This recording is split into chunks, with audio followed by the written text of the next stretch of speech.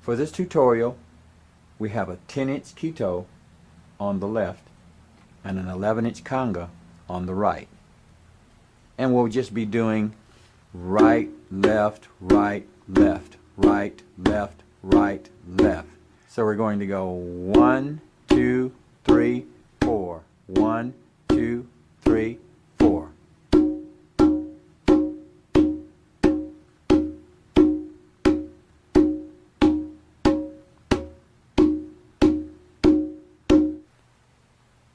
We want to continue to do that until we can learn to keep decent time.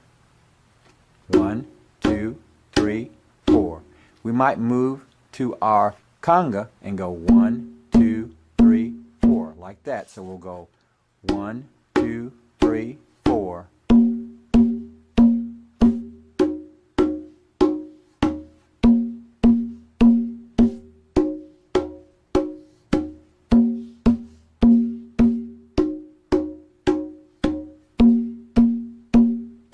In order to learn to keep good, steady time, it's a good idea to use a metronome.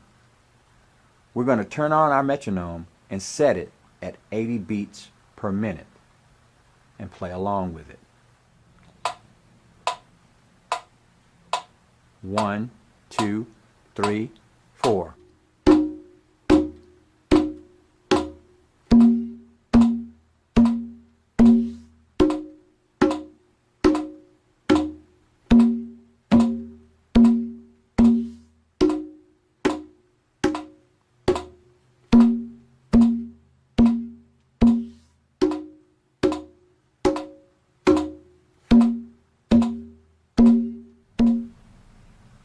Now those were quarter notes. That means that we were playing 1, 2, 3, 4 beats per measure.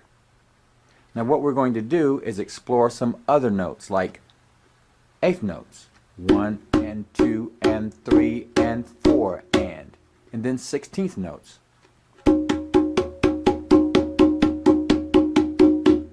1E and a 2E and a 3E and a 4E. Like that. So let's try that with the metronome. 1, 2, 3, 4.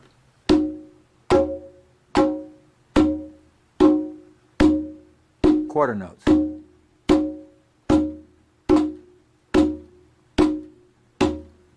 Eighth notes.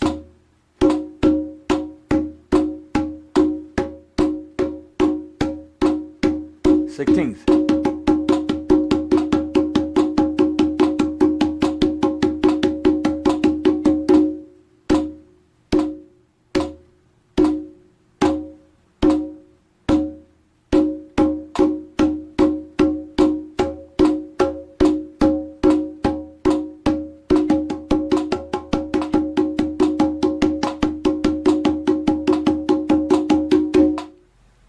It's a good idea to practice mixing this rhythm from one drum to another, like this.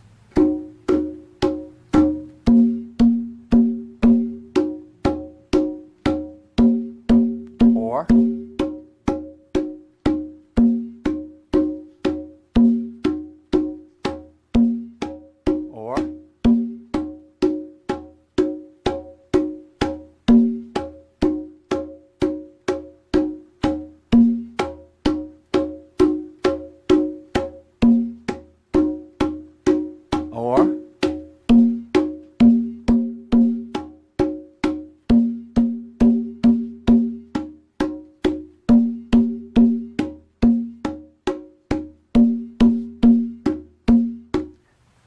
just play that simple rhythm in as many ways as you can to improve your timing. Thanks for stopping by, and have a great day.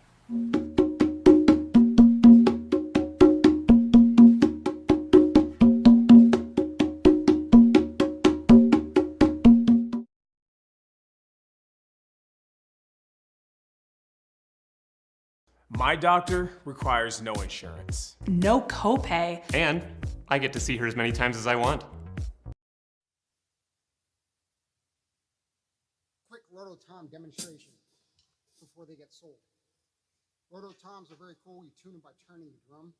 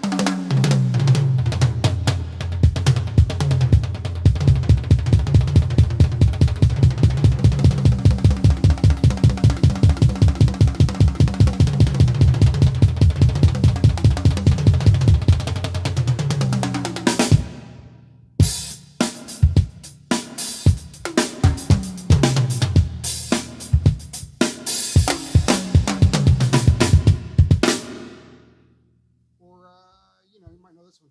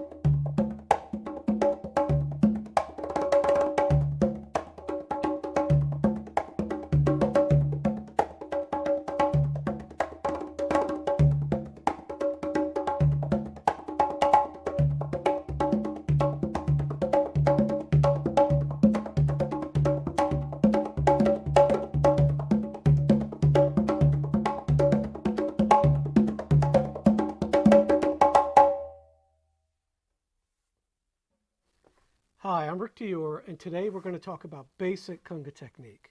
So we're going to talk about the drums, the sizes, the kind of skins to use on them, whether to mount them or sit, and most importantly, the technique to use if you play a lot of different percussion instruments.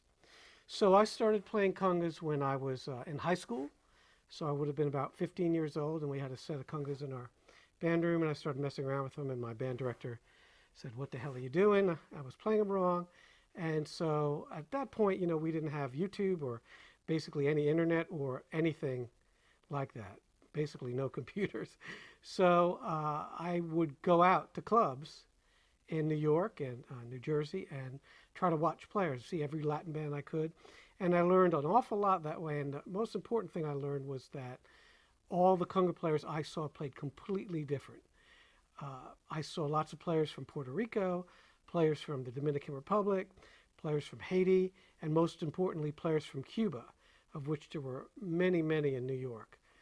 So I was lucky enough to see Mario Bazza's big band on several occasions, and also, I see Tito Puente and Eddie Palmieri and Los Van Van on tour one time, and Bata Combali, which was a great band out of Puerto Rico, and Giovanni Hidalgo was very young playing congas with him, so I was very fortunate. Also took a couple lessons with Frankie Malabe, who's a great conga player. He taught at a school called Boys Harbor in the Bronx in New York. So anyway, I didn't study congas extensively, but I started gigging once I got into college. There were lots of salsa gigs around New York, and they would start, very late at night or early in the morning, depending on how you look at it. So normally I'd do maybe a jazz gig, and then I'd start a Latin gig at midnight or 1 o'clock in the morning, and we'd go at 4 a.m. or whatever. So I played an awful lot, and I actually managed to pay my rent between doing some jazz gigs and Latin gigs. So this was over a span of many years, and I developed skills for playing timbales, bongos, congas, güiro, all those instruments. So today here we have several different kinds of congas. It's important that you know the differences between them, not necessarily the brands, but the sizes and, really important, the skins you should use on them. So we'll go from left to right, my left. This is my original set of congas. This is an original Goombops congas from the late 70s into the 80s. And these were my subway drums. In other words, I would pack them up in my army duffel bags and bring them to gigs. One over each shoulder. They're extremely light, and they took a beating, and they're still functional. They got some cracks in them.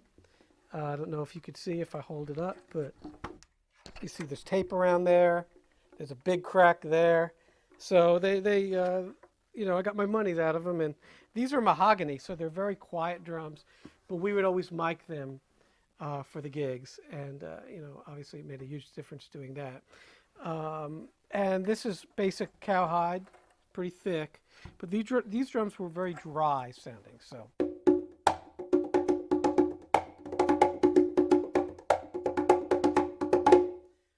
Now that's sometimes a good thing, dry.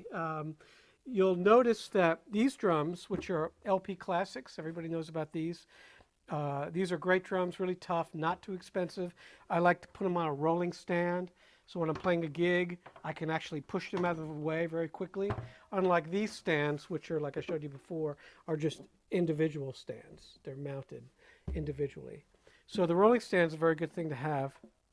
And one thing that I do may be different than most people, because I do play a lot of drum set and orchestral percussion, so I have to protect my hands. When I was doing these Latin gigs, I would play, 3-4 hours a night, and then try to play like xylophone and glockenspiel excerpts. And boy, that's really tricky, really hard. So I kind of developed a different way of playing the congas. A lot of the guys that I met and talked to, the conga players, who were very well established in New York, you shook hands with them, it was like shaking hands with a brick. Basically, their calluses were so thick. And a lot of those guys weren't doing anything else but playing congas. And you definitely heard that in their playing. So in order to really be able to play every night on this instrument, you've got to harden your hands. And really, the only way to do that is to play every day for a long time. Now, you've got to be careful, especially in the winter when when it's dry out. Your hands might be dry. They could split. So one thing that I did, I would carry around a tube of crazy glue or super glue, they call it, with me, and I would close up the cuts with that. And then later on, I'd tape my hands with tape, Band-Aids, whatever it took. It's just hard to bend them that way. So I learned pretty quick that, it can really affect everything else I was doing at the time. So the technique I developed for playing was more of an open-handed technique. So you'll see when I play that I'm a little bit more open-handed than most conga players would be close-handed. But I found playing close-handed like that put more basically pressure on my thumb right there and on my fingers. When I played open hand, I was able to play a little more loose and not as much into the drum. And I still feel like I got a pretty good sound, never got any complaints from anybody, and I still play all the time. So that's something you might want to experiment with so your hands don't get beat up too bad, especially if you're playing other percussion instruments or other instruments, period. So I'll give you a few tricks to use to get a bigger sound. One of them is use different heads. So this particular head I have on the quinto drum, the small drum, is a new skin. Remo, I don't endorse any of these. I just, if I like them, I buy them. Different companies, Evans has a head like it. I know different companies have conga heads. They're artificial. They're plastic, mylar, like plastic drum heads. Now the thing about these is that they're much thinner than regular cowhide. And of course, cowhide, you never know how thin it is until you buy the head, and that's it. It's not like they're all going to be the same because it's coming from an animal. So they can make these heads very consistent, the plastic heads, and they're on the thinner side, so you can get a much higher slap, more consistent slap.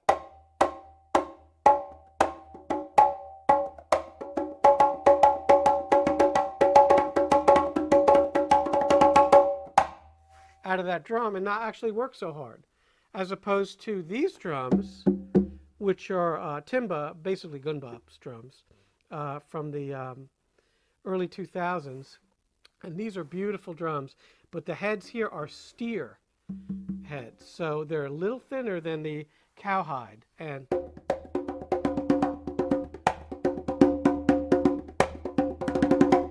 I'm sure you can hear the sound difference. These are basically much warmer. They're great for a gig when you're mic'd up. These are my favorite congas, these particular congas, when I'm playing in the studio recording or when I'm mic'd up. Now, when I'm playing with the orchestra or something, or a show, a Broadway show, or something where I'm not necessarily, I might be mic'd in the house, but I don't have monitors other than maybe some headphones that I can hear. I like to use these, especially on the quinto, the small drum, I like to use these artificial plastic heads. Now on my conga, which is the second highest drum, we'll go over the sizes in a minute, but I use a thinner cowskin head or steer, which is expensive and hard to get. So the cowhide is very easy to get, and if you can get them on the thinner side, that's a good head for the conga. Now for the tumba, which is the third largest drum, I use an actual heavier head. So you might want to look at it as the drums get bigger, I use thicker heads. Now that's because they have more low end, and you want that. So, but you'd still want them to be dry. You want the congas to sound dry, not ring forever. So this drum, this is a Giovanni Hidalgo model oak drum. It's almost dead, but it's a beautiful tone. Hopefully that's coming across with the video camera, but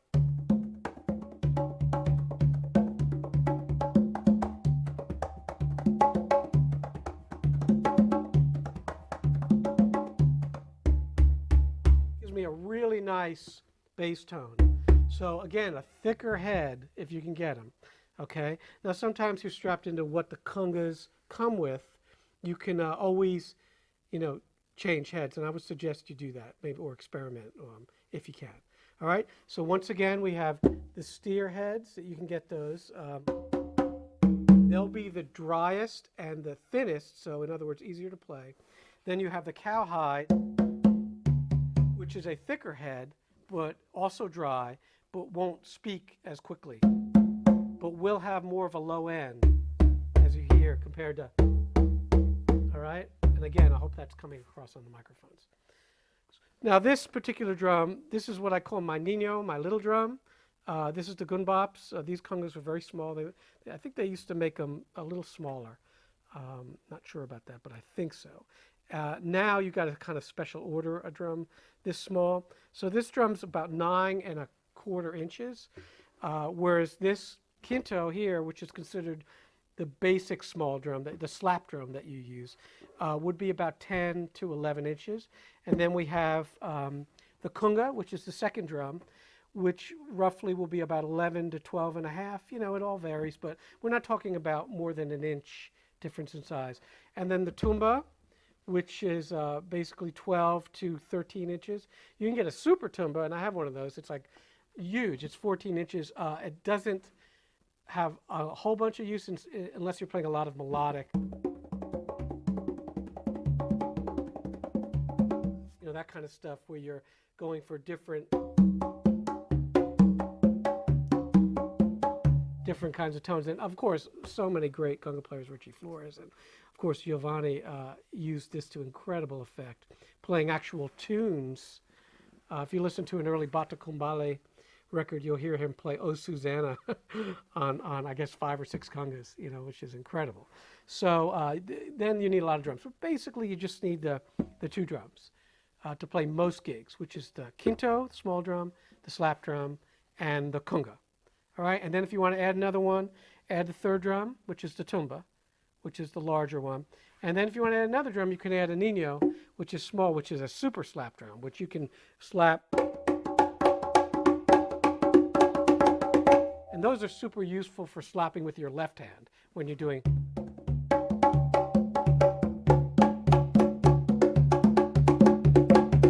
So you can slap without muffling. So let's talk about the strokes, okay? A lot of people have trouble with this. Of course, you'll go to the park and you'll see the drum circles and people playing, they don't really have any idea what they're doing. It's all fine and good, but it's not respecting, I consider this, respecting the heritage of the instrument, which is incredible. So we need to learn the right strokes, or at least the basic strokes, to function on the instrument properly. I have different names for these than some folks, and there's not really that much of a standard right now for conga notation and names, and you'll hear different things from all kinds of people. So the most important thing is that you know what the strokes are supposed to sound like, not necessarily what they look like on paper or what people call them, okay? The most important stroke is going to be these two strokes. So heel, toe. I consider that obviously two strokes, but some people feel that that's one stroke or one motion, which is that back and forth motion. Now for this, you do want to start out by holding your hands closer together, okay? So whether you want to tuck your thumb in or not, that's up to you, okay? But I leave mine out because I feel like it gives me more leverage to get a bigger sound. So very important to practice this just like that and get used to it. It's not a normal body kind of thing that your body would do naturally. So, okay, and you want to be able to get as big a sound as you can. Now, all the grooves live here. In other words, when you play,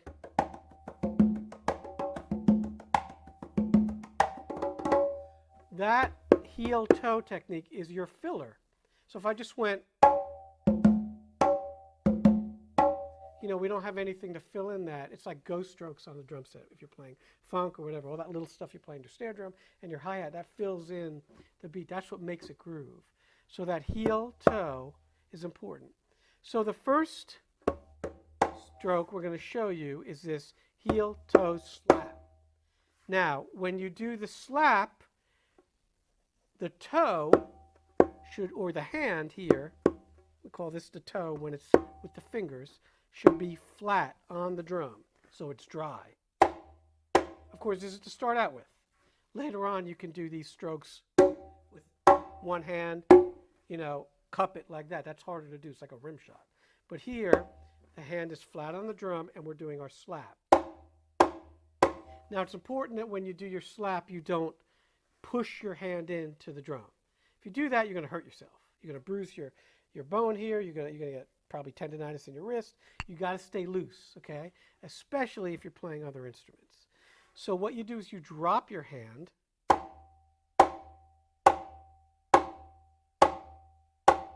like that. Now this part of your hand, and this is the way I try to explain it to my students, hits the drum first. So let's say the lower palm. And then a split second later, your fingers are hitting kind of in the middle of the drum.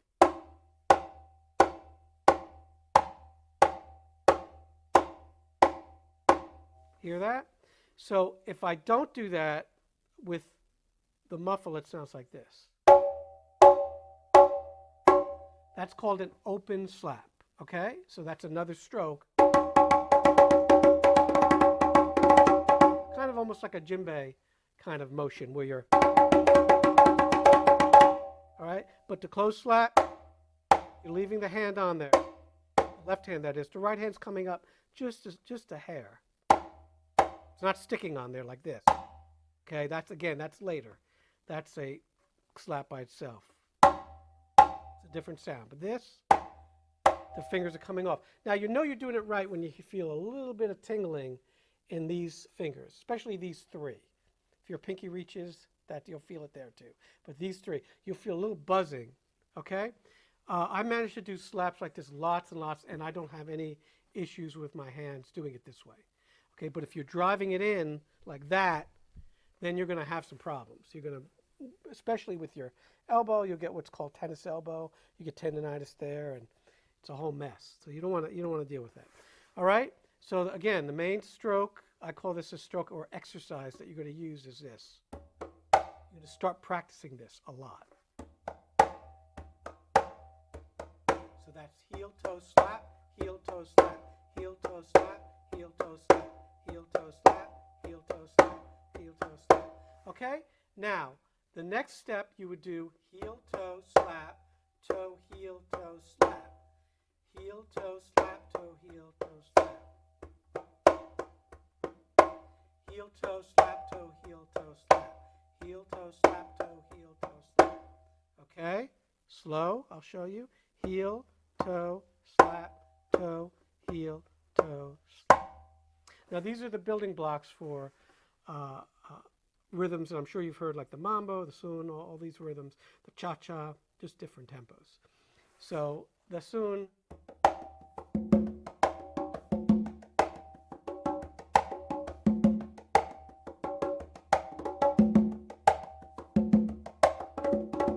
So that's a groove that you put together using that heel, toe, slap. Now the only thing we haven't gone over yet that you heard in that groove was the open sound, which is this. And that's the easiest stroke because all you're doing is you're hitting the drum with the fleshy part of your palm.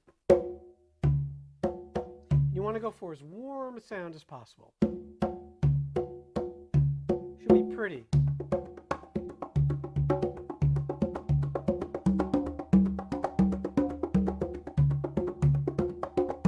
Okay? So you don't have to hit hard again, just like that.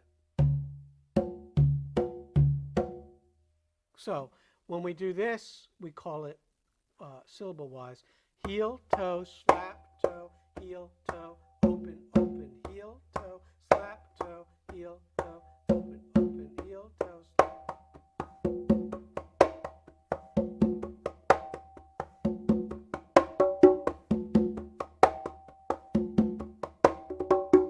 Now as we go fast, our motions become a little bit lower.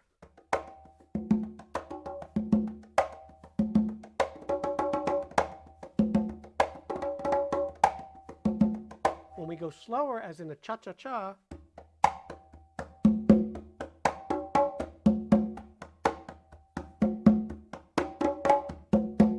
so then we can use a bigger motion. That helps with the timing of it, all right? One stroke you saw there, maybe you caught, was a palm stroke. That's a dead stroke. That's used a lot in a rhythm called wawanko.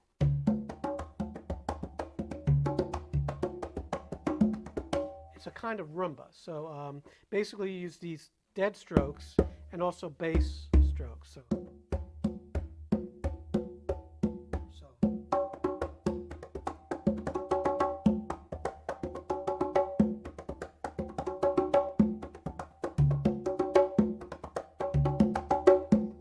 I'm sure you hear the melodic.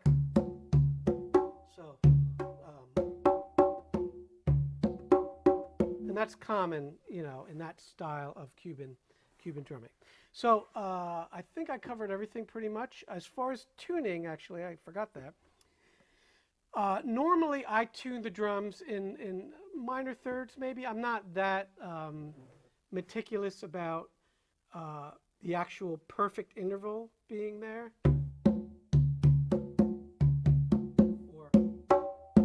So normally the interval between these two drums will be a lot more than the interval between these two drums.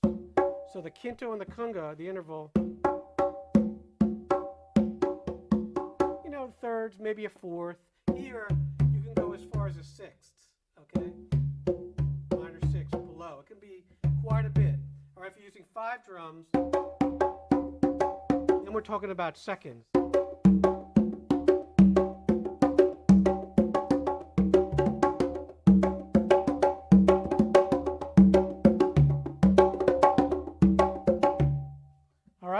Actually, one more thing before we go, something you might want to start practicing. And by the way, all of these rhythms and many more are in my book, Advanced Coordination for Drum Set and Hand Percussion. It's the one with the octopus on the front. I have a whole section on conga rhythms, and everything's in there. From, you know, there's lots and lots of Cuban rhythms, even some Brazilian rhythms that you can play. Although congas aren't necessarily indigenous to Brazil, they sure use them there a lot. So, you know, play samba.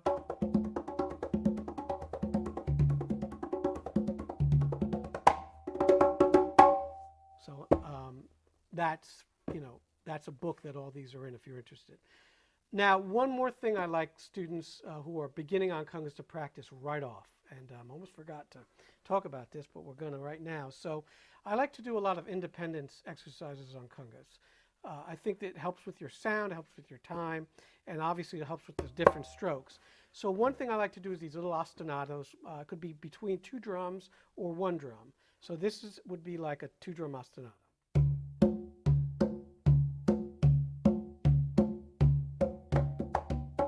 So, and then you're playing that like this. You can do between these 2 drums, or on 1 drum if you don't have 3 drums,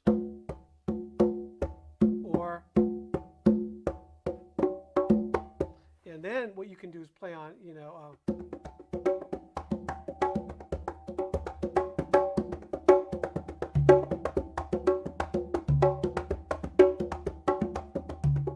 so what that is, that's the actual bomber rhythm, which is it's 1, 2, and 3, 4, 1, 2, and 3, 4, 1, 2, and 3, 4, 1, 2, and 3, or 1, 2, and 3, 4, 1, 2, and 3, 4, 1, 2, and 3, 4, 1, 2, and 3, 4. And there's lots and lots of permutations of that. You can do, close, close, open, close, close, open, or switch between them.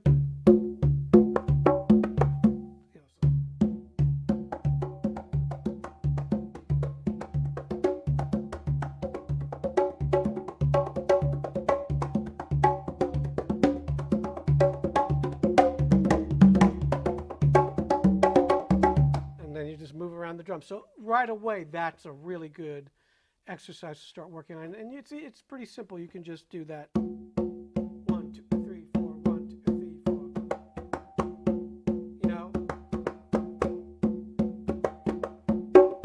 And then do your little exercises with your left hand. And even if it's something really simple, you can start trying it. A great thing to do is do that ostinato.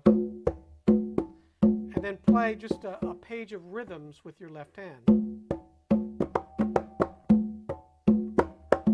And whatever they may be, you can improvise around that. So that's another technique that I like to start students out with. So we'll play a little and then we'll call it a day. I will post some more advanced conga videos in the future soon. So thanks for watching.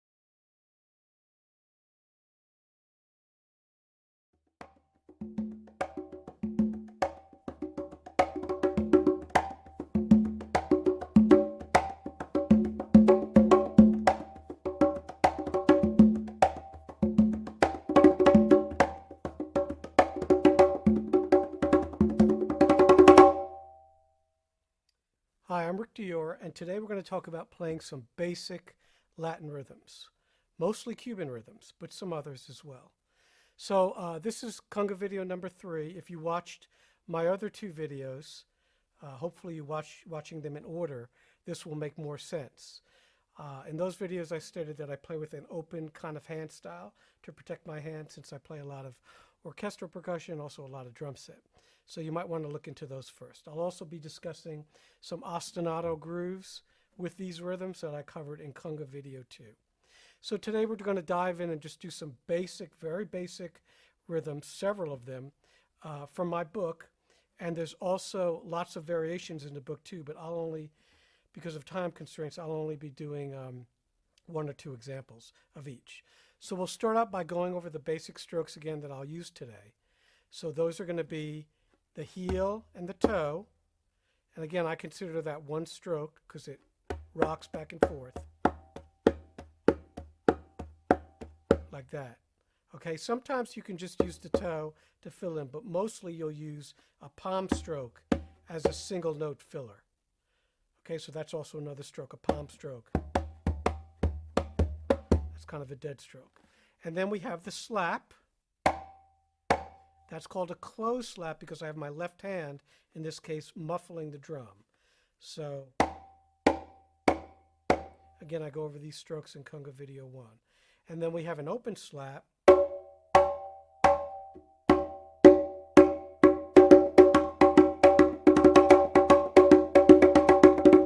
It's important to be able to do that with both hands. And that's open because I'm not muffling the drum in any way. And then finally, we have the open tone. And that's done with the fleshy part of your palm. So again, that was pretty quick, but if you have any questions, just go to the first Conga video and I really get into all that.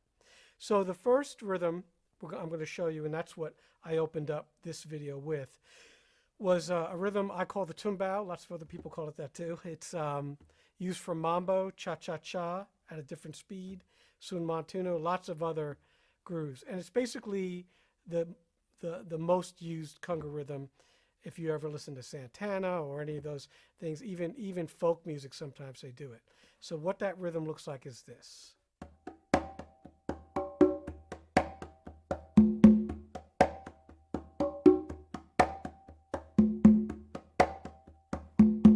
So slowly that's heel, toe, slap, toe, heel, toe, open, open.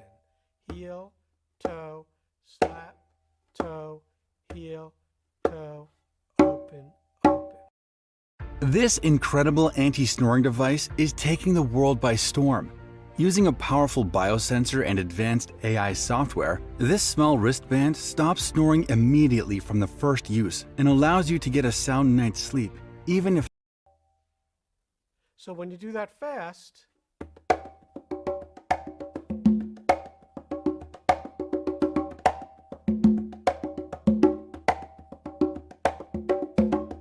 you'll see that I'm doing some little variations on it. I'm using the low drum for the open tones or the top drum for the open tones. But what's consistent is the slap. That's important. It's a dance groove, so it needs to have that backbeat almost. Now, when you slow that down,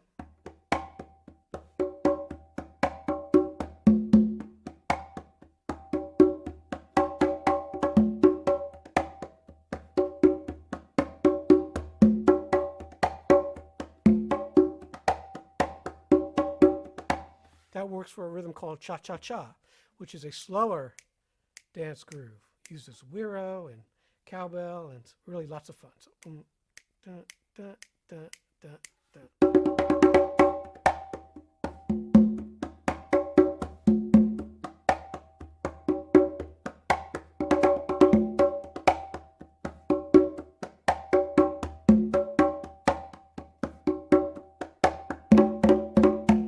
Okay, that's cha-cha-cha.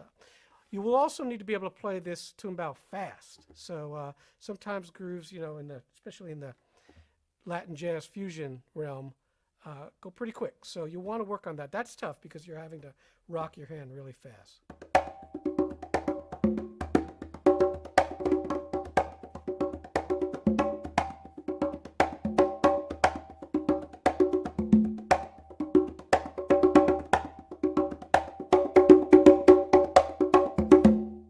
Okay, so practice them at all tempos. So let's do a little different kind of groove. This groove is called guaguancó. It's a Cuban folkloric groove, and it uses a lot of palm strokes, dead strokes, which makes it super interesting. And it's very melodic as well. It has a two-note theme, which sounds like this.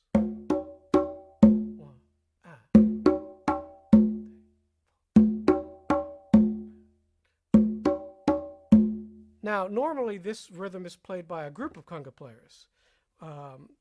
So you'll have the requinto player playing a lot of solos, and then you have a conga player, a tumba player, different guys playing different things, and one kind of soloist, and they dance, and it's just amazing. You can check all that out online for sure.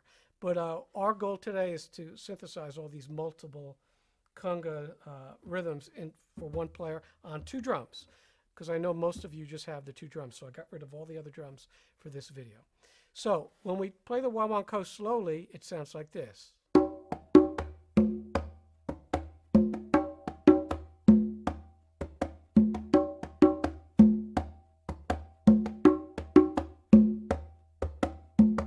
Now you'll notice for this groove, I'm not using much heel toe or any at all right now. Later on you can use it. So when that's fast, it sounds like this.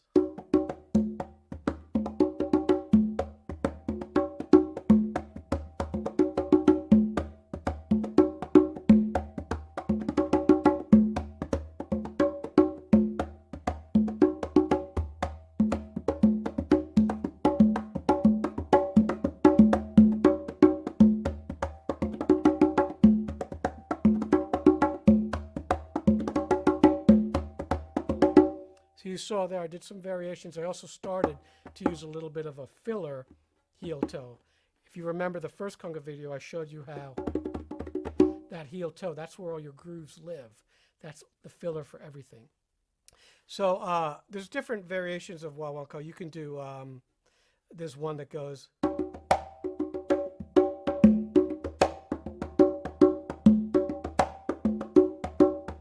And so on. Those are all in the book. So if you get the book, you'll see all those. Let's try a real fast one. This is called merengue. It's a dance from the Dominican Republic. I used to play lots of merengue gigs. It kind of drove me nuts after a while, but it's very fast. So there's very fast scraper, güiro. That's pretty much the heart of the groove. There's also lots of congas and you know, cowbell and stuff like that. So.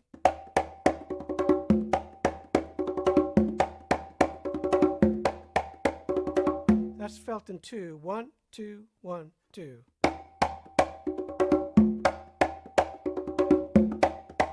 Now you see how I'm filling in with my toe, my fingers there. That helps me keep the rhythm.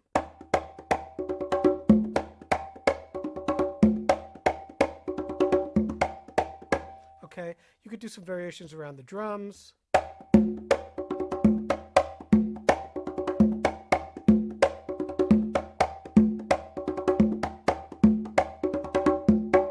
Kind of relentless, that particular dance, but it's good to know because it's if you do a salsa gig, you will play merengue on it. All right, let's do some slower ones. 2 of those are just the regular rumba and the bolero, which is the slowest of all of them. So these are used for slow dancing, slow ballads if you're playing a salsa gig. So it's about 1, 2, there might be about that tempo. So they're very relaxed. Now the trouble here is you might want to try to rush. Can't do that. So like a rumba would be.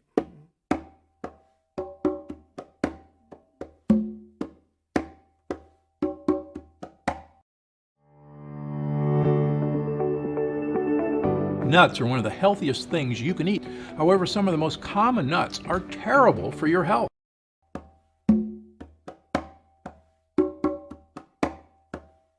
Okay, that's really basic, really simple. But you know, practice slowly with the metronome. A variation might be.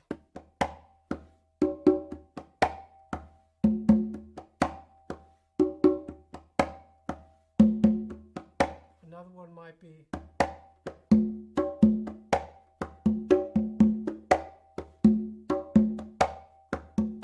And that's a little bit of a faster tempo.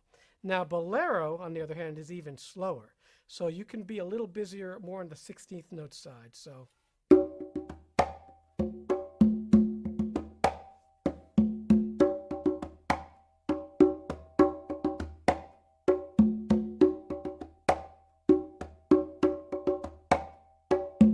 Bolero is the slowest of all the Cuban dances, even slower than cha-cha. Okay, so when you play a ballad, you know, for slow dancing, that's what it's going to be. Sometimes I adopted a little bit of a triplet motif for that, which would be.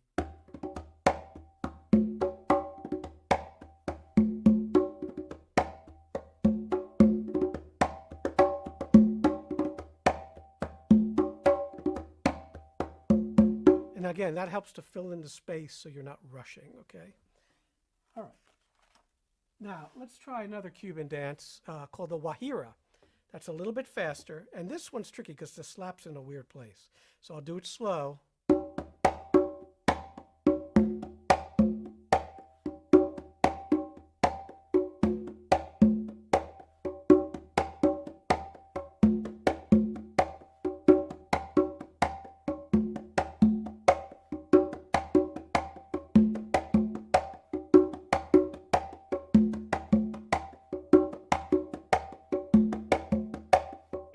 Okay, that's a fun one. Another dance rhythm that's a little less common, but I have had to play it on several occasions, is the conga, which is a carnival dance, a Cuban carnival dance, and that sounds like this.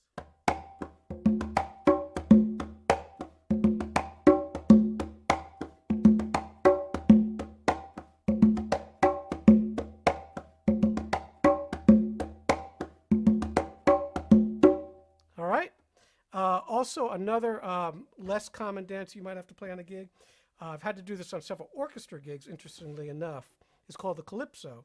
Now, this is played in Haiti and Jamaica, and also obviously in the United States. And this rhythm is a straight-up dance rhythm. It's infectious. You hear steel drums. You can listen to some Andy Narell. You'll hear, you know, a lot of congas on that. But a basic calypso would be this, very basic. So.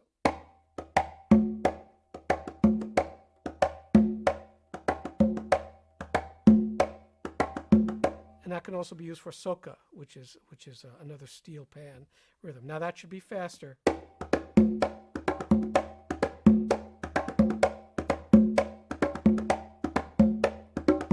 So that's a flat-handed rhythm where you're going, because you don't necessarily want to hear too much of the inner sounds. Another variation would be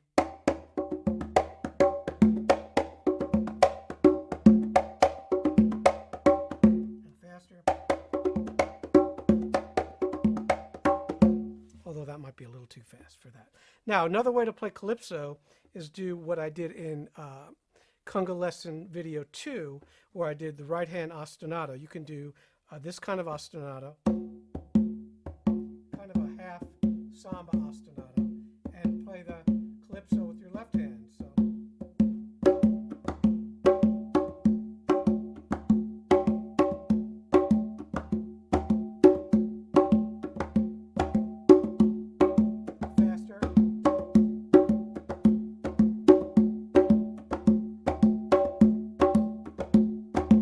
And again, that gives you that pulsing kind of kick drum.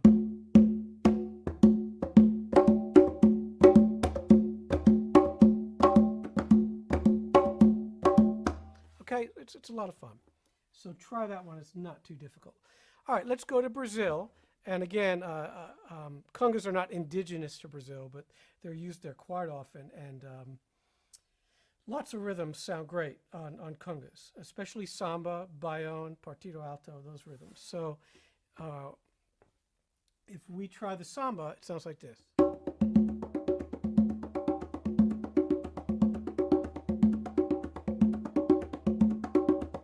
that's a very simple samba. I'm just playing heel toe in between two open strokes.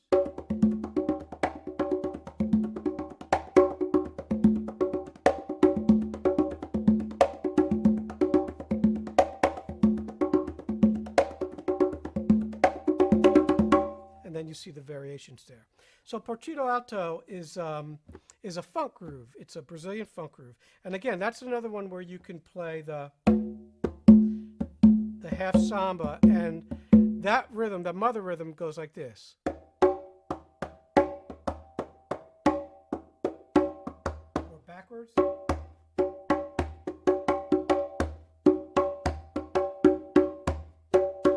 That's some difficult coordination, so you have to practice that a lot. So.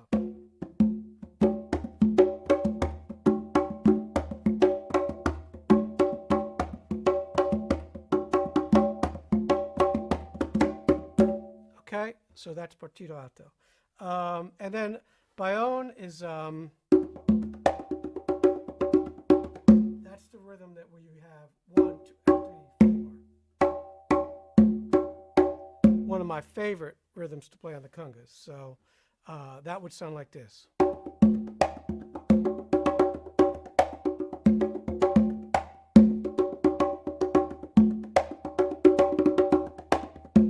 when it's more involved, faster.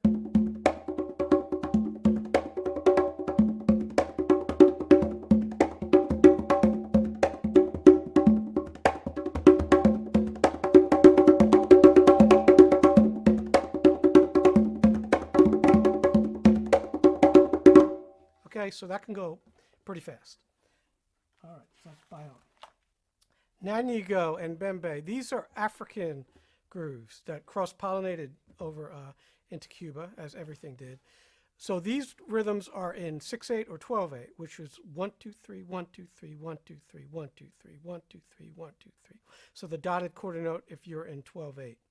Okay, if you're in 4/4, those would be triplets. Triplet, triplet, triplet, triplet, triplet, triplet, triplet, triplet. So the basic Nanigo rhythm, the most basic one, would sound like this.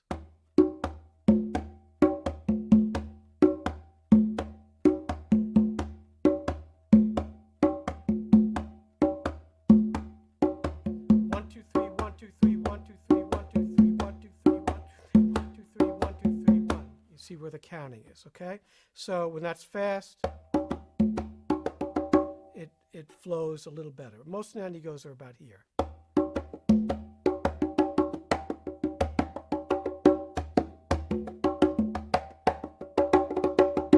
So those are different triplet rhythms. So here's some variations on that. Here's one. I'll do it slowly.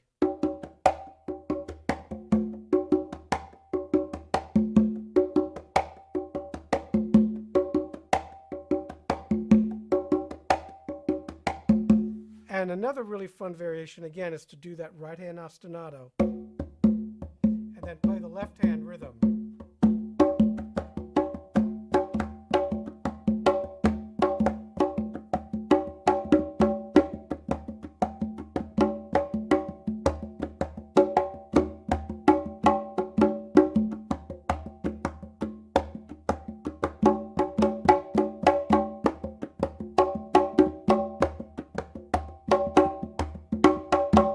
Okay, so it's very loose, very flammy, a lot of 2 against 3 polyrhythms there. Bembe is another African rhythm. The slaps are in a little bit different place. Let me show you that slowly.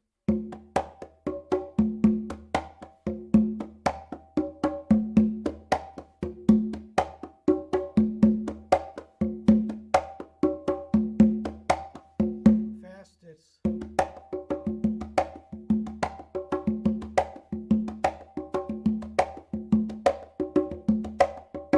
Okay, so that's another really effective rhythm. Once again, there's lots of these variations in the book that you can look at. All right, let's go to a common groove that's used here in the States in a lot of pop music. This is called Mozambique. Some people say Mozambique, but it looks like Mozambique, but it's Mozambique. And if you ever listen to Paul Simon's Late in the Evening, Steve Gadd plays on that.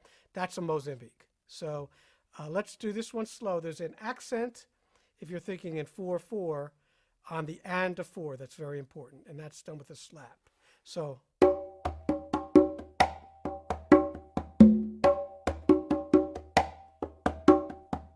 So the important rhythm with the rhythm there is 1 2 3 4 2 3 4 1 2 3 4 2.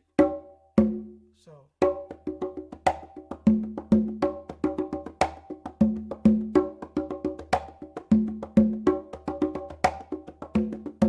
Okay, that's Mozambique. Another one would be, we'll do this slow.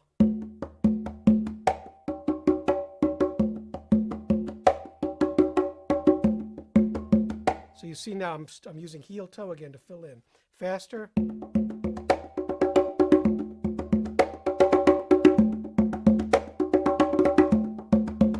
You'll also see the use of open slaps here.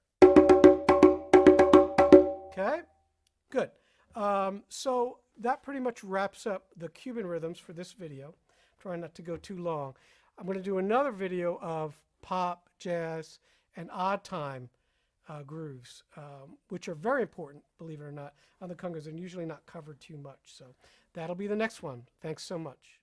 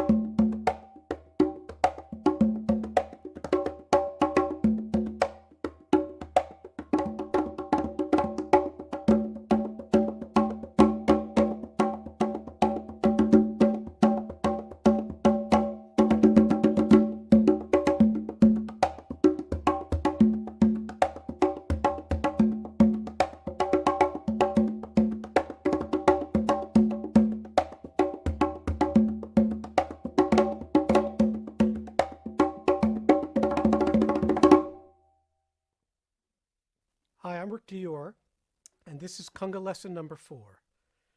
Today we're going to talk about playing congas in the jazz, rock, folk, and odd time idioms. So let's talk about jazz congas first. Little history. In 1950 or so, Dizzy Gillespie went over to Cuba and played there and was so struck with the amazing talent of the Cuban musicians, he invited some back to the U.S. with him. Now, at that time, Cuba was more open, that was possible.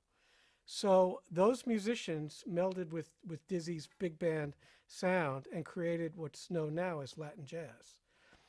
Over the years, conga players took the basic montuno rhythm, or tumbao, repeated mambo rhythm, which is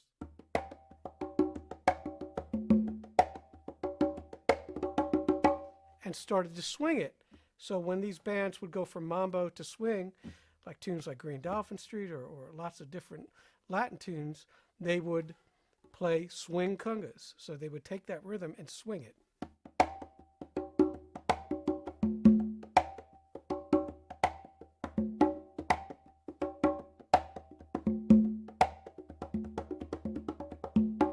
Now to do that, you have to have a good idea about how to play triplets. So one exercise I like students to do is this.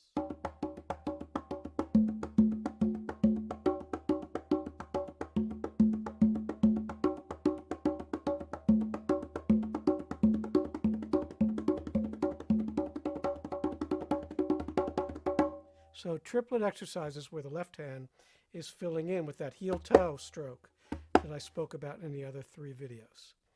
So you want to be able to get that down in order to swing, to play jazz like that. This kind of conga playing is extremely common in orchestras.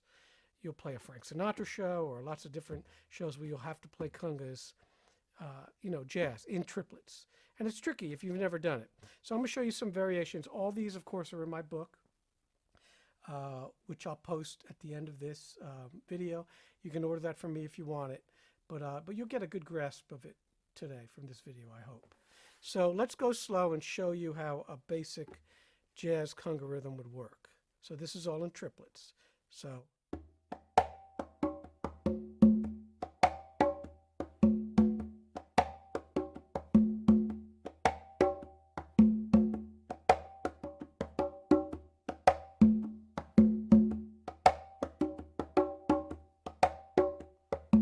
you see the heel toe, the slap, and the open. So those are the only 3 strokes I'm using.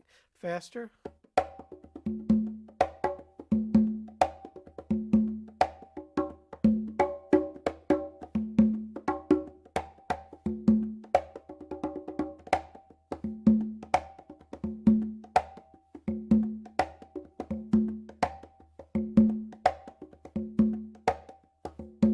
See, I did a little improvisation in there. That's okay, as long as that backbeat, you know where it is, you know where the groove is.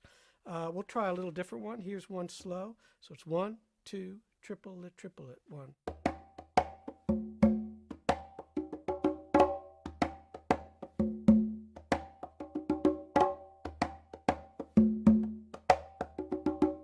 And fast, that would be 1, 2, 3, 4.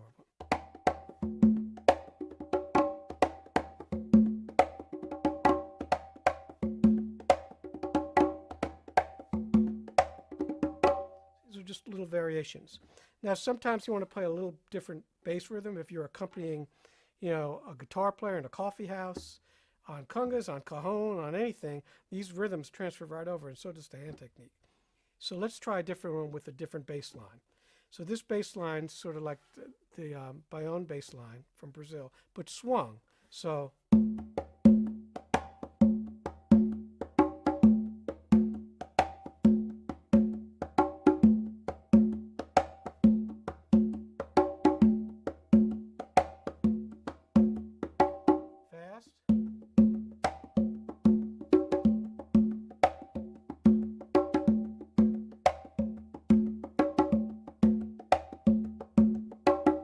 Now, you wouldn't be mistaken if you thought that sounds like second line New Orleans music, and that's exactly what it is. Another groove that's much more complicated might be this, in the second line style. I'll do it slow.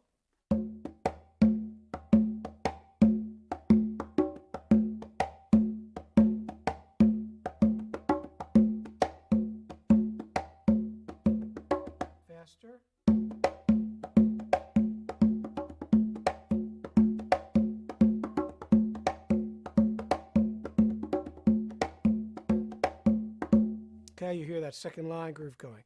So all these types of things are really useful for playing duos, just you and another instrumentalist. Okay, good. So let's move on to some rock, some folk, some funk, pop music. So this style, you might want to think about playing drum kit on the congas. So in other words, you might have your kick drum sounds. You know, those can be open conga sounds, or palm, or even fist on there, whatever you want to do. And that would be the kick drum. And then your slap would be the snare drum, and then everything else in between would be the hi-hat, ghost notes on the snare drum, so on. So a basic folk groove might be this.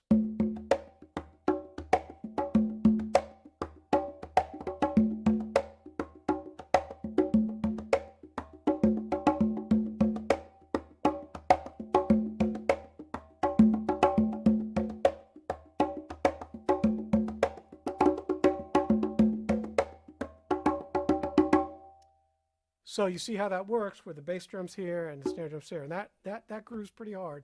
And again, you and another player, guitar player, whatever, can get something pretty good going there. All right. So we'll play a couple variations of these grooves with the slap being in a different place. So a little more funky rhythm might be this.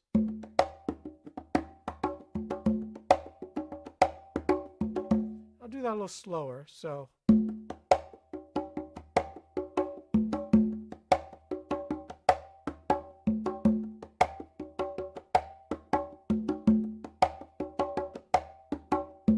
Faster.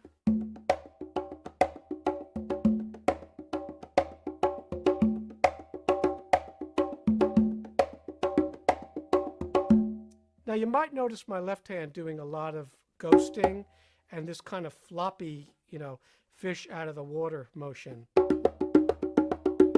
What that is, it's an extension of the heel toe like this, but in this case I'm rocking my hands instead of back and forth, sideways. It's kind of a djembe technique, very loose. You see that? So I'm really bouncing like a double. So what I'm doing there is I'm hitting like that. See, just flopping my hand down and then creating that double motion. And it has this kind of wah-wah sort of effect. It's pretty cool.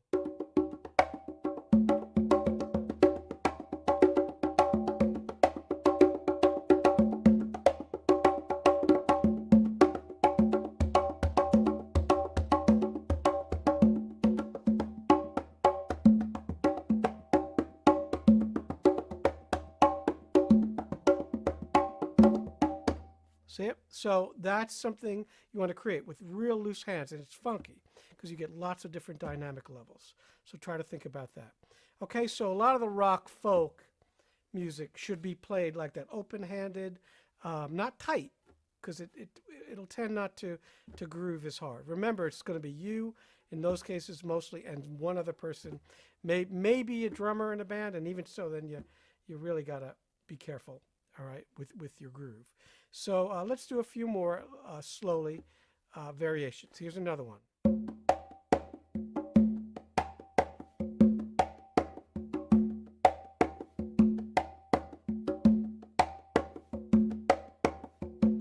So now you see there's two slaps there, so fast. And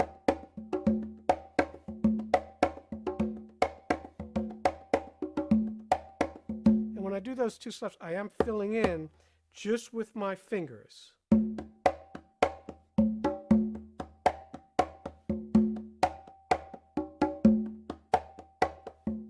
Okay, here's another one. So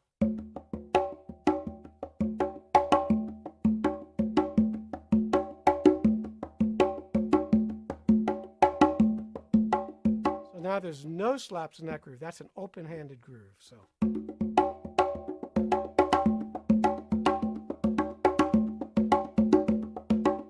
one of my favorites for like a guitar solo or something. It's very open, it's very big sounding. All right, so those are some basic funk or rock grooves you want to play. Now there's some other things you can do as well. There's some ostinatos you can play. It's like a Bo Diddley kind of thing with your right hand. So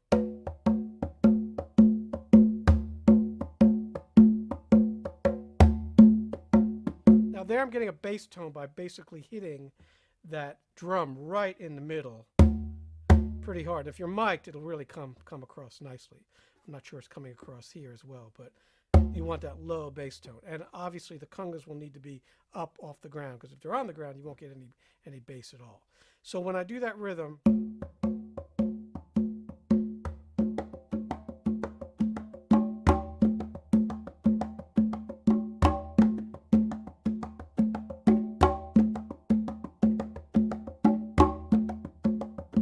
okay, so you see that hitting pretty hard there. Not pushing, but just dropping my arms. And then the left hand does this.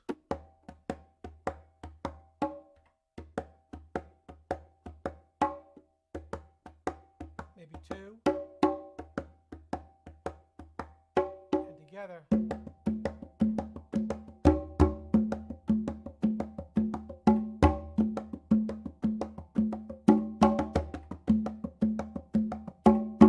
Okay, so those are all possibilities too. Another one might be using the bayon or backwards. You can do that.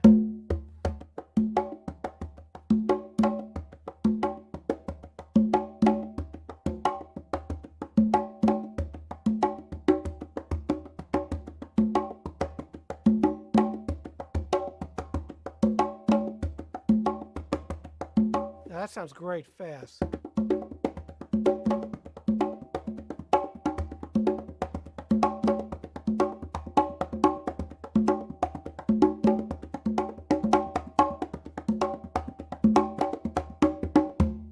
Okay, so those are really cool, fun rhythms to play, and not that difficult.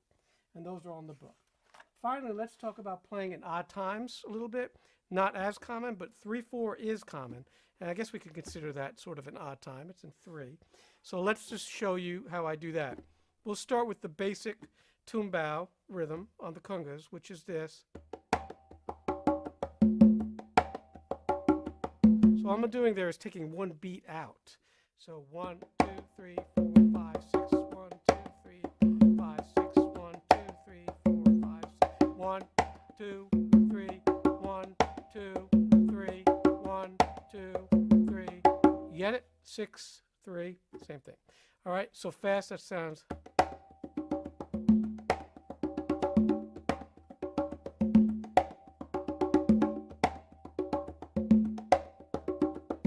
At first, it's really tricky because you're not used to playing in those odd times, so you want to do something else with your hands. So you're going to have to take it slow at first. Let's do a few more. Here's a slow one, also in 3. So.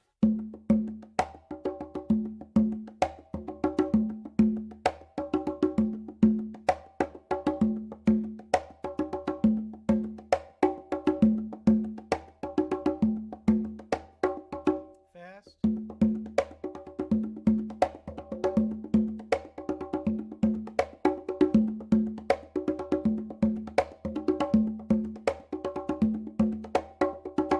Okay, now we'll do a little bit of Brazilian samba in 3. It sounds like this slowly.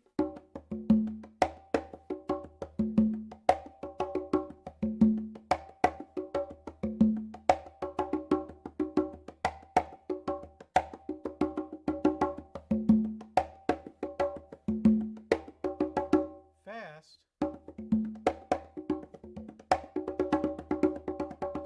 Okay, so it flows. You want to basically do this. 2, 3, 1, 2, 3, 1, 2, 1, 2, 3, 1, 2, and then you add the accent.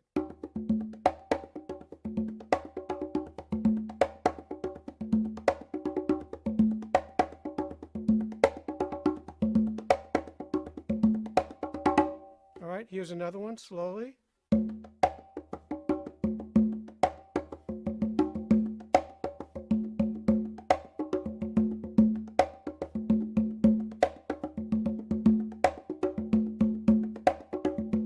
Okay, so that's a little bit of a bass line on the conga, on the lower drum. All right, how about 5? So when you're playing 5, which to me is one of the most difficult time signatures to play in, it's basically 4 beats with an extra beat. So you got to be careful. So we'll do something slow here. Same kind of idea, building it off the original tumbao rhythm. So.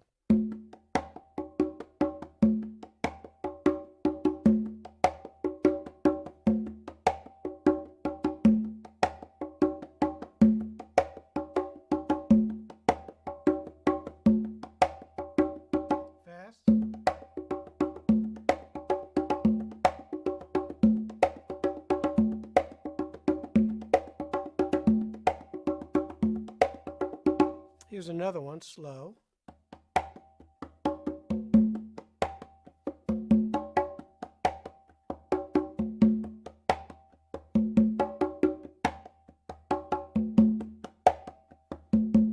Okay, and that's not meant to go too fast, maybe.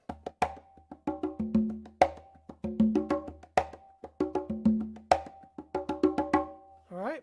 Now, again, you can do the same kind of things we did before, where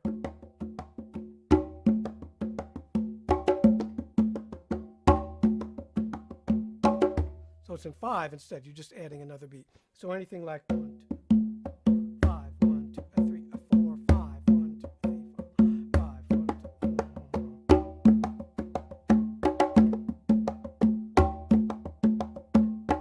2. Okay, and then you also want to practice in 7. Now, if you can do 3, 5, and 7, you basically can play in any time signature, because everything else is a combination of 4, 4, or those meters. Okay, so those are the ones you want to work on. Obviously 4, 4, or cut time, and then 3, 4. That face that is usually covered by her phone has finally made an appearance. That face, or 6, 8, and then 5, 4, and 7, 8. So 7's fairly simple if you can play 5. It's just this. 1, 2, 3, 4, 6, 7. 1, 2, 3, 4, 5, 6, 7. Fast.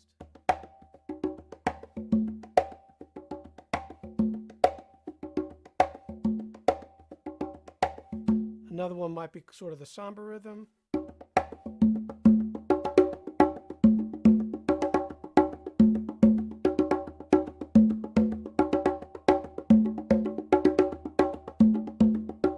So those are all open rhythms. In other words, all open sounds with my hands. Okay, I'm just going to play a little and then we'll call it a day. So hopefully you get the idea. Again, all of this is in the book. Lots and lots of examples. And if you have any questions, just feel free to email me. Okay.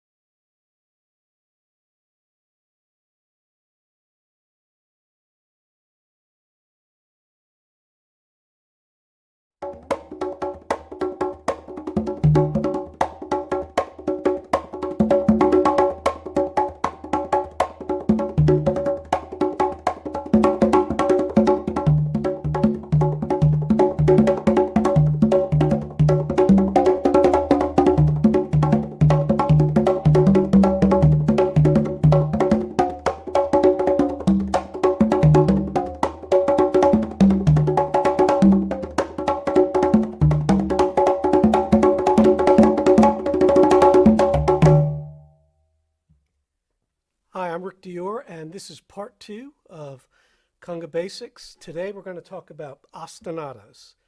So this is the way that I teach my students how to get the best sounds out of the drums, also how to develop their hands so they're a little bit tougher. So an ostinato is any repetitive pattern. So in other words, if I did this,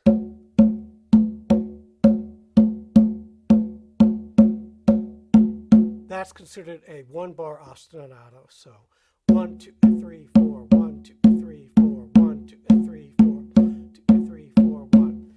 Now we can change those ostinatos and make them more interesting by playing them around the drum. So in other words, 1, 2, 3,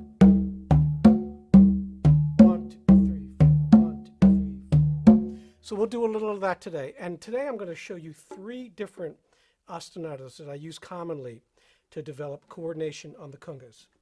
The first one will be that one we've already played. The next one will be a samba rhythm, which is this.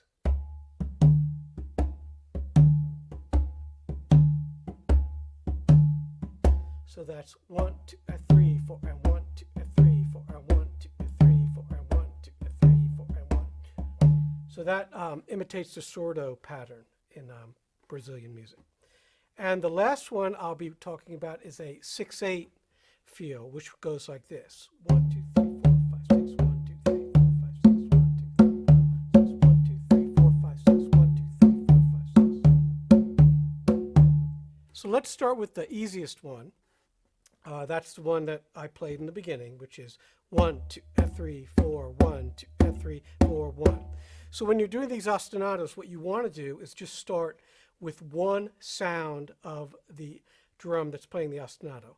In this case, and in this case for this whole video, I'll be playing all the ostinatos with my right hand. You can definitely play ostinatos with your left hand. That's a little more difficult, and that will be for a separate video. So this particular ostinato is this: 1, 2, 3, 4, 1, 2, 3, 4, 1, 2, 3, 4, 1. Now, what I do to develop these is I use rhythms from different books. So today we'll be using rhythms from my book. This is I know a lot of you have it, the drum set book and pan percussion book. Now, what I'll do at the end of the video, I'll post the pages, I'll scan them, I'll put them in the end so you can see what I'm playing with. And maybe if I could figure out a way to have them up when I'm playing, as well as you looking at me, I'll try to do that too. So these are syncopated rhythms using 16th notes. I would suggest, if you're a complete beginner and you don't read really well, starting with quarter notes and eighths. But I'll expect that you guys can read some, and we'll just start with 16th so the video doesn't end up being 2 hours. So the first thing you want to do is set that ostinato on really any drum. I'm using 5 drums here. I normally don't do that, but I just like to have the different pitches, and I'm going to show you how to create different melodic ideas with your right hand while you're playing that ostinato, and your left hand as well. So for this case, we're going to play this rhythm on one drum with an open palm.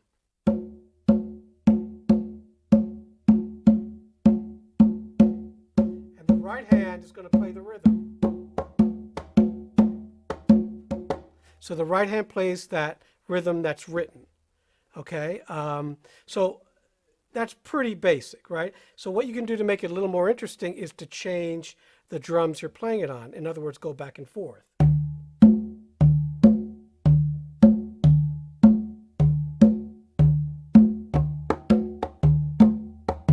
And so forth, and doing that. Okay, and I'll play the whole thing through in a minute. So you can also use palm strokes, dead strokes, open strokes, really anything you want. So that would sound like this. So that's an open, a palm, and then an open. So.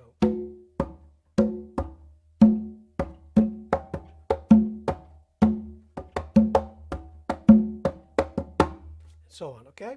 So what that sounds like when it's up to tempo, I'll show you. I'm going to use a click track so you have a reference of that groove.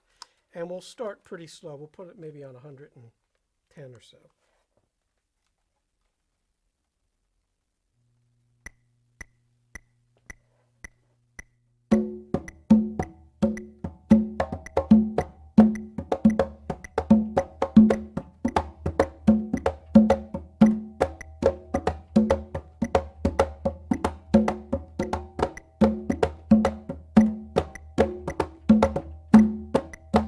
Okay, so that's how that first line or two would go. And then when you change the pitches, use 2 different drums, it sounds like this.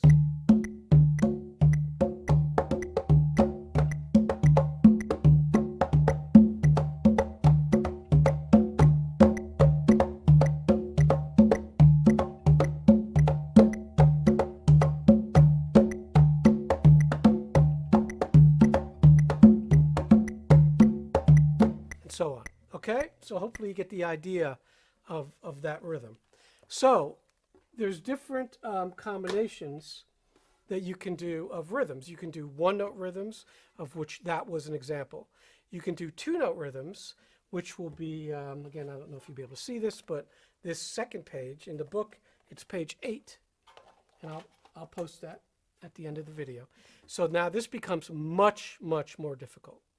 So what you're doing is you're playing that rhythm. Once again, we'll do the same one we were doing. And then the left hand does the two-note rhythms.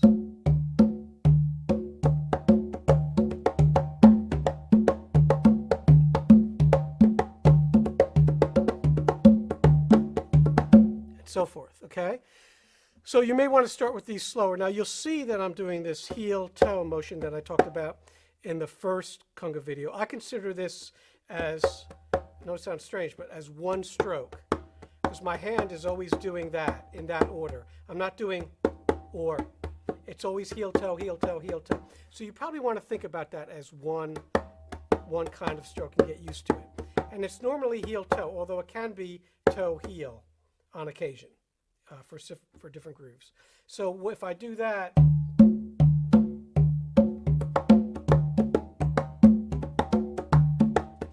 so that's just doing that.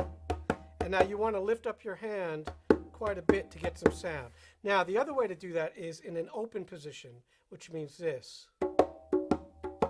So you can do it actually a heel toe towards the edge of the drum, which gets pretty interesting.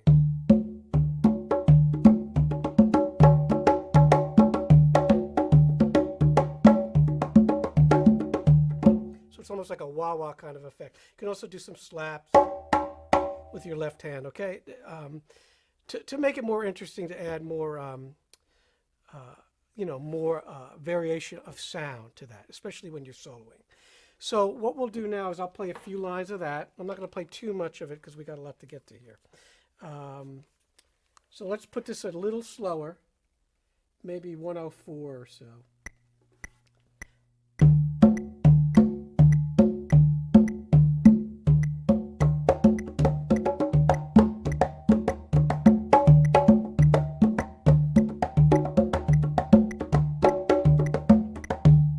So that's the first line, and you see what I'm doing there. Now, when you're practicing this, you got to have a lot of patience. At first, you're going to feel like you can't do anything, and that's fine.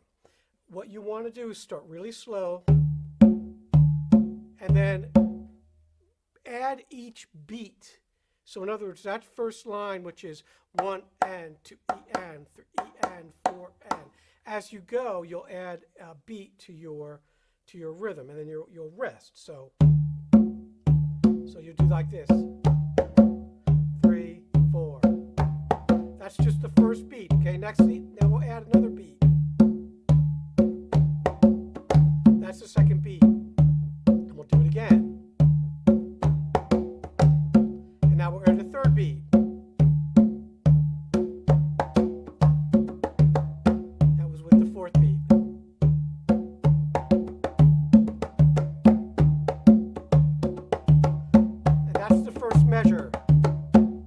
Okay, and on, measure by measure, till you can do the whole line like I did for you earlier. And then eventually the whole page, you're going to want to do that.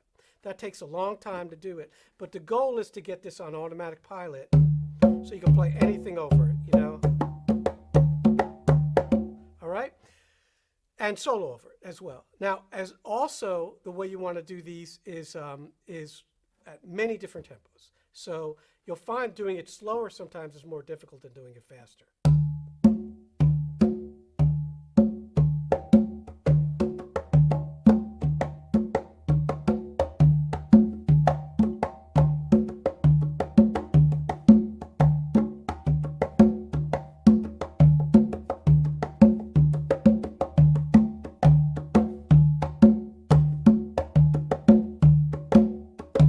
Okay, and then the last step is to try to play it around the drums if you have more drums. That's really tough. So.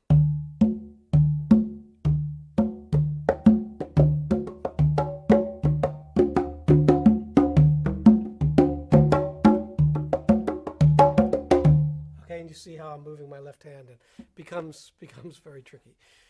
So try it slow. One little mental concept you might want to try, and this doesn't work for everybody, but I know it's worked for some of my students. What I do is almost try to get into like a trance-like state where my mind's eye, in other words, what my brain is focusing maybe 90% on, is that right hand. Like that. And it's hypnotic, you know, but that's what you're listening for. And then the left hand, depends on how good a reader you are, will just basically play those rhythms. Now, of course, you can do it the other way where you put this on automatic pilot and it just goes. But I find for me, it's easier to concentrate on that melodic rhythm and let the left hand just flow with those rhythms. That might, you know, be different for you when you try it. So that's ostinato 1. Now here's ostinato 2. Okay, we're going to do the next difficult one is the triplets, so the 6/8.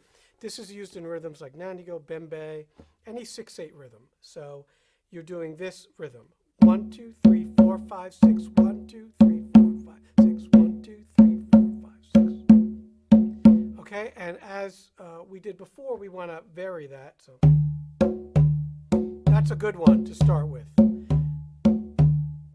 So now in the book, if you have it, and again, I keep saying I'll post these, it would be page 10. I have some triplet rhythms. Really, any book works. Any book you want to get that has triplets for this. So, and you play those with your left hand.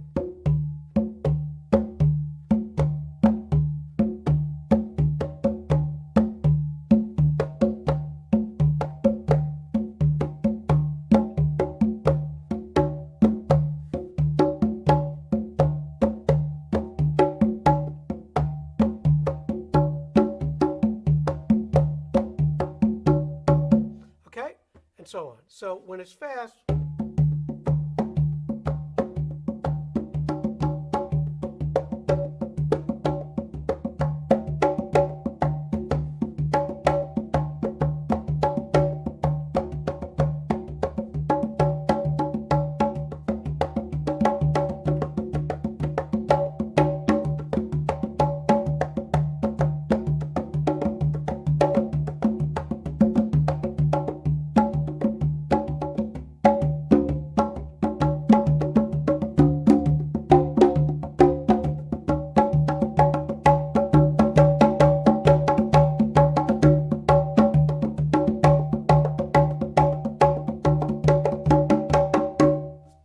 so that's the first 6 lines or so of that. That one's really fun. And again, you can do it open, close, open, like that. Makes it even more interesting. So.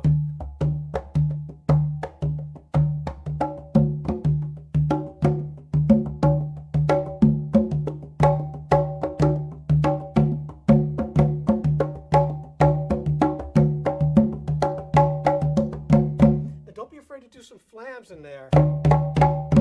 That's the character of that music. There's lots of flams. It doesn't need to be mechanical. In fact, please don't play it mechanical. You don't want to play it like stiff. It needs to be very loose.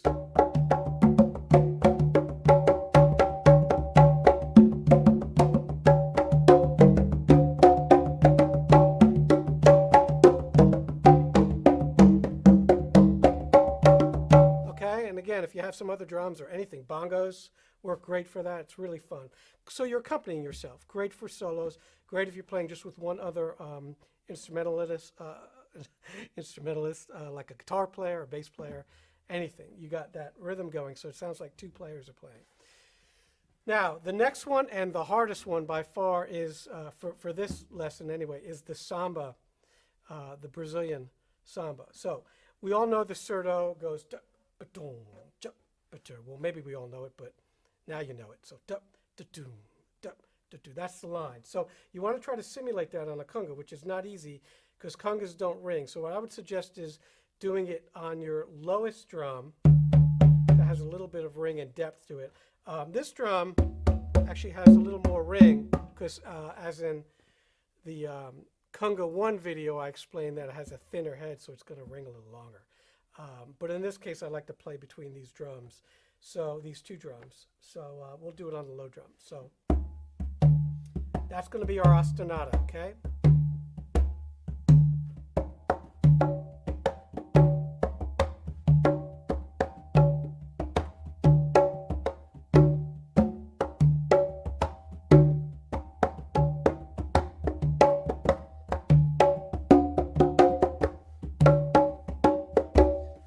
So you see it's palm, toe open, or palm, palm open. Either way, it's just a rocking motion.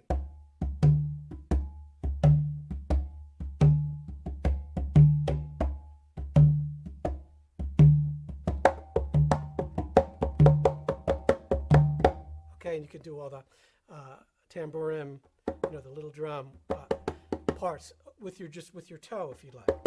Okay, and so then we start practicing the rhythms with this, which becomes very difficult. So I would definitely suggest doing one bar at a time, adding each beat as you go.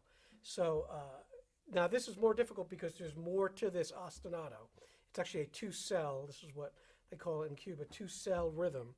So before we were just doing 1, 2, 3, 4, 1, which is one beat. This is pretty much the whole bar is the ostinato. 1, 2, 3, 4. 1, 2, 3, 4. It's not just two beats now. It's the whole bar. So that's why it's more difficult coordination-wise. So let's try a little of this. So we'll start with the single strokes on page 7. And for reference, we'll put a metronome on again so you can kind of see what's going on. We'll slow this one down. We'll do it around 96. See if this tempo works.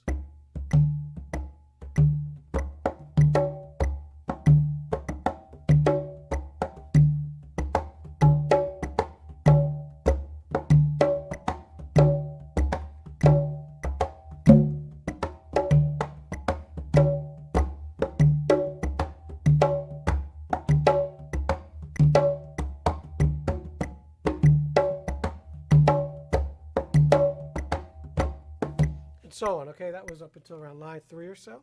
So I think you get the idea. Let's try a much more difficult one with the two-note groupings, page 8.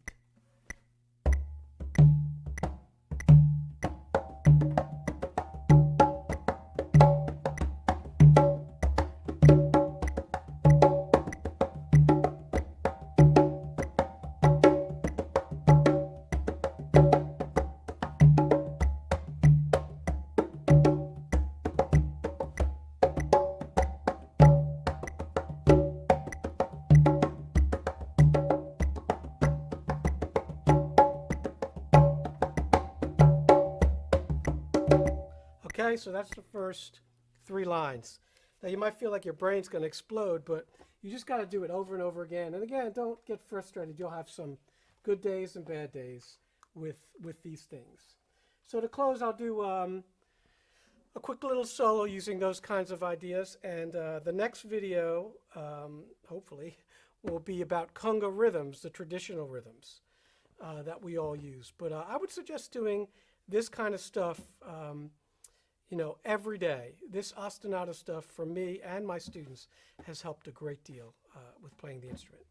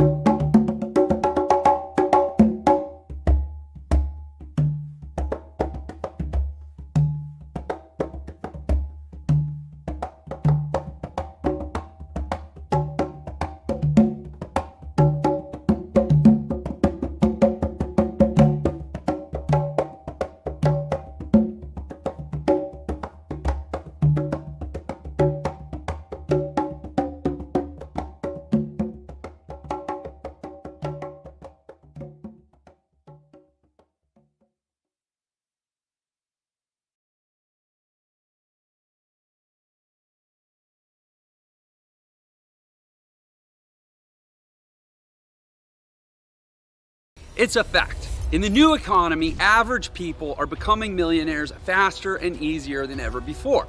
But how do they do it?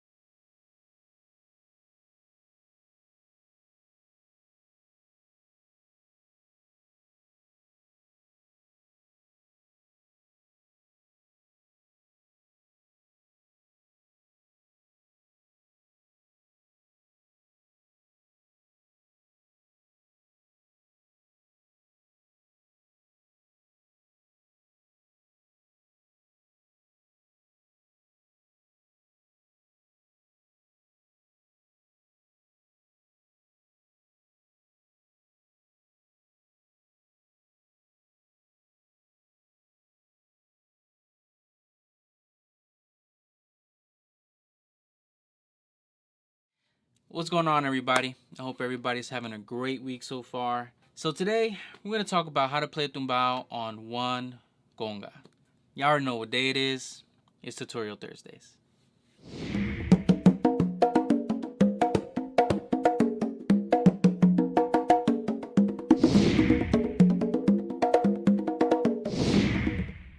So to all the new subscribers,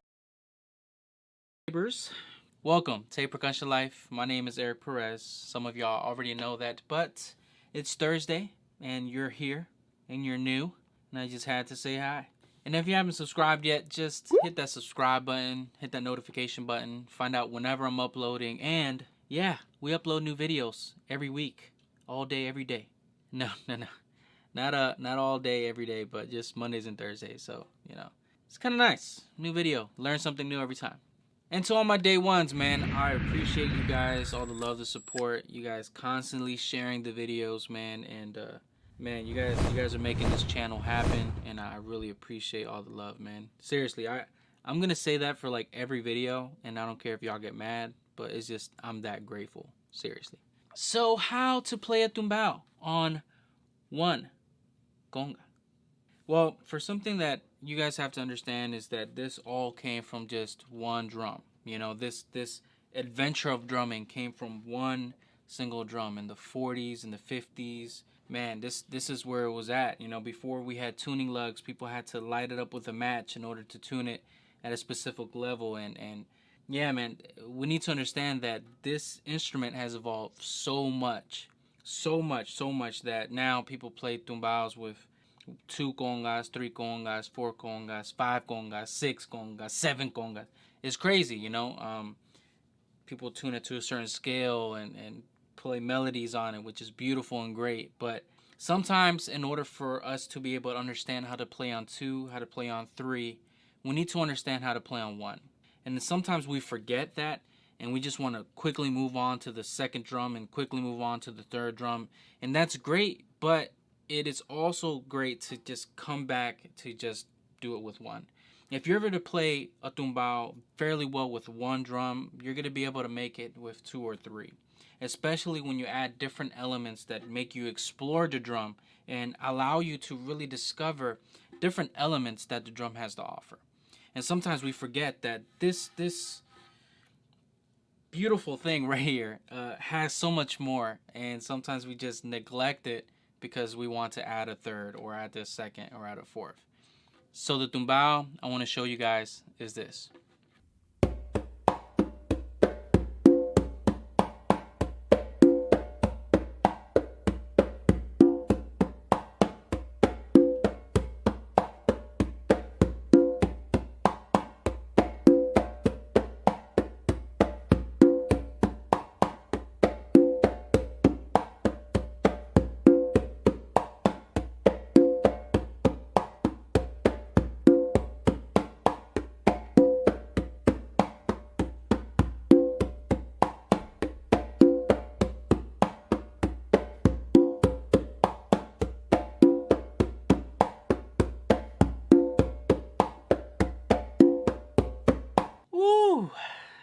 Man, those old school tumbaos were lovely. My goodness. So let me show you what I'm doing. This tumbao has a lot of influences of the tumbaos that were around in the 40s and the 50s, and how those double slaps are implemented, how they use the bass. But I tried to make it a little bit more modern, adding a little bit more accents to it. So yeah, let me break it down for you. So I start the tumbao kind of like how you would normally start a tumbao, and I do it with a bass and a close slap with my left hand. Then I do a close slap with my right. So just to hear that.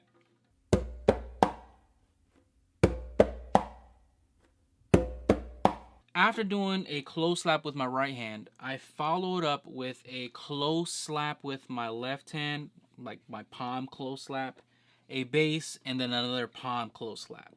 So it's gonna sound like this.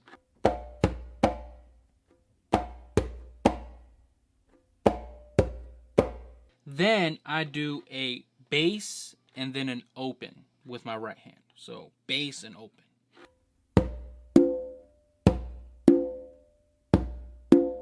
So just to hear it up to this point is going to sound like this.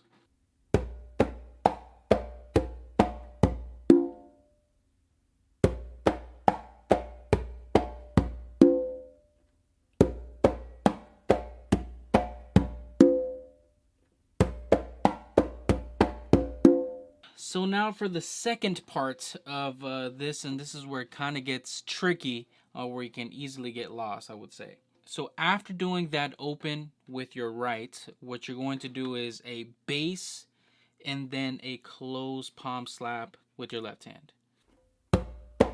Then what you're going to do is you're going to do 2 close slaps. So you're going to do 2 close slaps with your right hand. So to just hear that part, it's going to sound like this.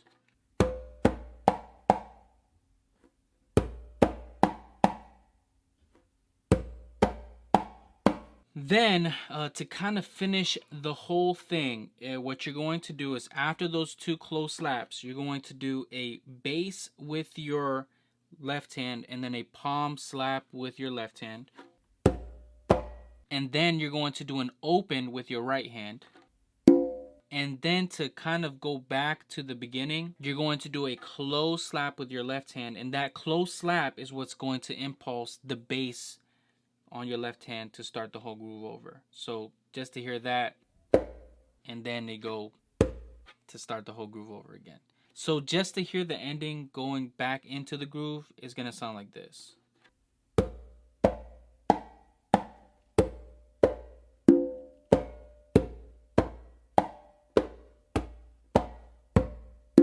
Now to hear everything together is going to sound like this.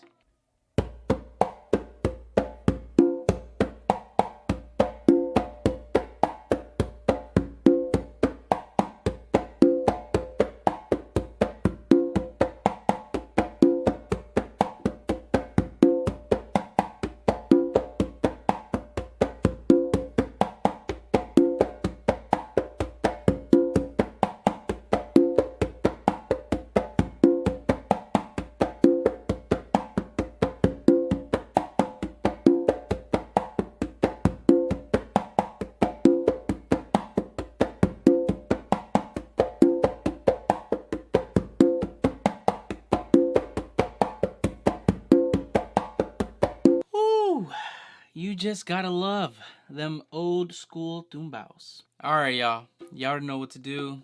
Like, subscribe. I'll see you guys next week. Have a great weekend.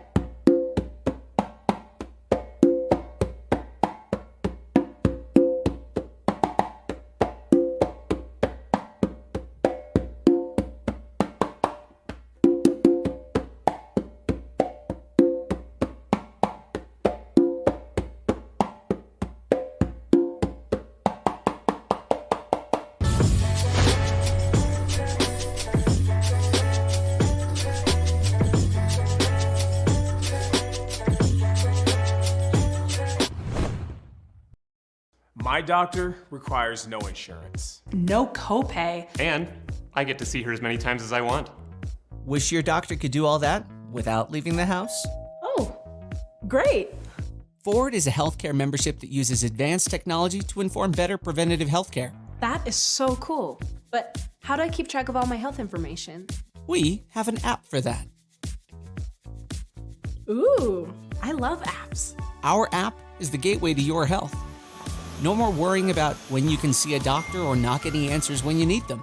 With updates in real time, it's just one of the ways that you can use accurate insights like test results to uncover new info about your health.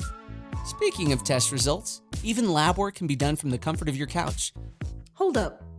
What's my copay for this? Premiums? Is this going to affect my insurance? Actually, no. What's going on, everybody? I hope everybody had a great weekend. So today, we're going to talk about how to play tumbao on 2 congas. Going back to the basics, man. 2 congas.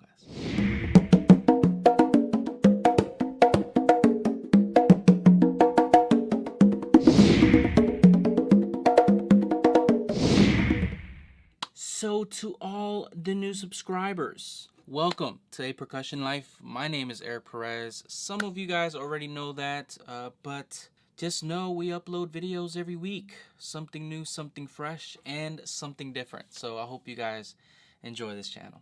And if you haven't subscribed already, just hit that subscribe button, hit that notification button. You know, find out whenever I post a video. Sometimes I'll surprise you and post on a Friday, you know.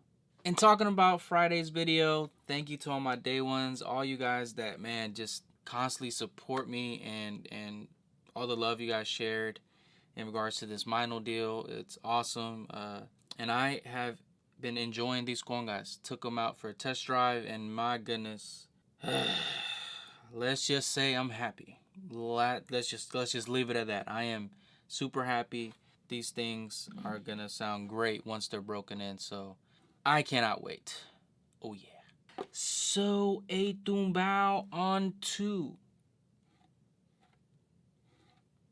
congas. Man, if and I know a lot of players, they only have 2 congas, and sometimes it's so hard to just add a little bit more or add a different dynamic in a just basic tumbao. And obviously a lot of this influence is from like Carlos Patato Valdez and Candido Camero and Ray Romero and a lot of these pioneers that at the time when they started to migrate from 1 conga to 2 congas, you know, you started to see these like fusions and these different accents, and man.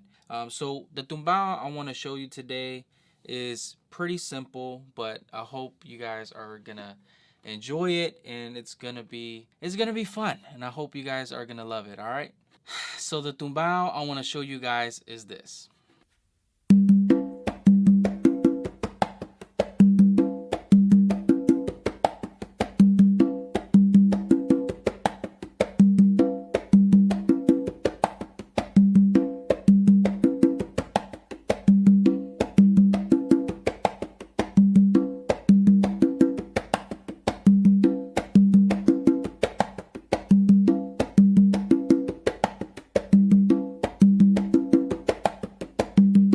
Oh yeah.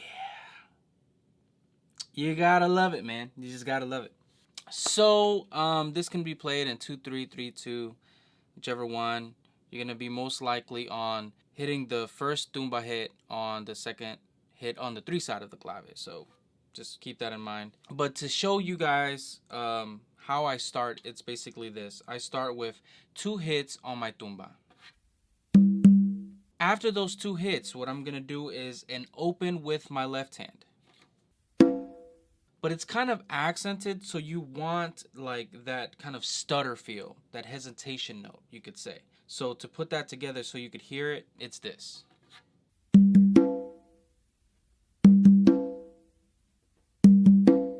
After doing that, what you're going to do is, after the open, you're gonna do again like a palm slap. You just gotta love them palm slaps. But yeah, it's like a palm slap, and then you're gonna do 2 opens on your tumba. So palm slap with your left hand, 2 opens on your tumba with your right hand.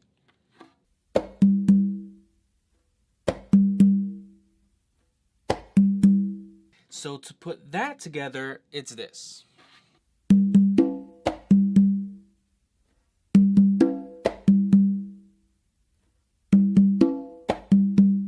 After that, what you're going to do is another palm slap with your left hand on the conga, and then you're going to do 2 opens with your right hand on the conga as well. So, but that palm slap is kind of accented. So just so you can get an idea, this is how it's going to sound like when you put it all together.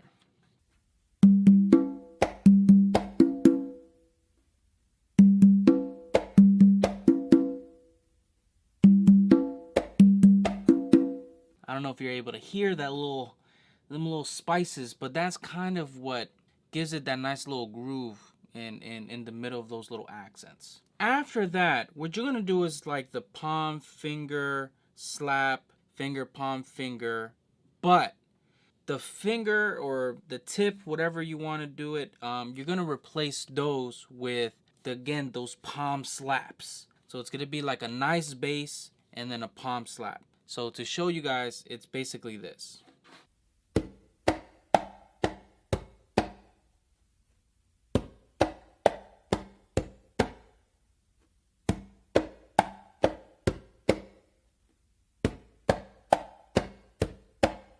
It's a lot different from your normal tumbao. So if I were to just do the regular heel tip or base tip, however you want to call it, this is how it would sound.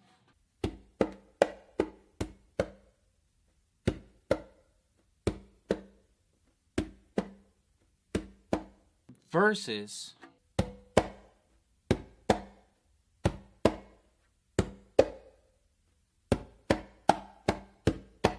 or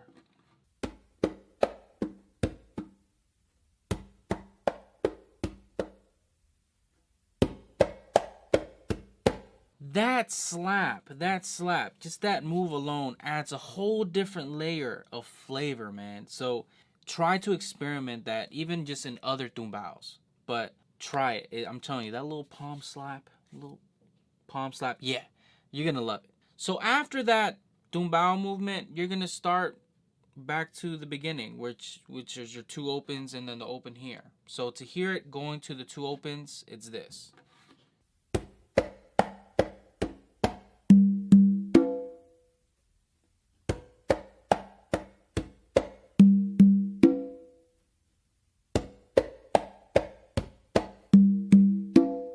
Now to hear the whole tumbao from the beginning, this is what you're gonna get.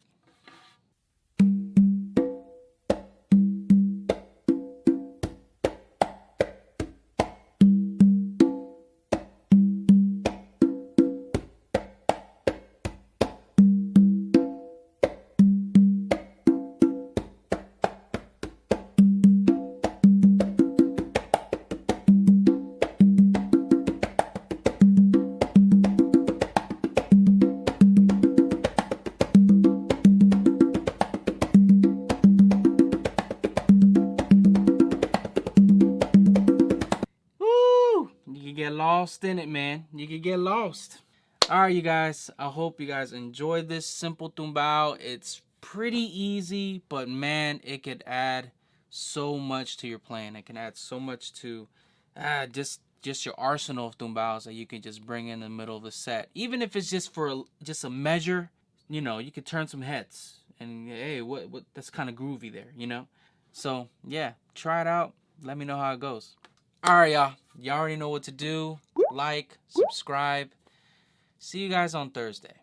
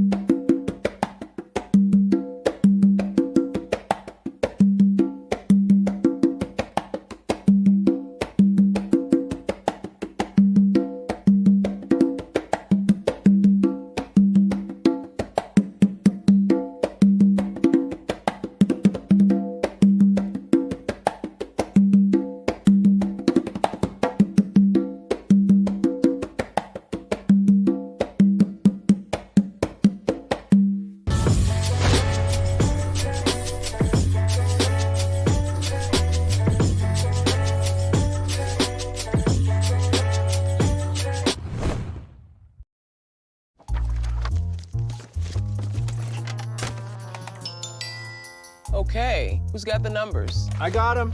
Nobody? We launch in 2 days, people. I got the... We don't have time for this. No!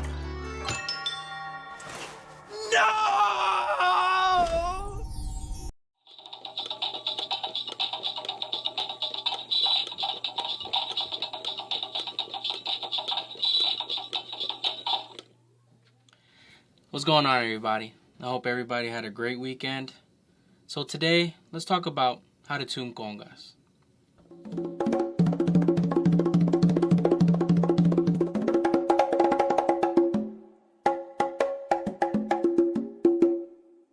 So you probably can't see right now, but I have 5 congas here. Later on, you'll see it at a different angle. But yeah, I realized you can't fit all 5 congas in this space and try to record. So, but before getting into how to tune, man, check out the heads, man. These things look unbelievable. And I was just playing with them.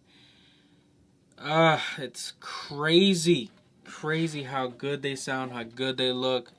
They completely changed the appearance of these drums, and I'm just so grateful, man. I'm grateful for these heads, man. And huge shout out to Manito Percussion and Ryan. Thank you for making this purchase a lot easier for me, and for all the advice, man.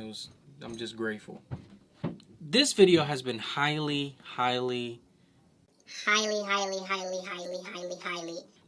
requested, and it's kind of like my little trade secret, but I like to share my information. And I wanted to show this video a lot later, but I get these requests at least every video, like at least 10 times. Like, what notes? What do you have here? Why'd you do this?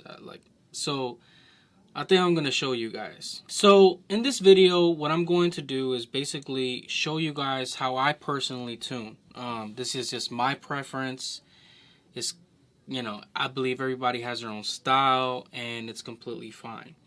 In this video, obviously, I'm going to have 5 drums, but normally I play with 3 or if not 4 on a normal basis. So just to give you guys this idea, what I normally tune here, and what I normally tune here, and what I normally tune my main drum, that's how I have it either way. So normally I would, if I'm taking 4, I will have these 3 and then my quinto. Sometimes in the blue moon I'll take these 4, but it really depends on what I'm playing. But normally, depending on that specific size, that's the note I would tune it at. I normally tune in 3 different styles.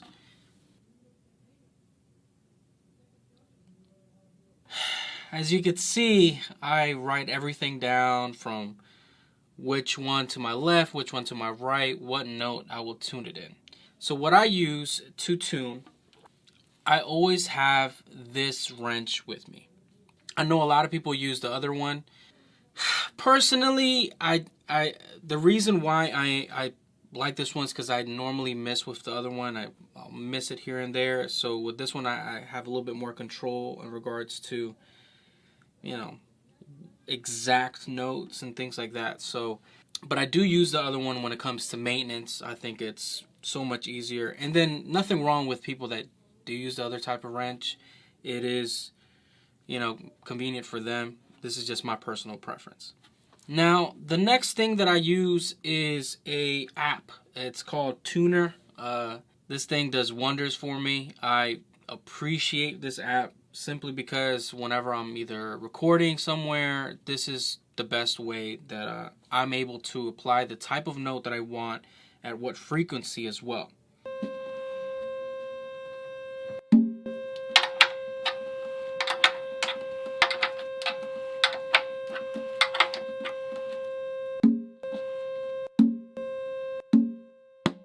But if I'm in a gig and trying to do it real quick, I'll ask the bass player or the piano player to give me the note, and I'll try to tune it by ear depending on that note. But I do try to stick to the app. It's cool because, you know, if I wanted to tune at an A, you know, you just hit this other thing right here, and it tells you.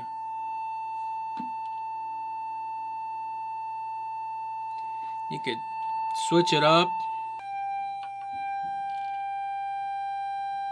So I personally, there's a terrible curse that plagues guitar players once they reach the intermediate stage. I call it guitar playing limbo. It's like love this app simply because it just works for me in regards to tuning notes. And what I'm going to do is I'm going to just place simple tumbaos and do a lick here and there. If I get lost in the moment, please forgive me, guys. You know, I'm still trying to break these heads in, so you guys see me just lose myself trying to do something, just avoid it. But for every part, I'm going to show which note is which. So at least you could see what exactly I'm playing, what note, and how it would sound like in comparison to other notes. Yeah, just let me know what you guys think. Again, I'm just going to do some simple stuff, and hope you guys can hear the difference. All right.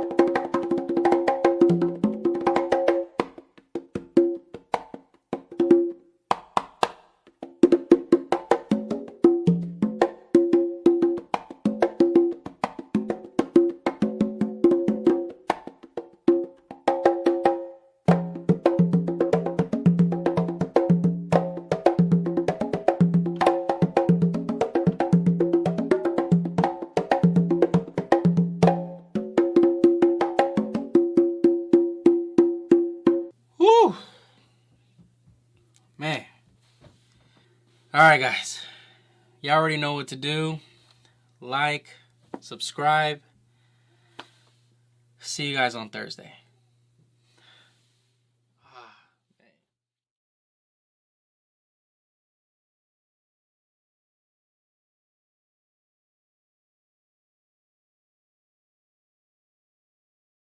What's going on, everybody? I hope everybody had a great weekend. So today, we're going to talk about how to play funk on 2 congas.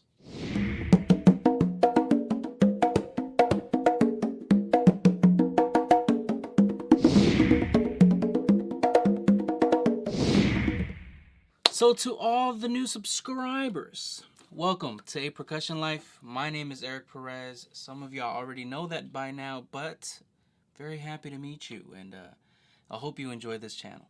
And if you haven't subscribed yet, just hit that subscribe button, hit that notification button, find out whenever I'm uploading, and I think you'll enjoy these videos. And to all my day ones, man, I can't thank you guys enough for all the support and all the appreciation you guys give. You know, it's just awesome, man. It just truly is awesome to see how this channel has grown, how you guys continue to share and continue to comment, continue to suggest. I just friggin' love it. So funk on 2 congas. Oh yeah. This is just a beat I tend to use in a lot of funk. I sometimes use it in pop. I'll use it in, sometimes I use it in smooth jazz when I'm feeling kind of, you know. It's very groovy, and I love it, especially when you just have 2 drums. It really emphasizes on the slaps and those open tones. So the beat I'm talking about kind of goes like this.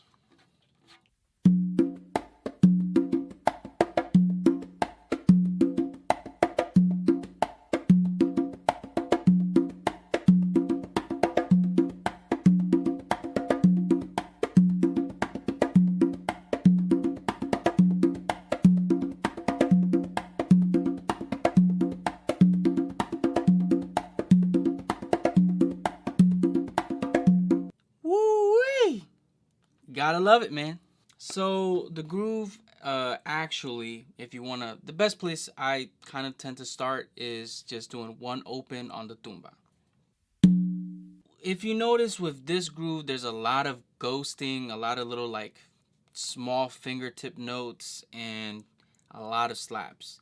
So you're gonna see a lot of those little ghosting conversations in this pattern. So after leaving the tumba, doing the open on the tumba, what you're going to do is a slight ghost note with your left hand and then an open with your right. So leaving the tumba is going to sound like this.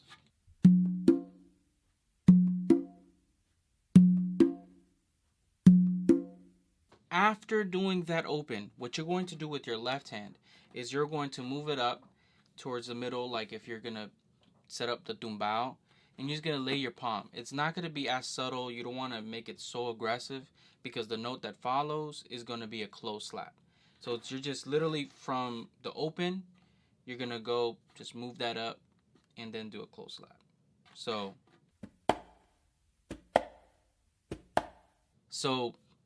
all together, this is what you're going to get.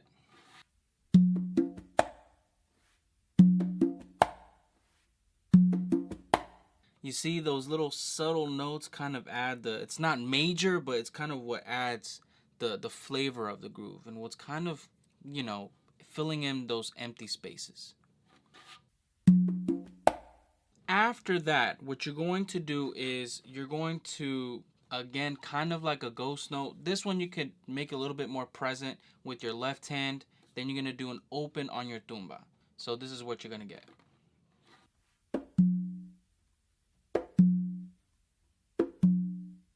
So up to this point, this is what's going to sound like.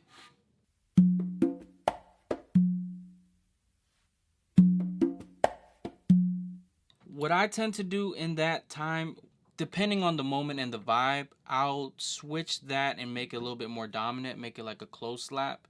Depends on the vibe, depends on the song too. So if the song requires something more aggressive, I'd probably do a close slap with my left hand there. So it would sound like this. Those emotions, they were put on hold by time, by careers being built. But at Claire's bridal weekend at a Verbo beach house, those emotions also made the trip. Born from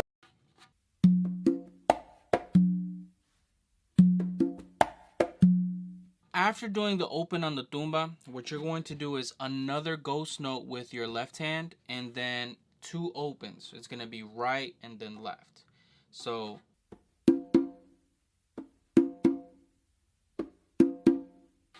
up to this point, this is what you're going to get.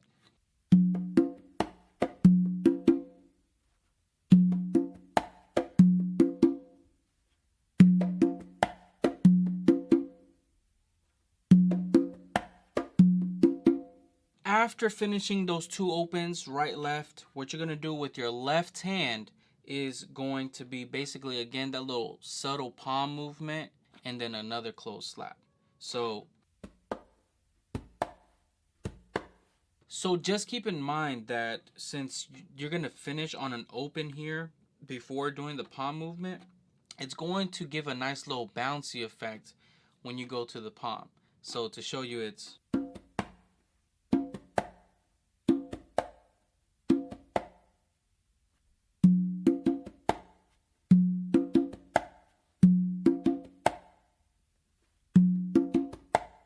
kind of cool, huh? So up to this point, this is what you're gonna get.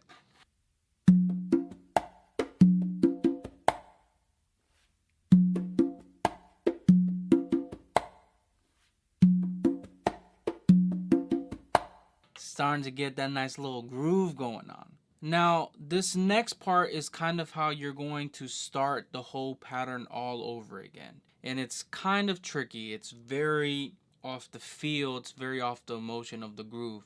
And you could do it 1 or 2 ways, but it's literally still 3 notes. And it's either 3 ghost notes or it's going to be 1 ghost note and then 2 slaps. So here's what happens, and I hope you guys can catch this. So I'm just gonna start the whole groove and you're gonna see how I'm gonna start it over.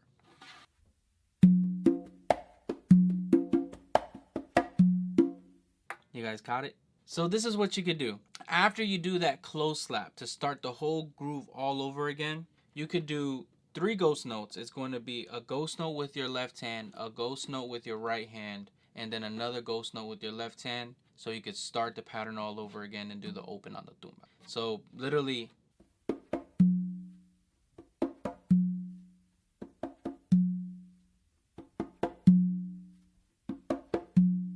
you're really doing like little fingertip taps. So that's all it is. It's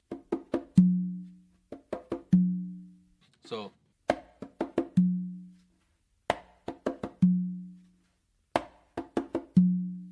or you could do one that I like to use here and there. Again, it really depends on the aggressiveness of the song, if it requires it and you want that accent to come out. So what I'm going to do is basically a ghost note with my left hand and then a close slap with my right and then a close slap with my left to go then to the open on the tumba. So it's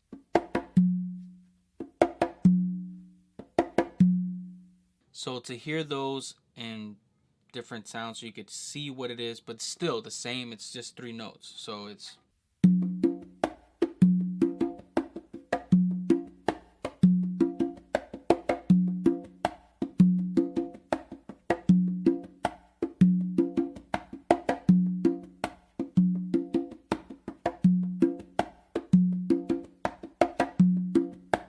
kind of cool, huh? And you could switch those up. You can make one of them ghost notes and then one of them slaps, and yeah. So that little part to kind of start all over again is really kind of like the trigger and what causes, ooh, you know, like you're starting to groove all over again. So it's pretty nice to just, you know, hear different variations of that in the middle of songs. So to put everything together from the beginning to then starting the whole groove over again, this is what you're gonna get.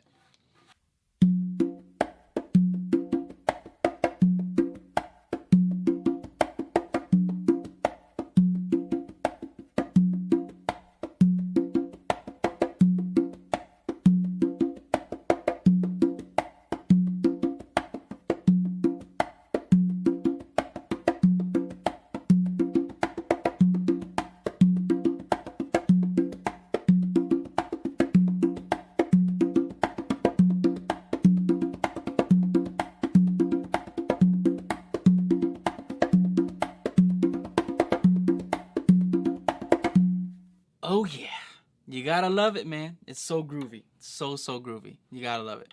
All right, y'all. Y'all already know what to do. Like, subscribe. See you guys on Thursday.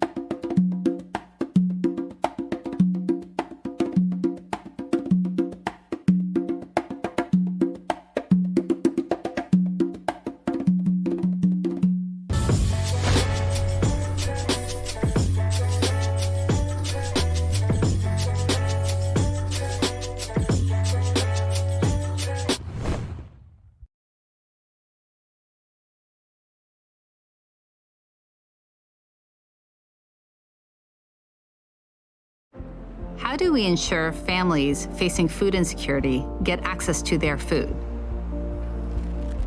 We needed to make sure that if they could... What's going on, everybody? So today we're gonna talk about how to play funk on 3 congas. Been feeling kind of funky this week. Oh yeah. Y'all already know what day it is. It's Tutorial Thursdays.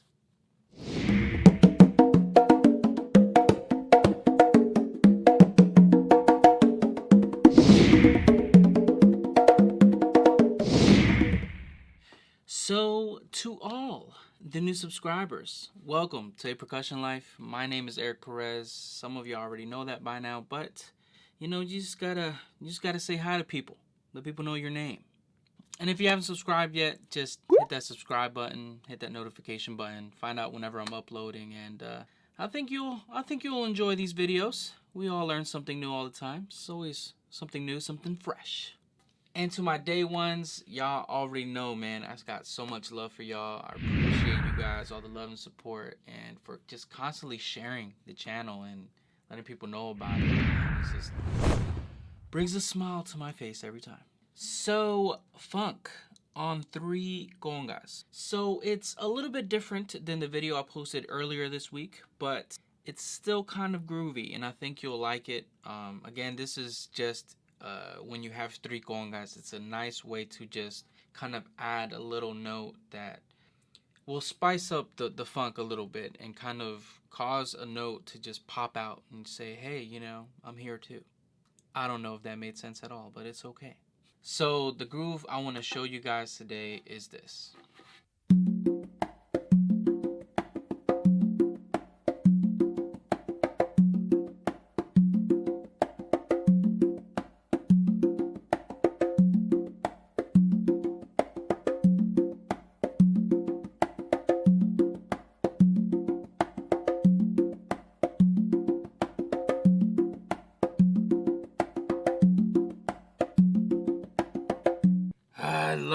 I love it, man. This is just very smooth. You could slow this down. You could go anywhere with that groove.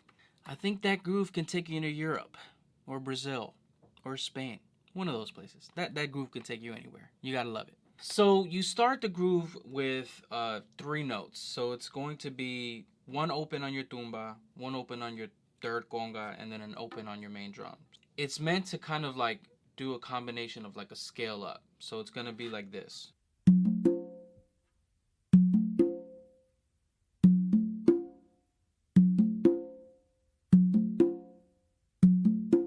After doing the open on the conga, what you're going to do is, like the video before, you're going to do a slight palm movement and then a close slap. So it's gonna be like this. But the cool part is, since you're coming back from the left drum, it's gonna again do a nice little bounce effect. So it's gonna be kind of like this.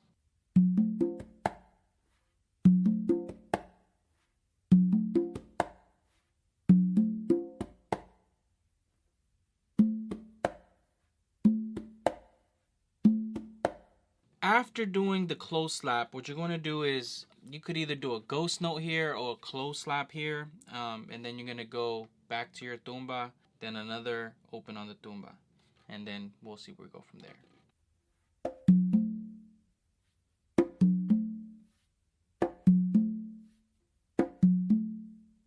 Now, this is kind of like the tongue twister part. Sometimes people can get lost in it and lose themselves here, but after doing the open on the tumba, what you're going to do is an open with your right hand and then an open with your left hand on the main drum. So up to this point, this is what you're gonna get.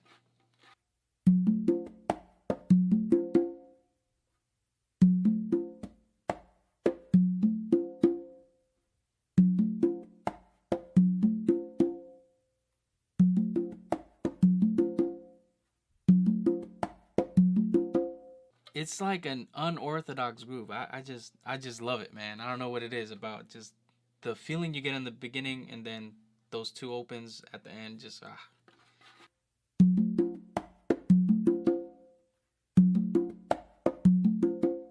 After those two opens, what you're going to do is another palm movement where it's kind of basically rest and tap your palm, and then a close slap. But just remember again, since you're ending with your left hand and you're going to do that palm movement, is going to give that bounce effect again. So it's like...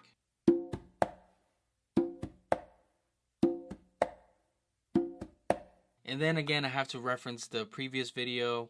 You're going to either do one or two things, either 3 ghost notes or a ghost note or 2 close slaps or just a combination of either one. Really depends on you. So after you do the close slap, 3 ghost notes.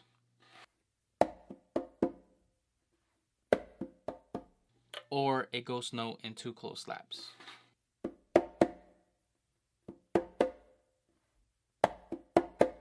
And then you go back to your tumba to start the whole groove over again. So to put everything together, this is what you're gonna get.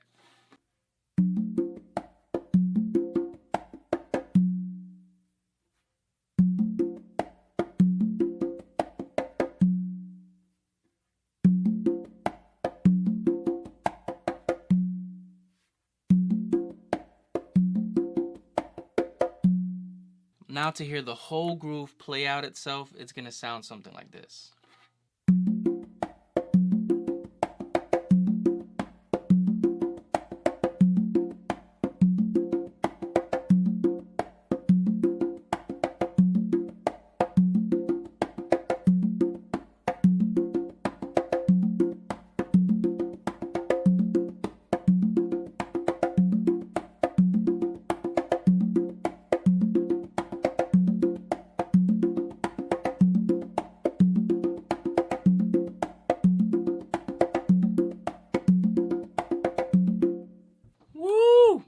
Just gotta love that thing, man. It is groovy. Woo.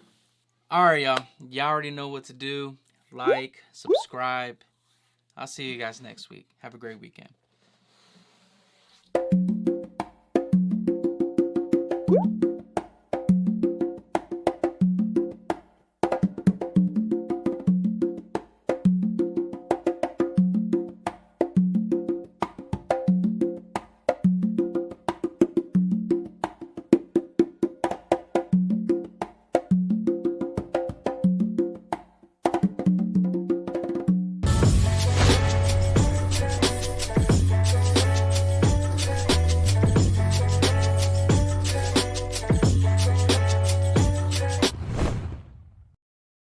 If you want to know why you're so tired so often, look at this banana. It's fresh, brightly colored. Looks great, right? Now, look at this banana. This one is brown and wilted. Believe it or not, knowing what happened to this brown banana is the key to getting your energy back. Want to know the secret to more energy? Do one thing. Place your hand on your chest, hold it there, and ask yourself this. Could it be that all signs of getting older are coming from one fixable problem right under here? This is probably going to surprise you, but if you have low energy, if your body is achy or you need naps at random times, or if you're gaining weight or having skin problems, joint problems, or trouble concentrating, these issues could all be starting right here at your heart. Now, most people, when I first tell them that, think I'm talking about heart disease or heart attacks. I'm not. I'm talking about something sneakier, but also easier for you to fix. First thing you have to know is that all these things that are usually blamed on diet, exercise, age, or genetics, things like fatigue, weight gain, dull skin, and brain fog, often really originate from your heart. I'm Dr. Stephen Gundry. I've made this short video to show you a common issue that can drag the rest of your body down, especially if you're over 40. And I'm going to show you something powerful you can do to help your body correct the problem. You see, research has shown there's an internal switch you can flip, and it helps you get back your energy, support your metabolism, and help your whole body work like it's supposed to. Imagine starting to feel and look like a younger version of yourself. You find yourself waking up first thing with incredible energy. You can do a full day of work, even get some exercise, and still have pep to enjoy family time at night. No naps required. Even things like losing weight get easier, and you can finally wear things you've missed wearing. Make no mistake, these things are within your reach, and it's because of the incredible power your heart has over the rest of your body. And by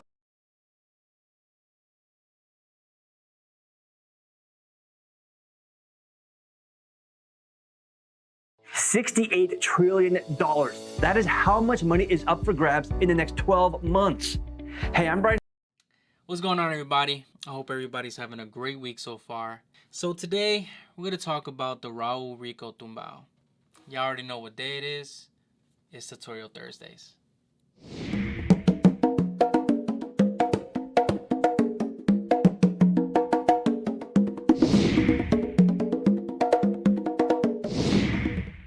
So to all the new subscribers, welcome to pərઃkəSHən Life. My name is Eric Perez. Some of you guys already know that, but I just wanted to say hello, and I hope you enjoy this channel. And if you haven't subscribed already, just hit that subscribe button, hit that notification button, find out whenever I'm uploading, and just letting you know, we upload something new every week. It's always something different. You gotta love it. And to all my day ones, y'all already know, man, I appreciate you guys. I appreciate the comments, the suggestions, and just everything, man. You guys have been so supportive, man, since day one, so I really appreciate you guys. So, the Raul Rico Tumbao. Raul Rico has to be one of the most important congueros to have ever lived, simply based on the fact that he was a pioneer on playing a Latin instrument in a Latin rock setting, which is unbelievable in itself. You have to give him credit for the way he was able to implement his style in such a loud setting and still be able to be recognized, noticeable, and have such a longevity with this one group.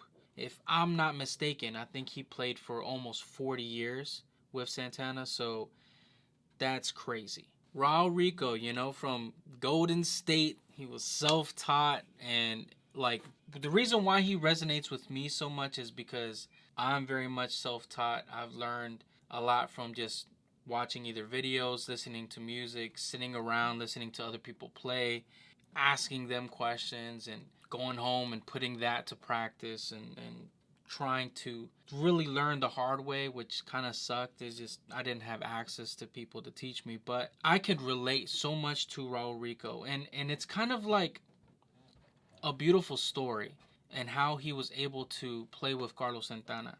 According to his biography, basically he fell in love with the conga drum after seeing Carlos Santana perform.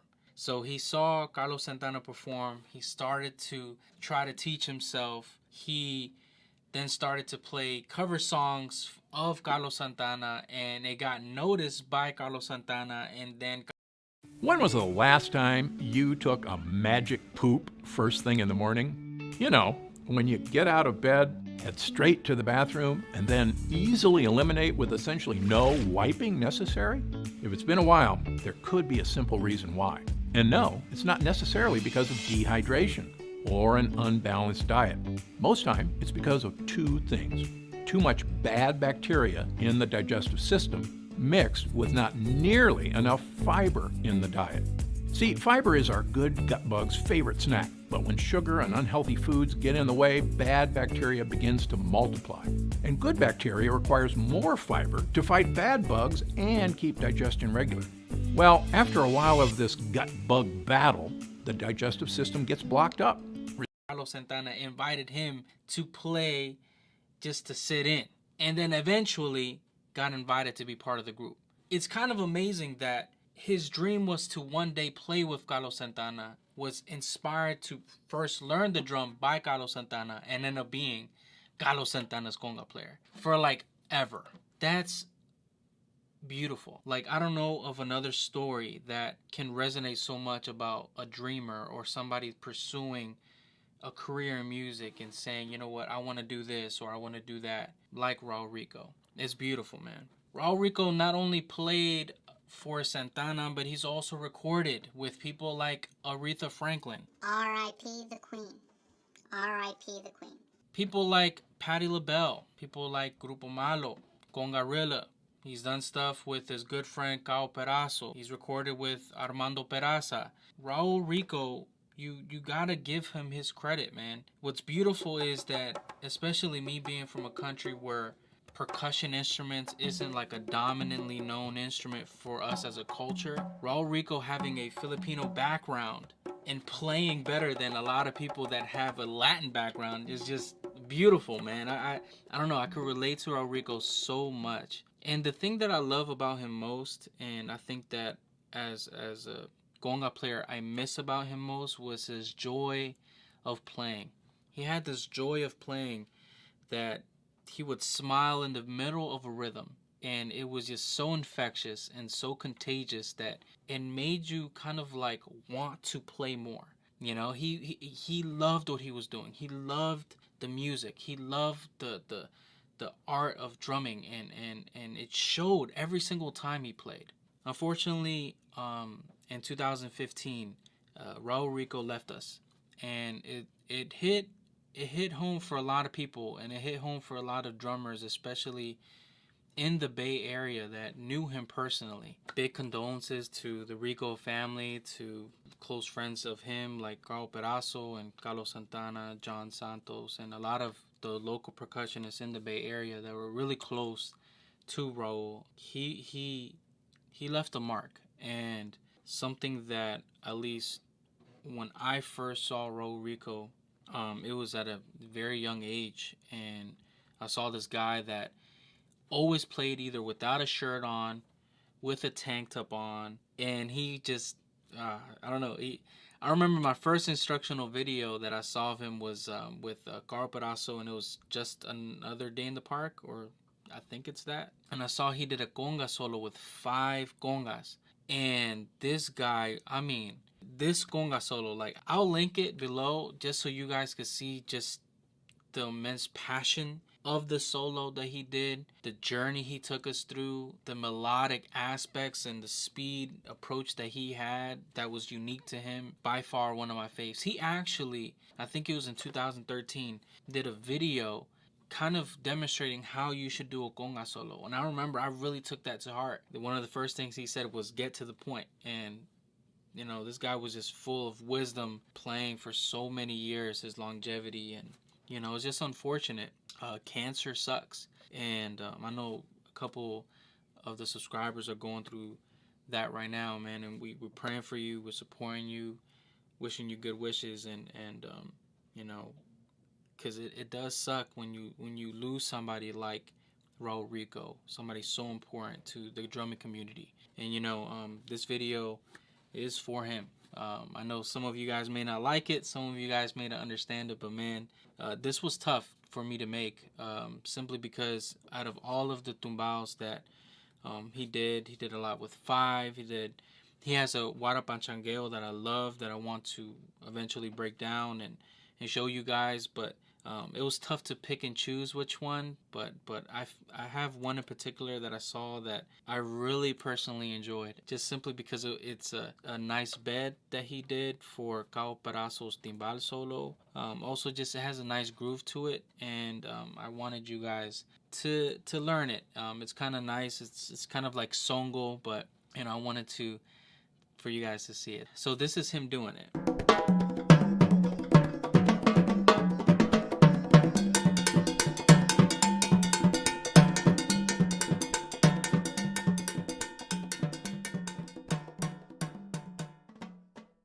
So to show you what he's doing, friends would walk up to me and just be like, "What the f is in your mug?" And I would just tell them it's mud. is this.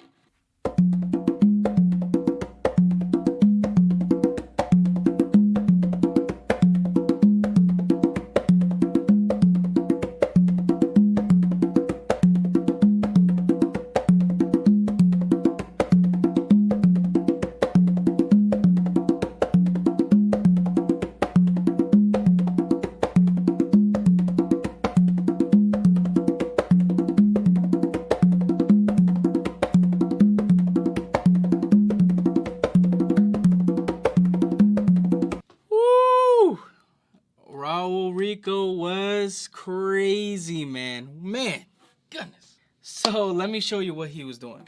The best place I found that you can start this whole pattern, if you ever watched Raul Rico, you would also know that he was unbelievable at slapping here in the middle of the drum. His hands were just massive and powerful, and they would project so much. So what he would do is he would do like a palm slap, but it was very like tight. So the best place I found that you can start the pattern is by doing a slap on the middle of the drum with your left hand. After doing that, what you're going to do is one open on your tumba.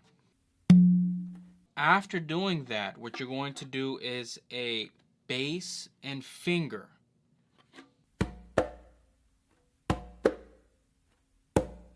After doing the bass and finger, you're going to do two opens with your right hand. So to put that together up to this point, it's this.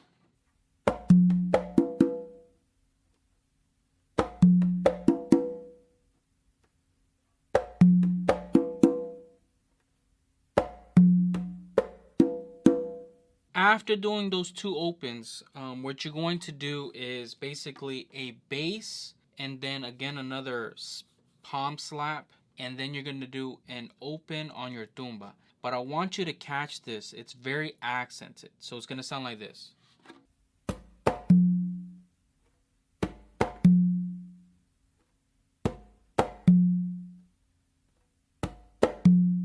So to hear it up to this point, it's going to sound like this.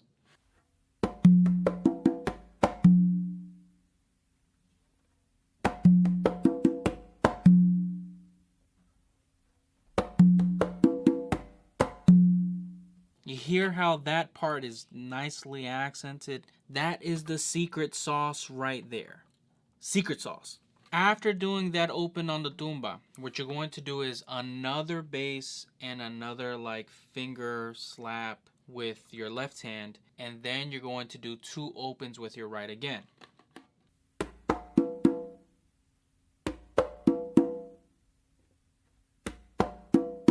So to hear it up to this point, it's going to sound like this.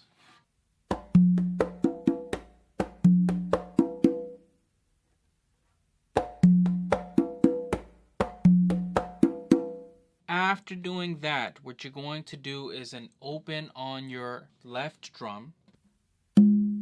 And what basically starts the whole pattern all over again. Remember how we started that whole pattern with a close slap? Well, that's how it starts all over again. Yeah, we're done. It's crazy. This tumbao is pretty simple, but it's just you gotta practice it a lot. So once you're done coming out of here, this is how it's gonna sound like.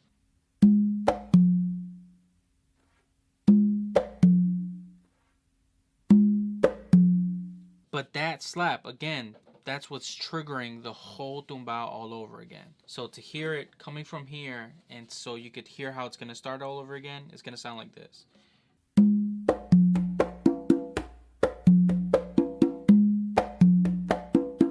Did you catch it? This groove is so like powerful and so potent that it's a perfect bed. It's a perfect groove. You could use it. You could slow it down.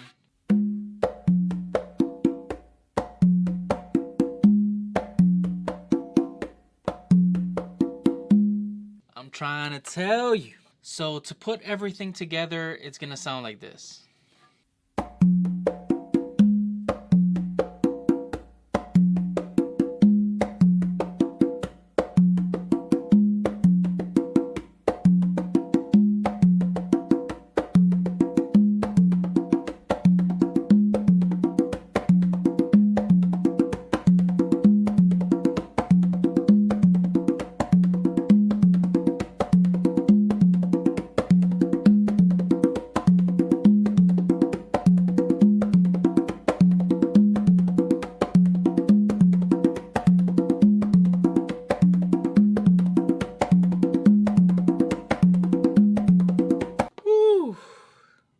Rico, man. May your tumbaos live on forever, brother. Alright, y'all. You already know what to do. Like, subscribe. I'll see you guys next week.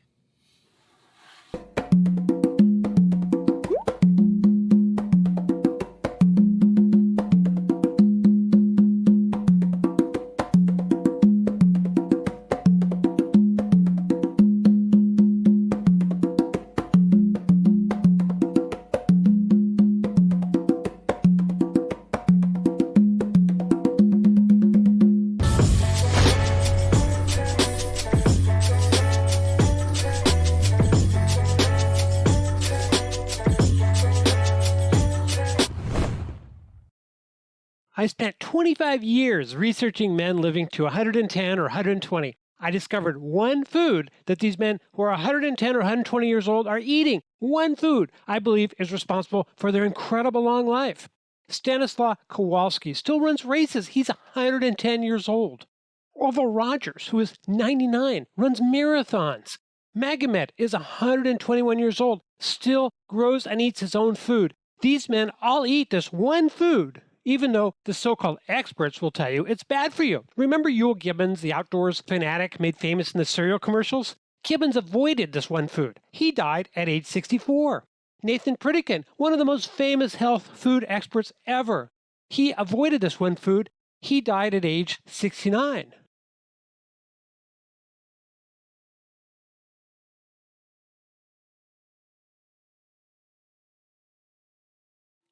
What's going on, everybody? I hope everybody's having a great day so far. So today, yes, we're going back to it. We're going to talk about the Sheila E. Tumbao. Oh yes, you gotta love it.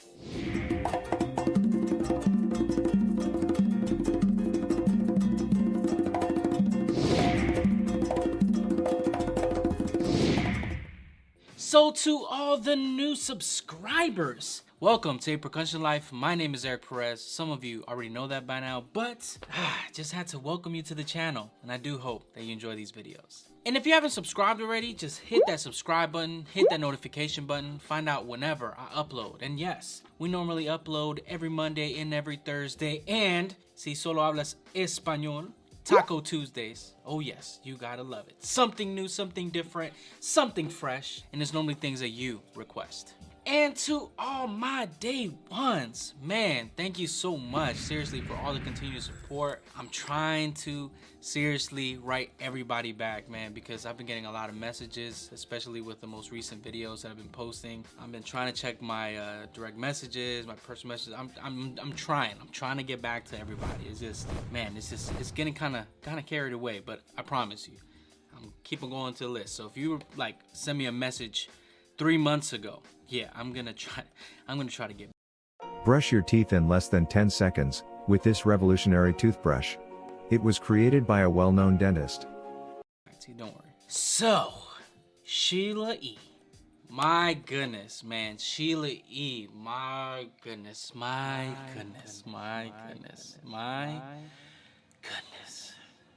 Man, ever since I was a little kid, I was in love with that woman, man. That woman is so unbelievably talented, multi-talented, crazy great percussionist, man. Not only on congas, not only on timbales, drums, bongos, shaker, tambourine. She could sing, she could dance, she could act. She could do it all. Now, if you don't know much about Sheila E., I'm telling you, you are missing out of just a person that brings so much joy to music. Sheila E. has worked with people like George Duke. I'm saying, George Duke. People like Lionel Richie, Diana Ross, Marvin Gaye,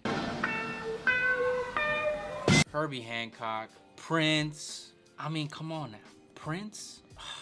And she's played with so many other people that, like, it's unbelievable. No, she's not just an artist that just goes and, no. This woman is so talented, man. She's one of the top percussionists in the world, period, and has been carrying that title for decades, man. It's unbelievable, her longevity, her work ethic, everything that she's been putting in for such a long time, and to still be relevant. And it's crazy how relevant she still is. She's actually about to release an album, I think next week, called Iconic, A Message to America. If you get a chance, she already has a single out called Funky National Anthem. My goodness, that thing is crazy. The drumming, the style, oh man, you got to love it. And it's people like me that grew up watching this person and how she fusionized Latin style with funk, and you know, not to just be but being a female at that, you know, some guys, they just don't respect women, especially in regards to percussion, and that's just wrong. Like I hear things like, oh, she's good to be a female percussionist. man, get that nonsense out of here. There's so many females that play percussion that can knock the boots off so many people, and it's because of their work ethic. It's because of their practice time. It's because of their efforts and them learning and be willing to learn. And Sheila E. was doing this at a time where it was so male dominant, and yet here she comes just killing everybody, just putting on the show, stealing the show every single time. Of course, she was beautiful, but still, like, she was killing. And it's crazy, and we're gonna talk about this later on when we get into her tumbao. But the way she sets up, because that's how she was raised to see how to play this specific way, she actually is playing to her weaker side. That's some crazy stuff. I would get, after my dad would get up, Pops would get up, and I'd come around, and because his drums were set up this way, I just play left-handed, but they were set up for a right-handed player. So the things that she would do that for us dominant, let's say right-handed, since she was left-handed, she would always play to her weaker side. That's just bananas, man. I would never set up like that. And yet she's been doing it her whole career. And it's amazing because even though she's been so well versed in so many different genres, she's been able to incorporate that regardless what genre it is. And you notice that especially in the song that I just mentioned, Funky National Anthem, you see how it's starting kind of in a 6/8 type of groove, and you see some like bembe patterns in there, and then they switch to like a funky. It's just crazy how she's able to fusionize so many different genres, and it's because she has that background. You can go from playing some salsa, some crazy stuff like that, and then going to play with Marvin Gaye and being able to hold a groove and having to do that. But yes, regardless who it is, you gotta find inspiration and influence from anywhere, from all parts of the world, regardless of sex, background, culture, parts of the planet. You gotta find it. And Sheila E. has been such an inspiration to so many percussionists. I'm talking about the real ones, the real people that study this art, and you see how she's been able to hold this down for such a long time at such a high level, man. You just gotta respect people like that, for real. So the Sheila E. tumbao, she probably didn't even notice this because it comes so natural to her, but this is really, really hard. So I am a right-handed player. If you see, I'm actually setting up as if I'm a left-handed player. And the way she does things is whatever she does here in the main drum that she decides to use, she actually plays it as her dominant hand. So when she slaps, she's actually slapping with her left hand because she's left-handed. But she actually then goes to her non-dominant side. So in my case, I would be slapping or doing my main accents here with my right hand, but all the other tones, I'm actually going to be doing it with my non-dominant hand. That is crazy hard. Obviously, you're probably never going to play this at a gig. You're probably never gonna set up like this for a concert. You're probably never gonna even try it. But I'm telling you, try it at home and you're gonna be like, well, wait a minute. Your respect level for Sheila E. would be like Because it's crazy, because she's been doing this her whole life, being able to play like this, using her non-dominant hand to do these major tones, these major grooves, and to be able to carry that on time and play it so well and so clean, man. Because her tones her tones are so clean. It's unbelievable how she's able to project, and I don't ever see her playing on synthetic heads. That's just, I've never seen her play synthetic heads. I've only see her play on rawhide heads, and she projects like crazy. It's unbelievable how much of a presence she has every single time she plays. But yeah, the tumbao I want to show you from I'm Rex Moore with the Motley Fool, and there's a reason I come to CES every year, and it's not to jump into ball pits. her is actually from a really old video. It's crazy old, and I saw it. The quality's kind of bad, but she carried on this tumbao for maybe a couple measures, and it just always resonated with me. And she did this after performing a crazy solo, but the way she was doing it, it was just, I don't know, very melodic, very patato-ish, very she was just really able to carry this tumbao very cleanly at such a high velocity. I'm gonna play it slow for you guys just so you guys can see it, but in the video she's actually going really fast.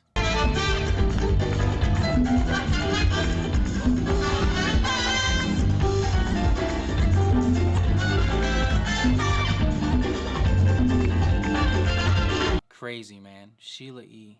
Wow. But yeah, let me show you her tumbao.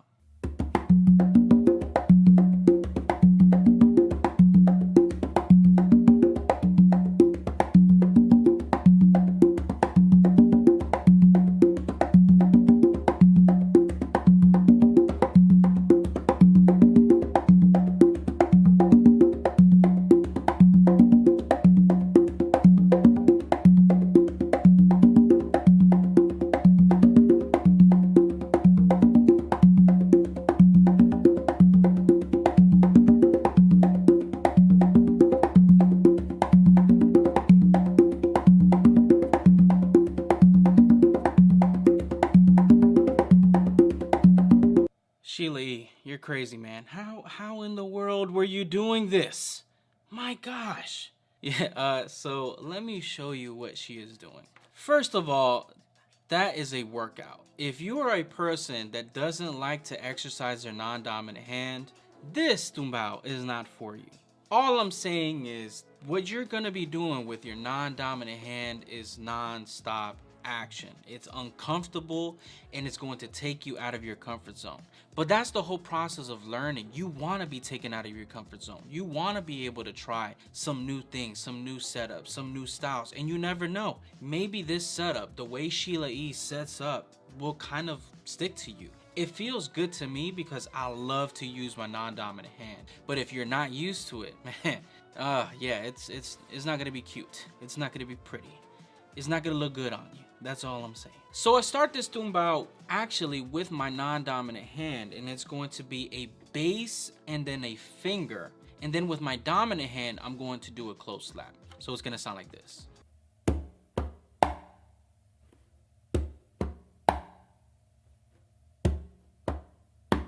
After doing that slap with your dominant hand, your non-dominant hand is now going to start being put to work. Yes, being put to work. And what you're gonna do is you're gonna start going to your non-dominant side. And the way it's set up, it's the lowest drum nearest to you right here on your non-dominant side, and then the one in front of you is gonna be kind of a mid-tone. So just, you know, eye on that. But when you're gonna go to your non-dominant side on that first tumbao, what you're actually going to do is 2 opens. All right, so 2 opens on that first tumbao to your non-dominant side. So it's gonna sound like this. To put that together,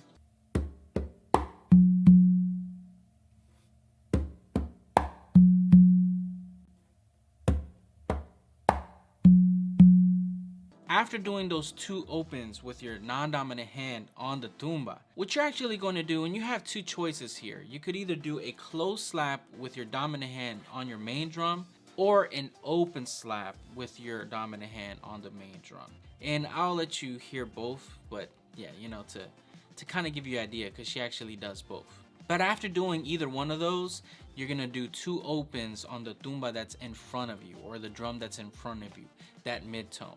So you're gonna be doing 2 opens there with your non-dominant hand. So it's gonna sound like this.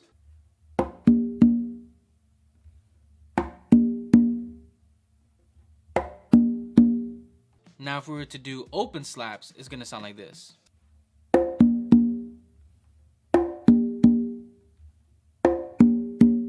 Now to put that together, it's gonna sound like this.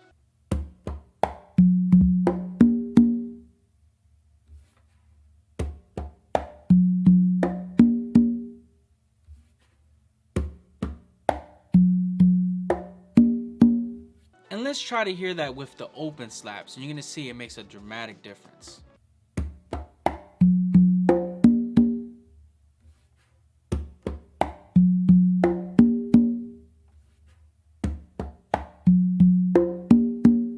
After doing those 2 opens, you're going to come back to your main drum, and here it gets kind of confusing and kind of hard. So what you're going to do is 1 open with your dominant hand, and then you're going to kind of just lay your hand with your non-dominant hand on the conga, and then you're going to do a close slap. But when you're gonna lay your hand, it's not gonna be as subtle or as presentable, because when you lay it, you're gonna start seeing now that can knock the boots off so many people, and it's because of their work ethic, it's because of their practice time, it's because of their efforts and them learning and be willing to learn. And Sheila E. was doing this at a time where it was so male dominant, and yet here she comes just killing everybody, just putting on the show, stealing the show every single time. Of course she was beautiful, but still, like, she was killing. And it's crazy, and we're gonna talk about this later on when we get into her tumbao. But the way she sets up, because that's how she was raised to see how to play this specific way, she actually is playing to her weaker side. That's some crazy stuff. I would, after my dad would get up, Pops would get up, and I'd come around, and because his drums were set up this way, I just play left-handed, but they were set up for a right-handed player. So the things that she would do that for us, dominant, let's say right-handed, since she was left-handed, she would always play to her weaker side. That's just bananas, man. I would never set up like that. And yet she's been doing it her whole career. And it's amazing because even though she's been so well versed in so many different genres, she's been able to incorporate that regardless what genre it is. And you notice that especially in the song that I just mentioned, Funky National Anthem, you see how it's starting kind of in a 6/8 type of groove, and you see some like bembe patterns in there, and then they switch to like a funky. It's just crazy how she's able to fusionize so many different genres, and it's because she has that background. You can go from playing some salsa, some crazy stuff like that, and then going to play with Marvin Gaye and being able to hold a groove and having to do that. But yes, regardless who it is, you gotta find inspiration and influence from anywhere, from all parts of the world, regardless of sex, background, culture, parts of the planet. You gotta find it. And Sheila E. has been such an inspiration to so many percussionists. I'm talking about the real ones, the real people that study this art, and you see how she's been able to hold this down for such a long time at such a high level, man. You just gotta respect people like that, for real. So the Sheila E. tumbao, she probably didn't even notice this because it comes so natural to her, but this is really, really hard. So I am a right-handed player. If you see, I'm actually setting up as if I'm a left-handed player. And the way she does things is whatever she does here in the main drum that she decides to use, she actually plays it as her dominant hand. So when she slaps, she's actually slapping with her left hand because she's left-handed. But she actually then goes to her non-dominant side. So in my case, I would be slapping or doing my main accents here with my right hand, but all the other tones I'm actually going to be doing it with my non-dominant hand. That is crazy hard. Obviously, you're probably never going to play this at a gig. You're probably never gonna set up like this for a concert. You're probably never gonna even try it. But I'm telling you, try it at home and you're gonna be like, well, wait a minute. Your respect level for Sheila E. would be like, because it's crazy, because she's been doing this her whole life, being able to play like this, using her non-dominant hand to do these major tones, these major grooves, and to be able to carry that on time and play it so well and so clean, man, because her tones her tones are so clean. It's unbelievable how she's able to project, and I don't ever see her playing on synthetic heads. That's just, I've never seen her play synthetic heads. I've only seen her play on rawhide heads, and she projects like crazy. It's unbelievable how much of a presence she has every single time she plays. But yeah, the tumbao I want to show you from her is actually from a really old video. It's crazy old, and I saw it. The quality's kind of bad, but she carried on this tumbao for maybe a couple measures, and it just always resonated with me. And she did this after performing a crazy solo, but the way she was doing it, it was just, I don't know, very melodic, very patato-ish, very she was just really able to carry this tumbao very cleanly at such a high velocity. I'm gonna play it slow for you guys just so you guys can see it, but in the video she's actually going really fast.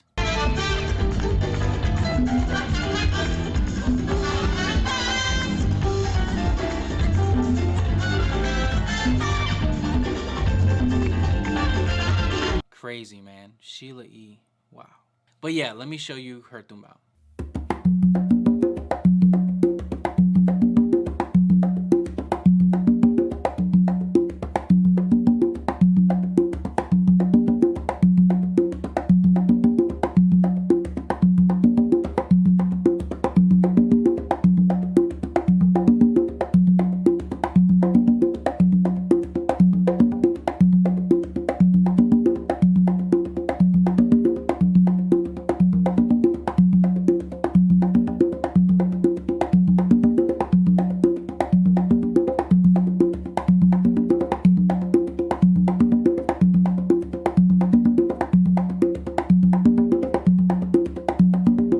Sheila E., you're crazy, man. How in the world were you doing this? My gosh. Yeah, so let me show you what she is doing. First of all, that is a workout. If you are a person that doesn't like to exercise their non-dominant hand, this tumbao is not for you. All I'm saying is what you're gonna be doing with your non-dominant hand is non-stop action. It's uncomfortable and it's going to take you out of your comfort zone. But that's the whole process of learning. You want to be taken out of your comfort zone. You want to be able to try some new things, some new setups, some new styles, and you never know. Maybe this setup, the way Sheila E. sets up, will kind of stick to you. It feels good to me because I love to use my non-dominant hand. But if you're not used to it, man, yeah, it's not gonna be cute. It's not gonna be pretty. It's not gonna look good on you. That's all I'm saying. So I start this tumbao actually with my non-dominant hand, and it's going to be a bass and then a finger. And then with my dominant hand, I'm going to do a close slap. So it's gonna sound like this.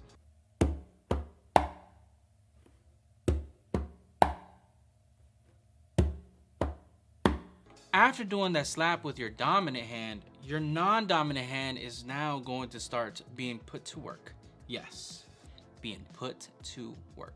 And what you're gonna do is you're gonna start going to your non-dominant side. And the way it's set up, it's the lowest drum nearest to you right here on your non-dominant side, and then the one in front of you is gonna be kind of a mid-tone. So just, you know, eye on that. But when you're gonna go to your non-dominant side on that first tumbao, what you're actually going to do is 2 opens, all right? So 2 opens on that first tumbao to your non-dominant side. So it's gonna sound like this.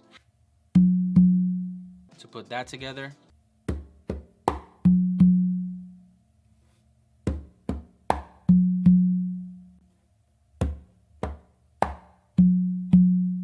after doing those 2 opens with your non-dominant hand on the tumba, what you're actually going to do, and you have 2 choices here. You could either do a close slap with your dominant hand on your main drum, or an open slap with your dominant hand on the main drum.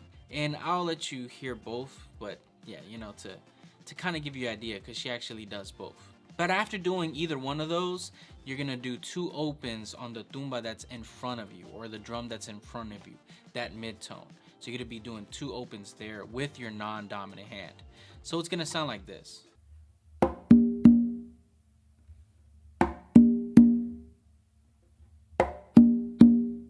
Now if we were to do open slaps, it's gonna sound like this.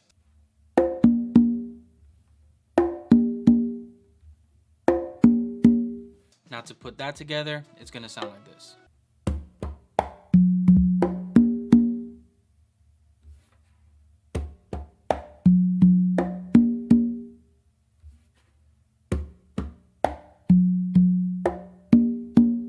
And let's try to hear that with the open slaps, and you're gonna see it makes a dramatic difference.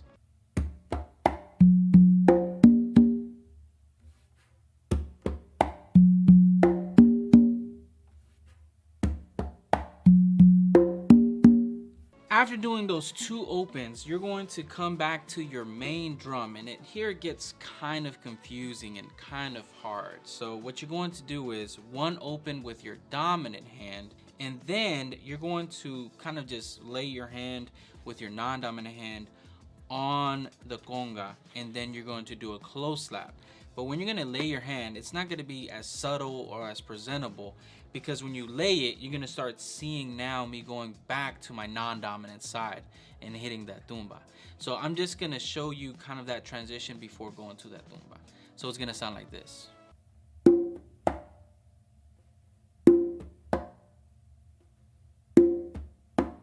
Crazy, huh? To put that together is going to sound like this.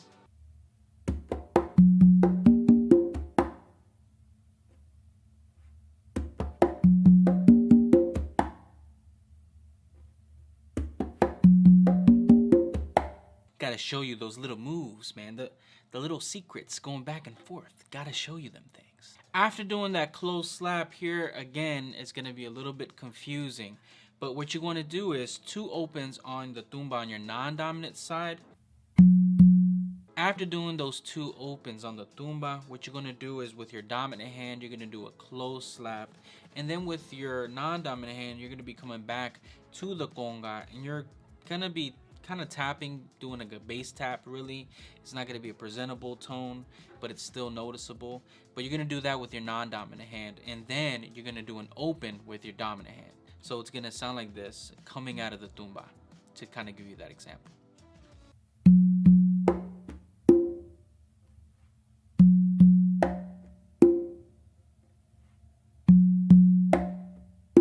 And then you start the whole tumba all over. But let me put it all together so you can kind of get the idea.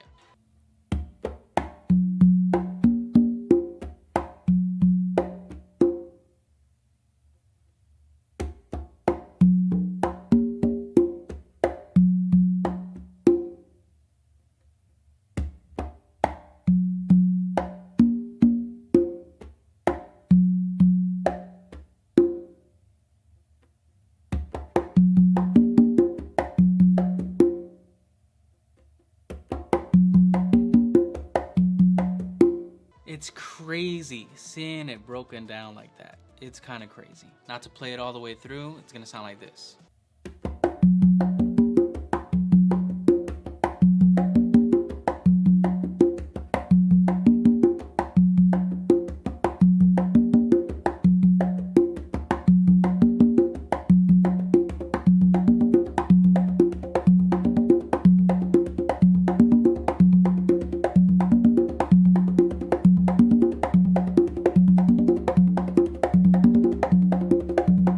Sorry, it got a little bit out of hand right there. Now to count it, it's gonna sound like this. 1, 2, 3, 4. 1, 2, 3, 4. 1, 2, 3, 4. 1, 2, 3, 4. 1, 2, 3, 4. 1, 2, 3, 4. 1, 2, 3, 4. 1, 2, 3, 4. 1, 2, 3, 4. 1, 2, 3, 4. 1, 2, 3, 4. 1, 2, 3, 4. 1, 2, 3, 4. 1, 2, 3, 4. 1, 2,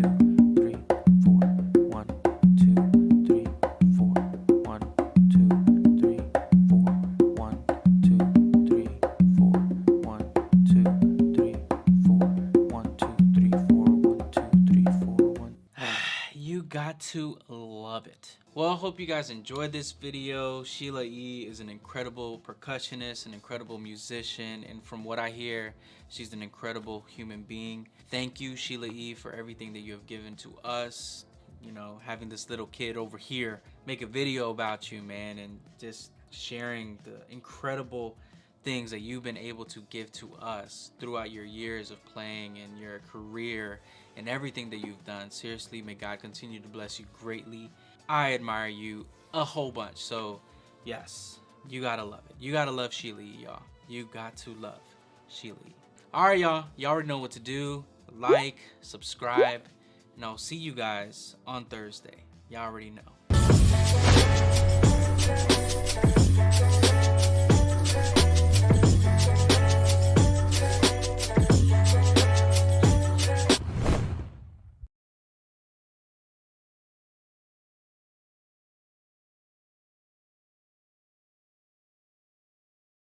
With Fundrise, the same kind of real estate investments that have powered the world's strongest portfolios for decades are now available to you. What's going on, everybody? I hope everybody's having a great day so far. So today, we're going to talk about the Paoli Mejias tumbao. Oh yeah, it's about to be special.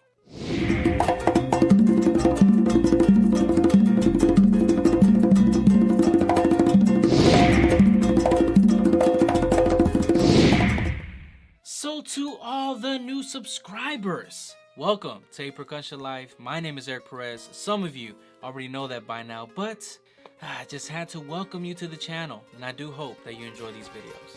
And if you haven't subscribed already, just hit that subscribe button, hit that notification button, find out whenever I'm uploading. And yes, we normally upload videos 2 times a week, every Monday and every Thursday. Something new, something different, something fresh, and there's normally things that you request. And to all my day ones, man, I seriously love and appreciate you guys, all the support, man, the comments. Love how those videos have been helping you guys. I do appreciate that you guys just continue watching them, man. And I don't know, I'm always grateful. Talking about being grateful, so today we are going to talk about Paoli Mejias, man.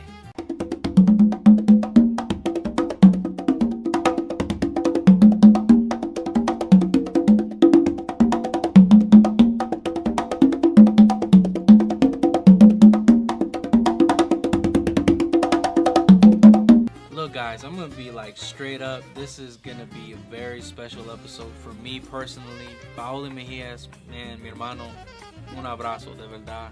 Tú me has ayudado tanto, tu humildad, tu respeto y tu amor por eso es que, porque toco ahora, you know. Trust me, there's people that don't understand how great Paoli Mejias is and how just unbelievable and impactful he is to the percussion community, to the conga community, especially for a lot of us younger congueros, man, that were starting up. This guy was the guy that kind of like took us under his wing and kind of just allowed us to come to him and with open arms, and he kind of like just showed us, man. So if a lot of you guys don't know Paoli Mejias, he is an unbelievable conguero, multi-percussionist, crazy. He's currently the conguero for Carlos Santana's group, but man, this dude has played with Mark Anthony, La India, Luis Enrique, Tito Puente, Sexta Solar, Eddie Palmieri, and I think his break was with Eddie Palmieri. I think that's kind of like what got him to be known to be such a crazy hitter, such a...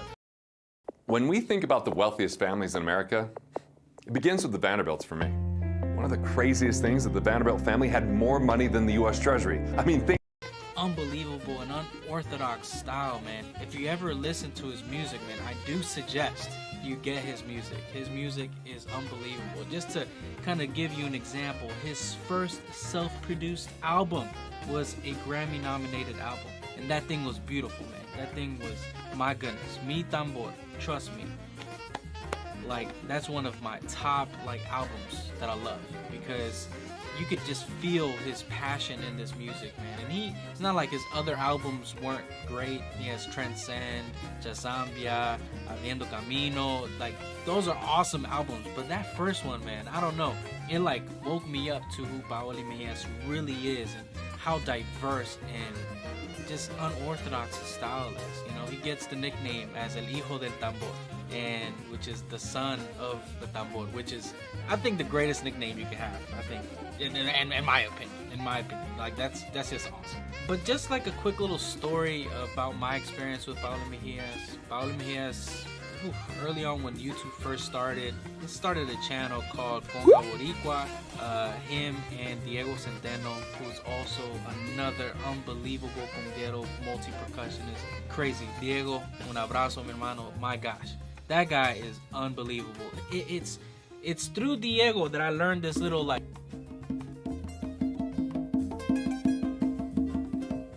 Trust me.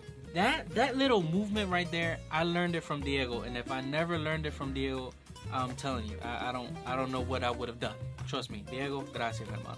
But yes, Diego and Paulo Mejia started this channel called Conga Boricua, and what he would do is he would have some little jam sessions. He would also, his main principle is kind of like introduce congueros that nobody really knew, and conga players that maybe were part of parts of Puerto Rico that, you know, wouldn't have gotten exposure. So a lot of musicians like Daniel Diaz, Jafé Murguria, Marcos Lopez, Jose Febres, Gabo, Victor Alcina, Alex Lebron, a lot of these percussionists wouldn't have gotten a lot of exposure. And these are all people from Puerto Rico, man. These are people from this little island that, man, so beautiful and rich with history. This guy used this platform to give it to them.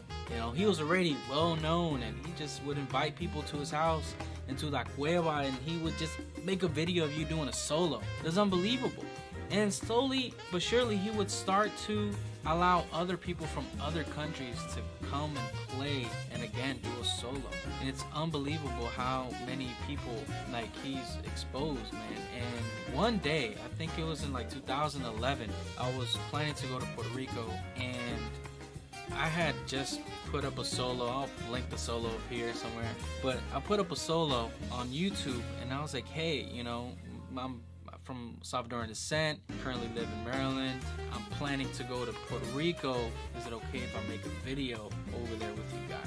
And he was just like, sure, just let me know when you're here. First thing, I don't think Paoli knew how big of a fan I was of him, and I was like starstruck. You know when you get a message, and I don't know, it's like the biggest star in your life, the most famous person that you wanted to meet was, to me at that moment, was Paoli Mejias, and he replied to me. I promise you, this was me.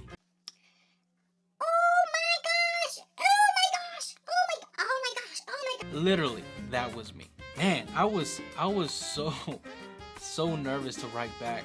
I don't know, man. Like, Paoli was just beyond humble. So yes, I go to Puerto Rico, was going there with a couple of friends, and I was actually gonna record for them. And I reach out to him like, hey, I'm here, and he tells me which day. He invites me to his house, and man, this is crazy. Like, who does that? It was just so like warm, like he's so welcoming, inviting me to his home. I promise you, when he opened the door, all I heard was like, I promise you, it was like the gates of beautifulness. And man, I was just so happy to see a person I looked up to, and I promise you, I was nervous. He was like, go ahead, just do the solo, I'm about to record you. I'm like, I hadn't played in about a week, so I was like nervous. My hands were all like, I don't know, man. I was so beyond nervous playing in front of somebody that you look up to. It was just, I don't know, hard for me to do. And he's just like, man, you need to warm up. Let's go to the Cueva. I go to the Cueva. Oh my gosh, we were jamming out, and I was still like, I had Diego to my left,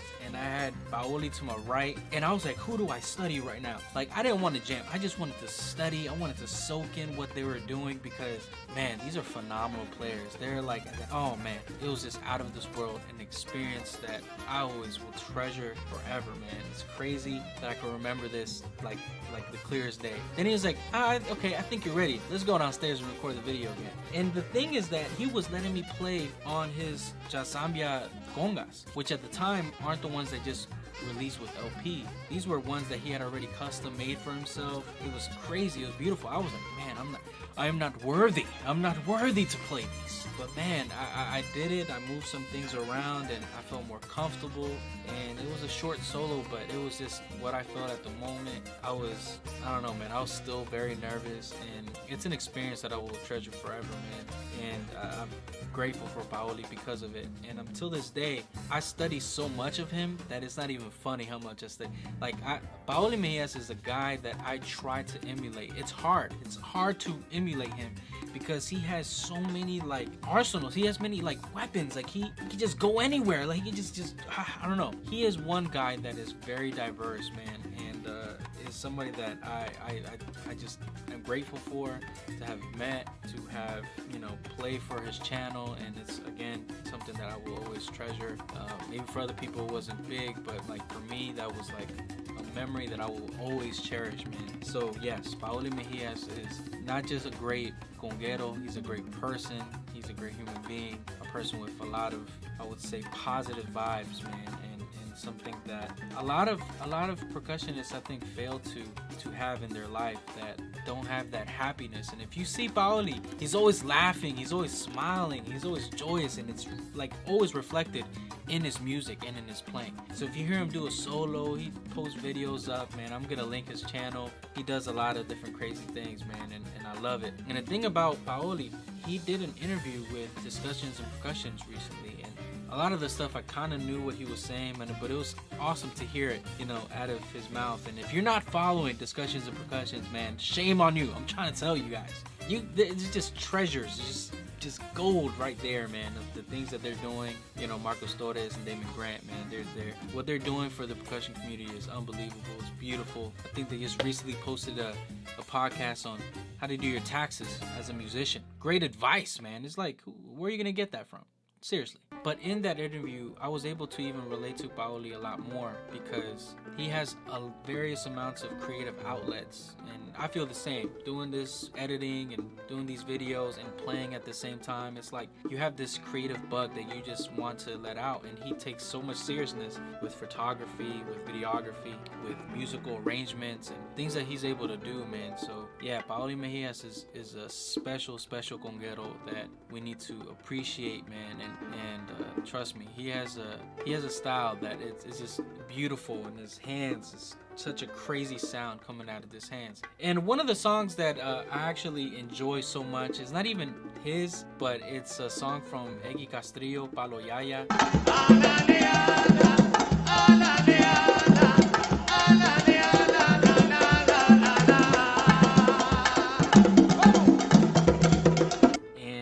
I saw a video of him playing, and there's a part where he's doing a mambo part.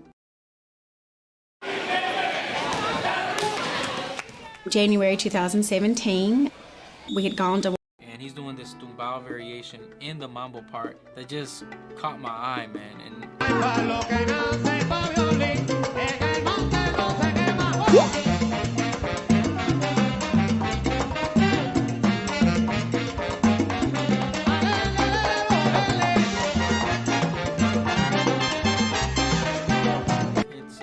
old. It was recorded in Puerto Rico during the Heineken Jazz Festival, and that tumbao that he's doing, how he kind of like segued towards it in the mambo section of the song was just crazy, man. So yeah, I wanted to share it with you guys. So the tumbao I want to show you guys is this.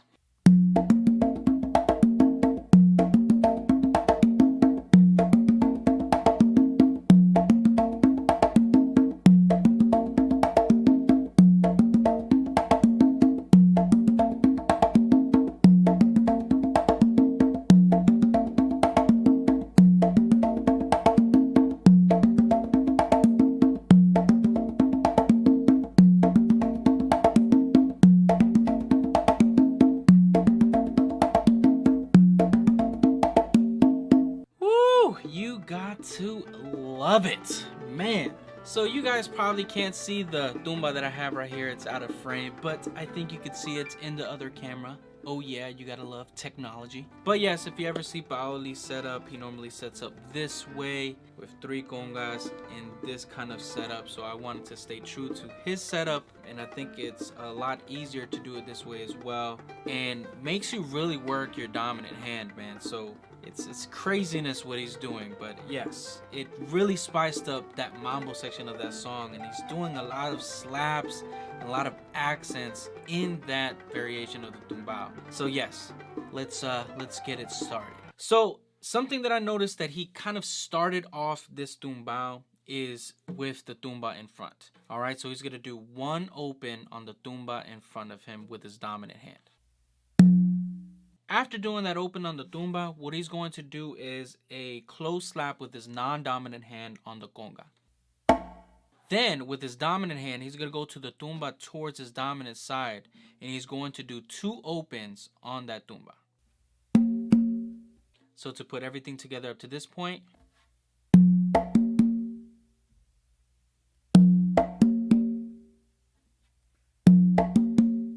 after doing those 2 opens on the tumba, this next part, I would say it's kind of like the secret sauce, little trickiness, and sets you up to kind of help you with driving this tumbao. So after those 2 opens, what he's going to do is a close slap with his non-dominant hand. Then he's going to do a ghost note with his dominant hand on the conga, and then an open with his non-dominant hand.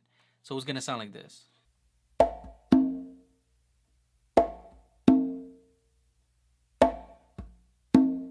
So to put everything together to get that feel, it's going to sound like this.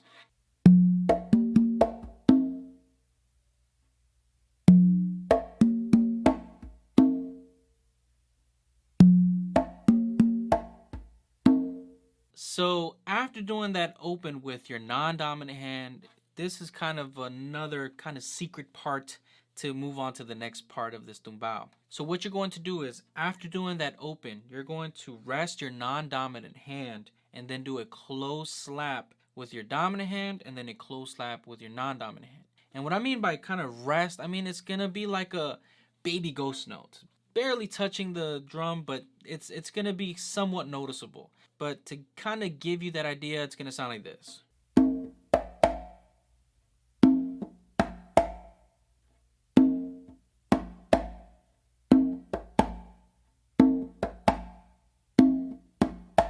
Crazy, huh? So to put it together up to this point,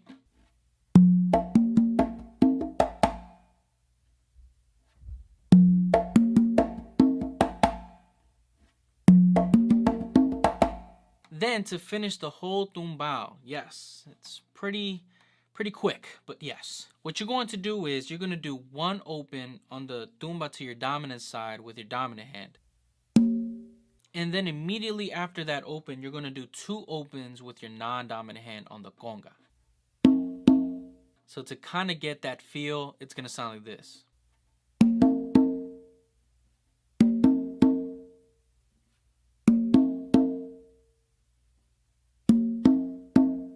And then to start the whole tumbao all over again, what you're going to do is, after doing that open with your non-dominant hand, you're going to do a close slap to then go to the tumba in front of you. So to put everything together, it's going to sound like this.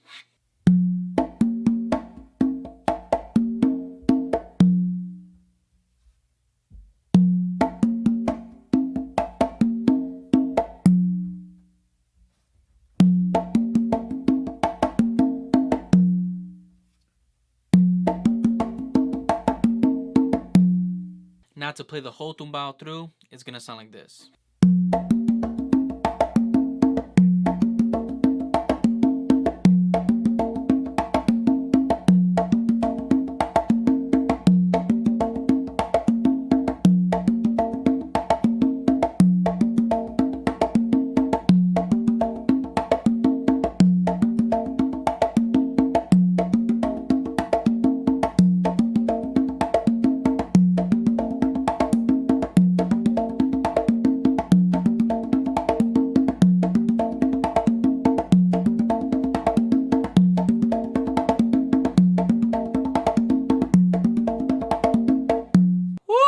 You gotta love you some Paoli Mejias, man. My goodness. Now to count it, the 1 is going to be that first hit on the tumba. All right, so the 1, if you listen to the song, boom, that 1 is right there on the tumba, man. It's crucial, so you have to always land on that 1. So to count it slowly, it's gonna sound like this.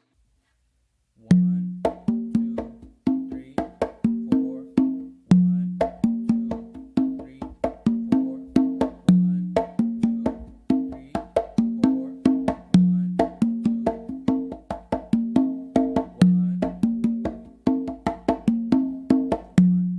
Oh yes, you got to love it. Man, Paoli Mejias, gracias mi hermano. Thank you so much for everything that you've done and continue to do.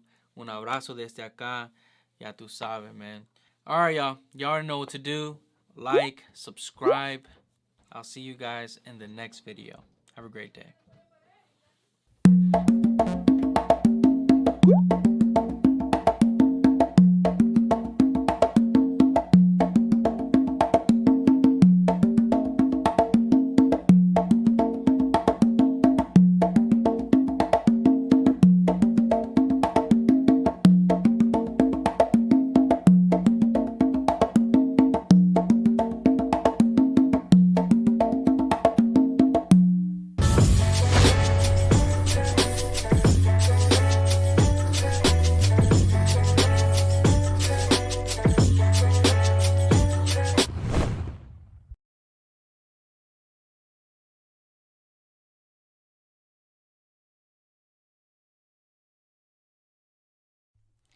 What's going on, everybody? I hope everybody's having a great day so far. So today, we're going to talk about, yes, the Georgie Padilla Tumbao. Oh yes, you got to love it.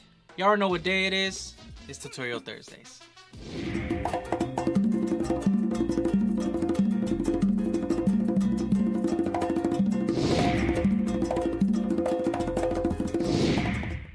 So to all the new subscribers, welcome to pərઃkəSHən Life. My name is Eric Perez. Some of you already know that by now, but just had to say thank you for subscribing, and I do hope that you enjoy these videos.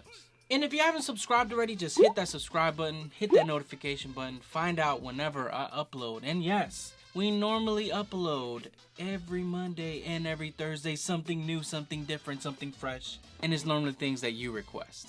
And to all my day ones, man, seriously, I love and I appreciate each and every one of you guys. All the support you guys gave me in the month of April for Taco Tuesdays. Videos completely in Spanish. Some of y'all saw those videos even though you don't speak a little bit of Spanish, nada.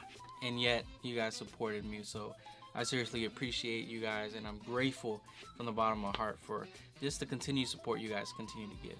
But I got some sad news. Well, kind of, not, well, yeah, I got some news. So for this month, I'm probably only going to be uploading maybe just once a week, and this may be the only tutorial you're going to get for this whole month. Let me explain. It's kind of a surprise to everybody. It's gonna be better for me, but I want to wait to share it, and it's most likely going to be in the month of June when I'll be able to share this information with you guys. But basically, I'm gonna be crazy busy from now until June, and I don't want to overwhelm myself with making all these videos, but I am going to try to make a video every Thursday for at least the whole month of May. It's just that, you know, I got some things going on, and yes, gonna be fairly occupied, but I will keep you guys posted when the videos are gonna be coming back again, better than ever. So other than this video, the videos you're most likely gonna get is things that help me learn music and things that I research and allow me to deliver this type of information to you guys, just tools that help me day to day kind of just get better on the congas or in percussion in general, and then just history, because sometimes we just neglect history and don't read, you know, a book or something and don't study about certain people. So yes, I'm gonna most likely make videos about that. So please don't get mad at me if you don't see me posting just as often as I used to. But yes, I'm gonna be quite busy for this month, and yeah. So don't yeah, just stick with me. Don't worry, it's gonna be good for everybody. It's gonna be good for everybody. Trust me, you're gonna love this kind of wait. So yeah, just wait on me. So the Georgie Padilla tumbao, my goodness. So the year was 1999, and this young guy over here was in the middle of my time learning timbales. I was 12 years old. Yes, 12 years old. Learning timbales. I already had been playing for 2 years, and I wanted to even get better. And at that time, I was really heavy on Richie Ray and Bobby Cruz. Now, if you don't know Richie Ray and Bobby Cruz, shame on you. Shame on you. Those are the pioneers of salsa, man. You gotta know who they are. It's like obligado. It's an obligation. You gotta know who they are. And at that time, I was really heavy listening to them, trying to study their arrangements, trying to study how the timbalero would play. And in 1999, they released a live recording called Un Sonido Bestial, which they recorded in Puerto Rico. And as I was listening to that recording, I ended up bumping into finding out who their timbalero was, which in that recording was Edwin Clemente. And my goodness, that guy changed my mind, how I saw the timbales, just the flavor, the pure technique and the purity in tones and notes. Man, I was shocked and appalled at how good this player was. But as I was listening to that recording, I collided with this conga player, and this conga player sounded very different than the conga players I was listening to at the time that played with the timbaleros I was listening to. The conguero had solos just as much as the timbalero had solos, and I was listening to a song called La Zafra, and I saw that the conguero went first when it came to soloing, and it caught my attention. Keep in mind, at that time, I hated the congas. Yes, I hated the congas. They hurt your hands. They're stressful. Everybody's so pressed on it. You have to slap a certain way to be qualified a conguero. If you don't play 4, if you don't play 5. There was so much pressure to be a conguero that I just hated it. But I loved being a timbalero. I don't know what it was to put your stick up and kind of make the call and make the transitions and do every cut.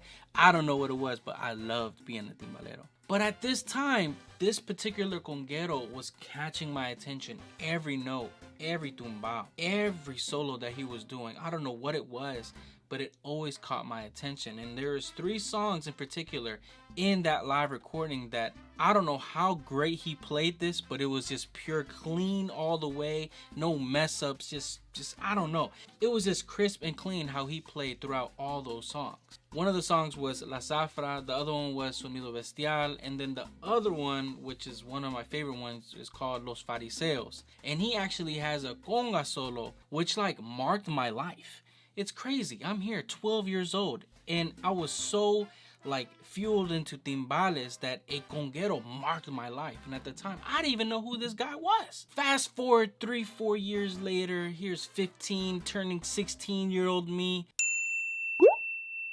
and I start to play the congas. I hated the congas. I don't know what it was about the congas, but I actually started to play the congas. And the first recording I run to that marked my life was Richie Ray and Bobby Cruz Un Sonido Bestial's live recording concert. And man, I went and tried to mimic who this conguero was. I didn't know who he was. I didn't know what. Man, this guy was just so clean. Everything that I heard about him, every transition, every tumbao, it was just, I was always left in awe just listening to every track that he was on. So I started to practice to those recordings, and I started to try to mimic every one of his tumbaos, every one of his solos. I tried to copy each and every note that he did, because that was the only thing that marked me at the time that I could relate with from a conguero standpoint. And it wasn't until maybe 5 years after that until I found out who this conguero was. And look and behold, it was Georgie Padilla. This whole time I was like, who is this? Who? Georgie Padilla. Who? at that time, being 2021, the only people I actually knew was maybe Giovanni Hidalgo, Carlos Patato Valdez, Cándido Camero, Tata Wines, Paoli Mejías, Rey Barreto, Anga Díaz, Changuito. That's probably about it. So when I hear Georgie Padilla, that this person for some reason isn't on this pedestal with all these other greats, it left me so baffled, because me just trying to learn timbales, him being a conguero, marked my life just on an aspect of catching my attention. And then I started to study about him a little bit more, and I realized that he played with Sonora Ponceña, that he obviously played with Richie Ray and Bobby Cruz, that he played with Cheo Feliciano, that he's played with Frankie Ruiz, that he's played with Jared Rivera, that he's played with Bobby Valentin. Georgie Padilla wasn't just anybody. I realized that this guy's like a living legend. And then I began to see his videos and see his performances, and I realized no wonder why this guy is so clean. If you get to see Georgie Padilla and you see his technique and you see his posture, and you're able to see like his proper hand and wrist movement, it's like unbelievable. Like, he's able to get such a tone without moving much, and it's crazy because when you listen to it, it's pure clean slaps, it's pure open tones. When he moves around the set going fast and doing singles, you're like, what is going on? You don't realize that he's just literally.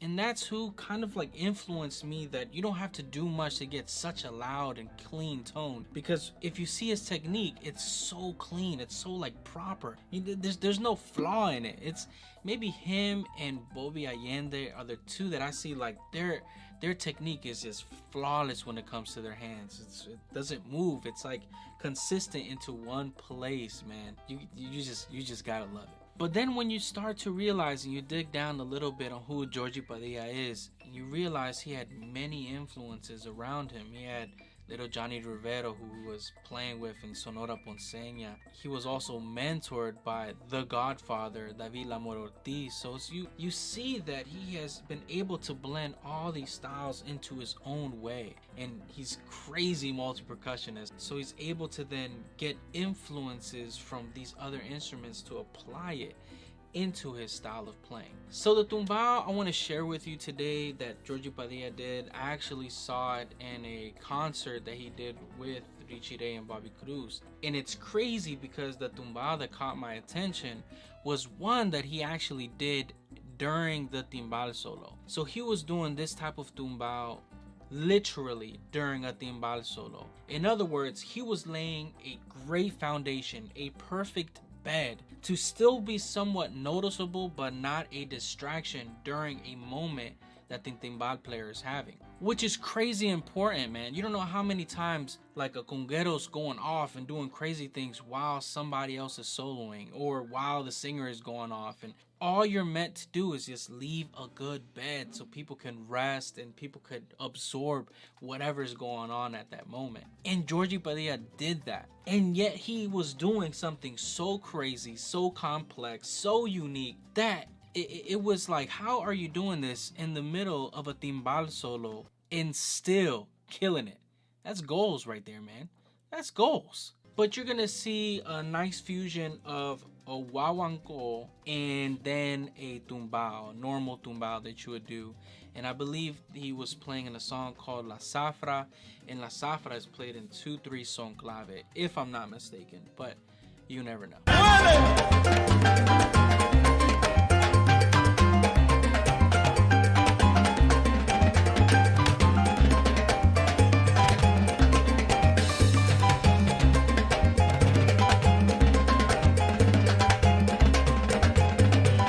But yeah, let me show you the tumbao that he was doing.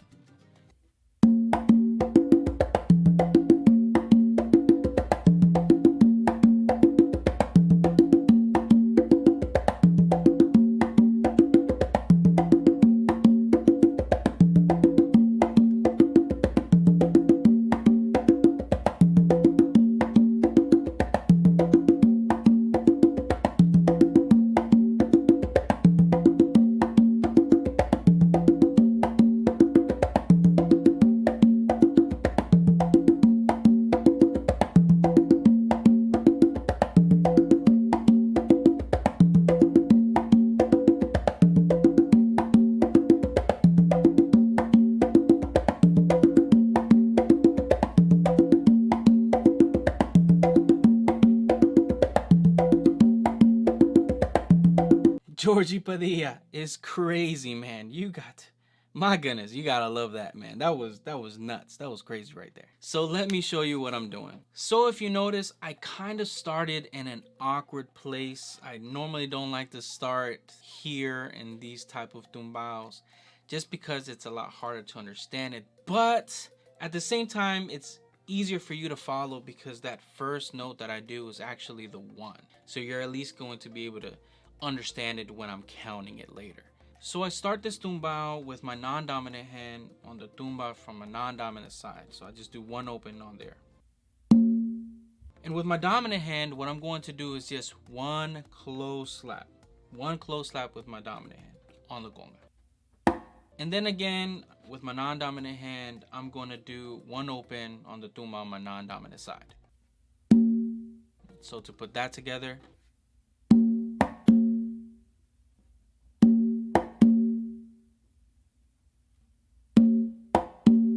after doing that open on the tumba with my non-dominant hand, I actually have to come back to the conga with my non-dominant hand and do a close slap. And after doing that close slap, I'm going to do 2 opens on the conga with my dominant hand.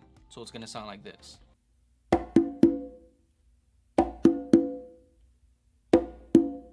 And to give you a clue, those 2 opens should sound like the 2 opens you do in a normal tumbao.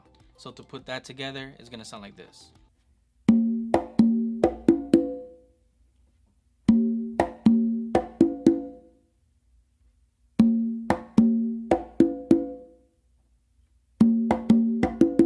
After doing those 2 opens with your dominant hand, what you're going to do with your non-dominant hand, you're going to do a bass and then like a palm slap kind of with your non-dominant hand, and then you're going to do a close slap with your dominant hand on the conga. So it just sounds like this.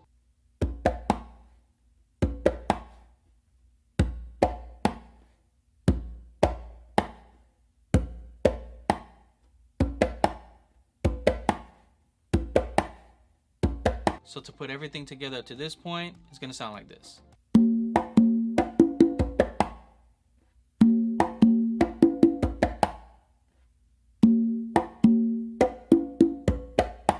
After doing that close slap with your dominant hand on the conga, what you're going to do with your dominant hand is actually move to the tumba on your dominant side, and you're going to do 2 opens there. So it should sound like this.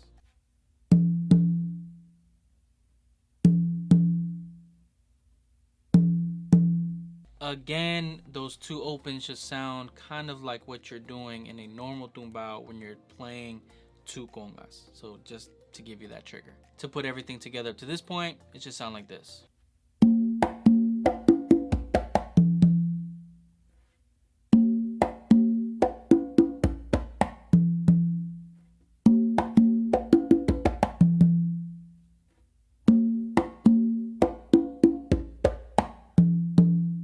Now to finish the whole tumbao, what you're going to do is actually a close slap with your non-dominant hand on the conga, and then 2 opens with your dominant hand on the conga. But again, those 2 opens should sound like what you're doing in a normal tumbao. So it's going to sound like this.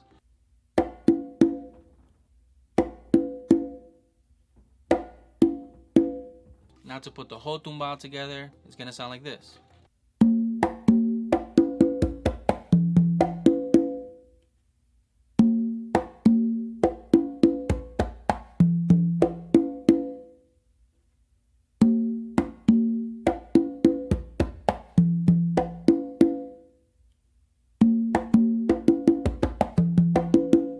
Now to play it all the way through, and if you notice, you're gonna see somewhat of a delay from those 2 opens to when I'm starting over, just because you want to give it kind of that Wawanko from Havana feel. Alright, so just to play it all the way through so you can get a kind of like a sense of what I'm doing, it's gonna sound like this.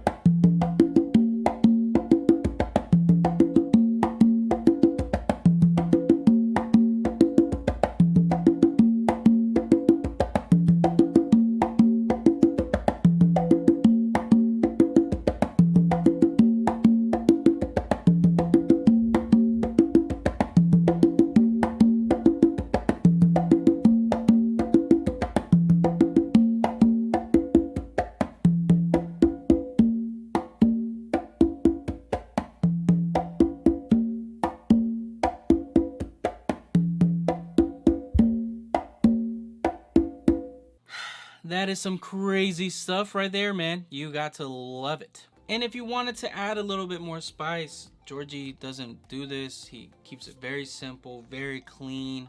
You know, no room for errors with him, man. He's probably one of the most precise congueros I've ever seen, just being honest. But if you want, you can add a little bit more ghosting here when it comes to your dominant hand while you're doing these two different notes in this hand. So just to kind of give you an example of what just adding a little bit could sound, it's gonna sound like this.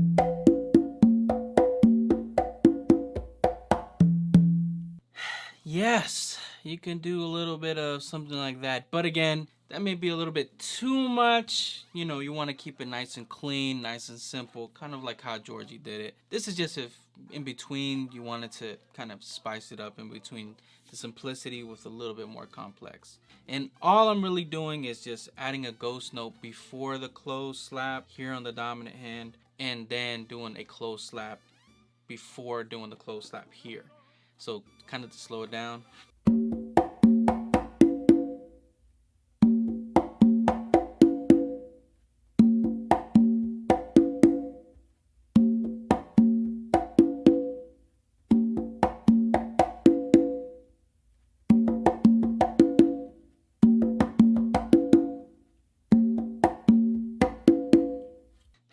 Yeah, nice little extra touch if you want to do it. Yes, if you want to do it. And like I said, I believe La Zafra is played in 2-3 son clave, and in 2-3 son clave, the two tumba hits are actually played on the second hit on the 3 side of the clave. So if you're gonna play this in clave, the second hit that you do on the 3 side of the clave, that second hit should actually be the start of the 2 opens that you do right here on the tumba.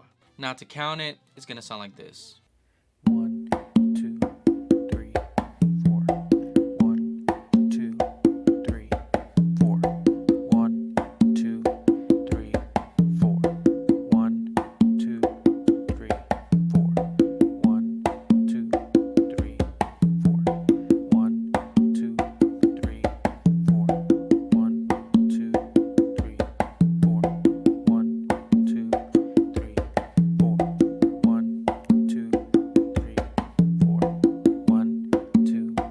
3, 4. 1, 2, 3, 4. 1, 2, 3, 4. 1, 2, 3, 4. You got to love it, man. You gotta love it. All right, everybody, let me know what you guys think about this tumbao. It's kind of crazy. Again, it's just more meant for a nice little bed, a nice foundation to leave for somebody else to do during a timbal solo or bongo solo or trumpet solo, whatever it may be. It's really meant to kind of just lay a foundation to not be so much of a distraction, but at the same time kind of being relevant in the middle of a song, you know, and still being present but not so much. And Georgie Padilla, if you get to see this video, thank you so much for everything that you've contributed, not only to the percussion community but into my life. Trust me, if it wasn't for that recording, if it wasn't for Un Sonido Bestial concert live with Richie Ray and Bobby Cruz, if I didn't listen to you, man, I don't think I would have had a good reference to kind of go to when I was first starting to play congas. And it's kind of because of you that, you know, you made me fall in love with this instrument and kind of made me realize how clean someone can actually sound. So thank you so much for everything that you continue to contribute to all of us, man. I appreciate you. We love you. Thank you so much, man. All right, y'all know what to do. Like, subscribe, and I will see you guys in the next video. Again, I'm not going to be posting as much. I just can't wait till I could show you guys. I really cannot wait. So yes, just be patient. I will see you guys next Thursday. I promise you that. I will post something next Thursday. All right, y'all. Have a great weekend.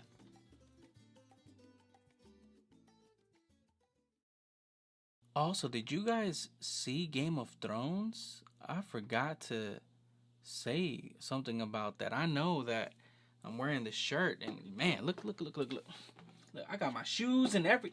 Man, I'm not playing up in here. Game of Thrones, I've been waiting so long for this. Y'all don't even know. All right, y'all. I'll see you guys. In the next one.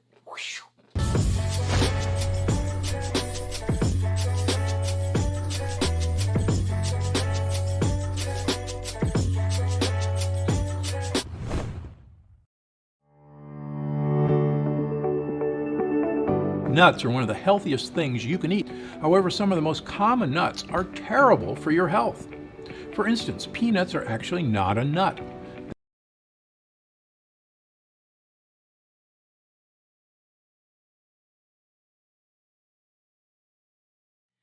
What's going on, everybody? I hope everybody had a great weekend. So today, we're actually going to talk about the pər๊kəSHən tumbao. Pray for me, y'all. This is about to be crazy.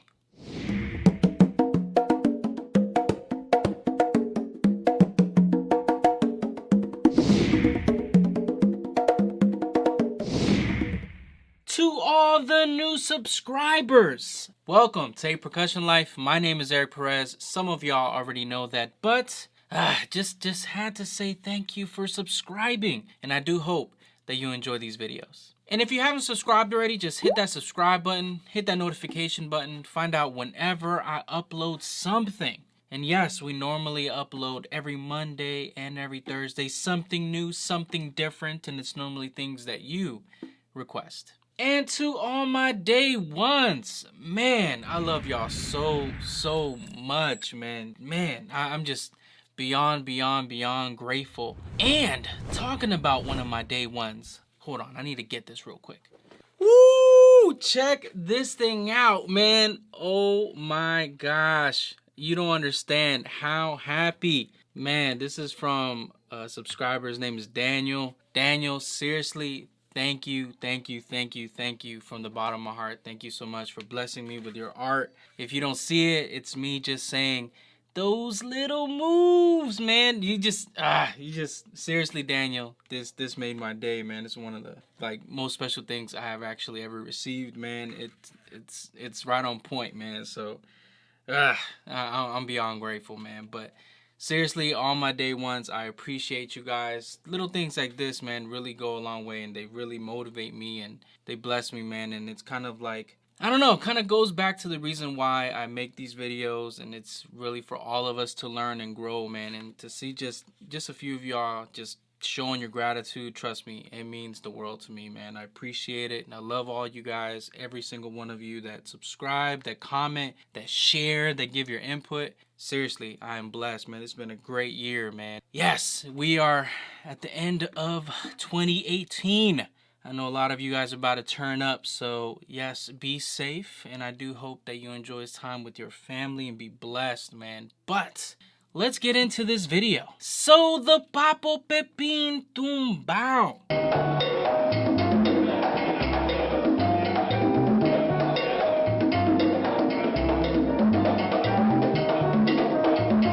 Man, look, guys, every time I cover a conguero, it's like really tough for me to cover certain congueros, and I try to stay away for covering certain congueros. Like Miguel Angadias is one that it was like tough for me to do. Jerry Gonzalez is another one. And pər๊kəSHən, in my opinion, is by far one of those congueros that you cannot emulate. And he was one I was trying to stay away from, man, but I've been getting so many requests to do it. Man, this dude is beyond one of the most influential congueros to ever live, man. He's just iconic. This guy has recorded with Mark Anthony, played with Dizzy Gillespie, Victor Manuel, Frankie Negron, Huey Dunbar, Isaac Delgado, Rey de la Paz, Willie Rosario, Big Pun. Come on, y'all.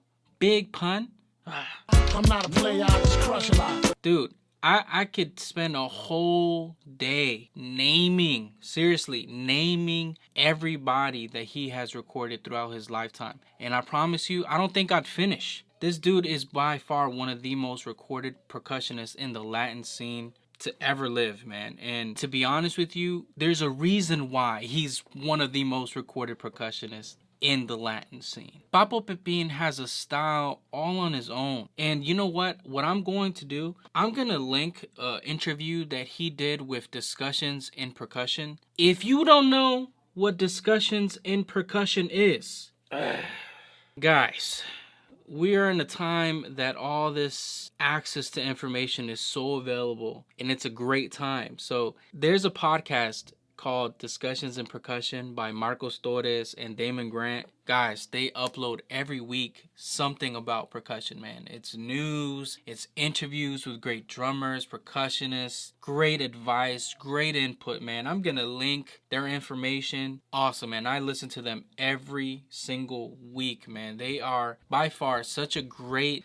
I would say, tool and also form of entertainment. If you like that kind of stuff, man, if you like podcasts, if you like listening to just people kind of give their experiences, that's something that I vibe with. I love history. It's something that fuels me as a musician, that inspires me as a musician. So yes, I will link Discussions in Percussion and the interview that they actually did with Papo Pepin. And Damon Grant said this, and it's something that I think it's their 70th episode, and he said this that kind of put everything in perspective for me, because I thought this throughout the first time that I've heard Papo Pepin. A lot of you guys may not know Papo Pepin. A lot of you guys probably wondering who the heck is Papo Pepin. And I get it, because we live in an era where it's just so much mainstream, and I would say Papo Pepin was a guy that deserves so much credit to influence such a generation of percussionists, and how he would change his style and do things so differently and do things just out of the ordinary and unorthodox. His soloings and the way he would phrase certain tumbaos, it was just different, man. And Damon Grant said this, and it was funny because he said Papo Pepin is your conguero's favorite conguero. And I would have to put Papo Pepin in that category for just like there's a few of those congueros that like we go to just be fed certain languages that he does, and his style. It's beautiful, man. It's seriously such a beautiful art that Papo Pepin has been able to form and give. And if you notice, not a lot of people play like him, because the way he plays is hard to emulate. What I'm about to do is literally, it's like sacrilegious. This is really hard, what I'm gonna try to interpret what he does, because man, Papo Pepin is just on another level, man. There is a reason why he is the most recorded percussionist. He has this language, man. I remember, I think the first time I heard him was in, I think it was Mark Anthony's, first album that he was on. And Mark Anthony calls out his name. And I hear, like, at that moment, the congas kind of go up. And I'm like, who? Okay, let me look this guy up real quick. And I realized, man, this dude is crazy. And I think this was like back in the 90s where when I first heard him. And I was just like, dude, this guy is on another level, man. And most of people from New York know him. And I think it's like casual that he's just a living legend, just living in New York, living his life and doing his thing, man. But it's crazy. It's such an art form that he does. His slaps are beautiful. His approach to congas are beautiful, man. And something that I listened to this interview from Discussions in Percussion that I didn't even know. He learned congas first at around the age of 3 from his father. His father was Toño Pepin. He had his own orchestra, and he learned at such a tender age, but then decided to go to school, learn bass, and then learn piano, then went back. It's like crazy, man, how these artists, there's a reason why they're able to interpret so uniquely because of other influences that they have from other instruments, man. And it's beautiful to see, and you'll see how he kind of interpreted in this tumbao that we're going to talk about today. But if you ever get a chance to listen to Papo Pepin's tones and his attack and his, I would just say how he's able to project on such a level, man. It's crazy how this living legend doesn't get as much notoriety as he should, man. I think, like, you know, I get it. We all know Giovanni Hidalgo. We all know Pedrito Martinez and Paoli Mejias. But Papo Pepin is that guy, man, that everybody should be, like, studying from, looking into his music and listening to his music and really getting into all that stuff, man. Crazy stuff. Crazy stuff. But let me show you the tumbao that really shocked me. One, just on how he's set up. Two, and how he placed the notes. And three, just the feel that he gives doing this tumbao in this particular song too, at that specific moment. Let me show you the video I'm talking about.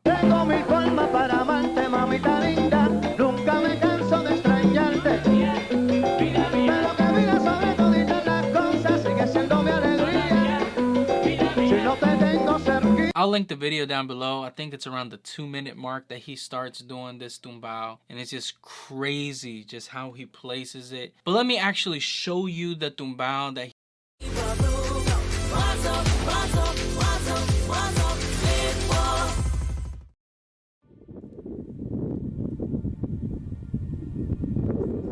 Cole, he's my mirror. he did there, and then kind of break it down for you.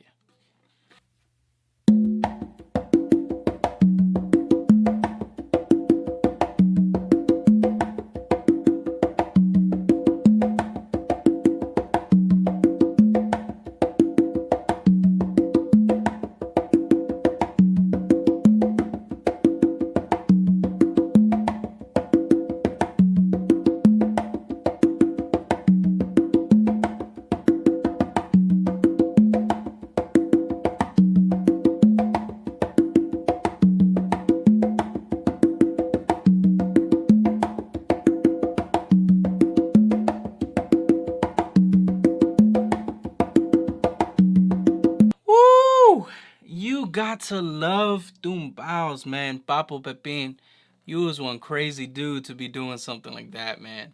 He's a bad man. Say it with me, man. He's a bad man. And I'm going to attempt to show you this. Trust me, Papo Pepin is by far the hardest person to try to emulate, and I'm gonna keep on saying that throughout the whole video. Trust me, this was not easy to show. If you notice my setup, it's a lot different. I normally have the low tumba here, and then my main conga here, and then I would say second low over here. But in this case, if you notice in the video, he actually is playing like this, where it's his mid low here and then his low to his left. That's kind of different. I rarely see that kind of setup, especially I think this was in the 80s that he was doing this. But the best place that I found to start this tumbao is doing one open to the tumba on your right, which should be your mid low.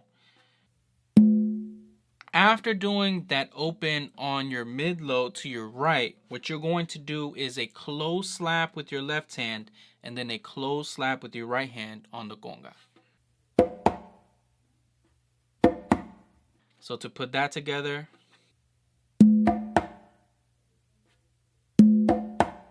and here comes kind of like the tricky part. After you do that close slap with your right hand, what you're going to do is a slight ghost note. I think Papo Pepin actually does a slap there. Not really sure. And I'm pretty sure Papo is not going to tell me. But the way I found naturally that my hand moved was a ghost note or a slight tap with my left hand here. Then I'm going to do a bass and then a slap again. All with my left hand. So kind of to show you what I'm talking about, it's like this.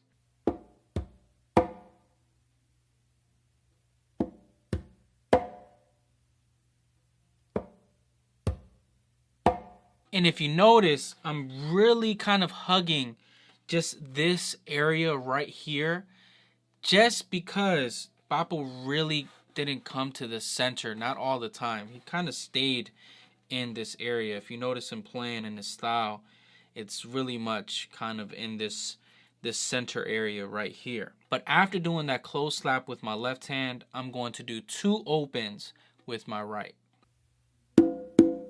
So to put everything together up to this point, it's gonna sound like this.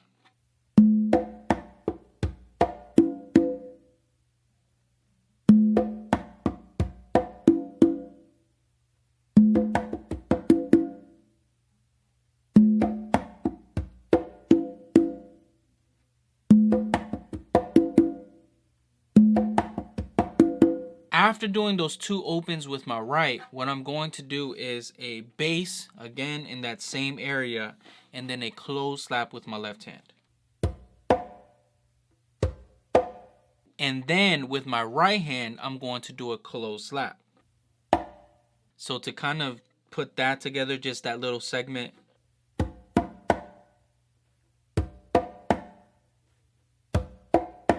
And then after doing that close slap, what you're going to do is 2 opens to your left drum, which should be the lowest tuned drum that you have.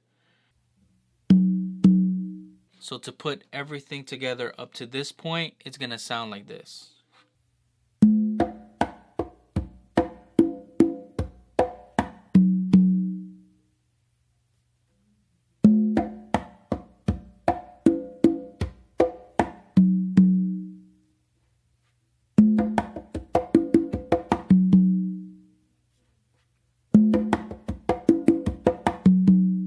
After doing those 2 opens, since your right hand is going to be just staying here on the conga, you're going to actually come back and do a slap tap, I would say, and then an open with your right hand, and then an open with your left hand. So it's going to sound like this.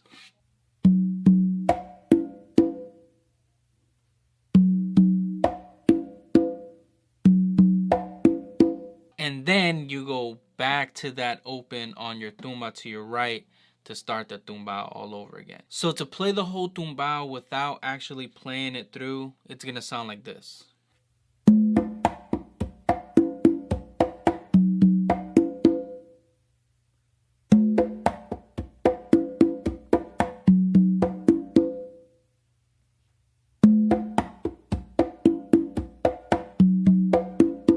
Now to play the whole tumbao through, it's gonna sound like this.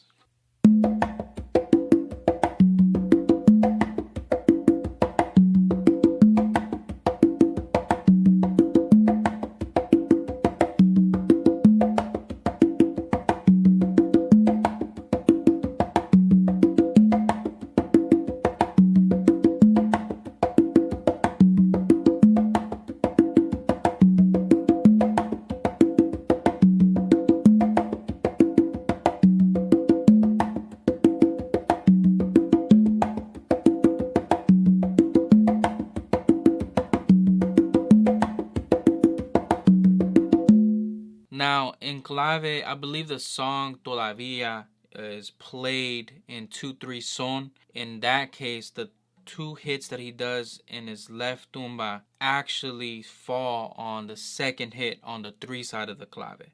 So it's da, da, da.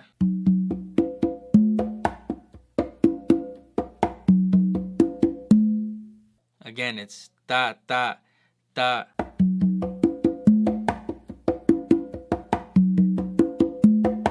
Now to count it, the 1 is actually going to be the tumba that you do to your right. So to count it slowly, it's gonna sound like this. 1, 2, 3, 4. 1, 2, 3, 4. 1, 2, 3, 4. 1, 2, 3, 4. You got to love it, man. You got to love it. Papo Pepin was out of the box. He was out of the ordinary. He was unorthodox, man. So these type of tumbaos, you could just see, man. His left hand was nasty, man. His left hand was crazy good and with so much feel in it. And stuff like this is the reason why. He was doing this in an actual, like, event, televised event, playing concerts. This is crazy. It's crazy, man. Papo Pepin, you gotta love Papo Pepin. You gotta love. All right, y'all. Y'all already know what to do. Like, subscribe. I will see you guys on Thursday. Have a happy New Year. Turn up. Get crazy. Stay safe. Be blessed. Go to church. Do something good. All right, y'all.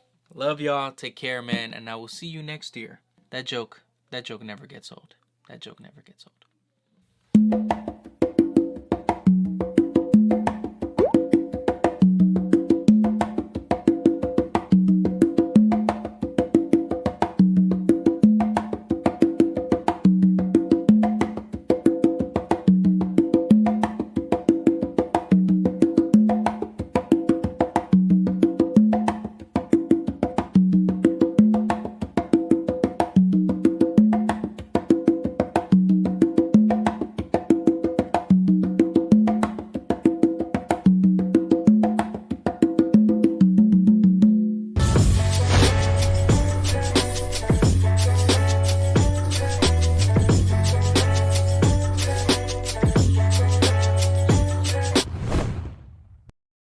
Nothing I have done has been a straight path. When I started my website, I was like, I need a home for all these parts of myself. As I was designing it, it was this part that took over, and it was like, no, this is a chance to really defy any boxes now using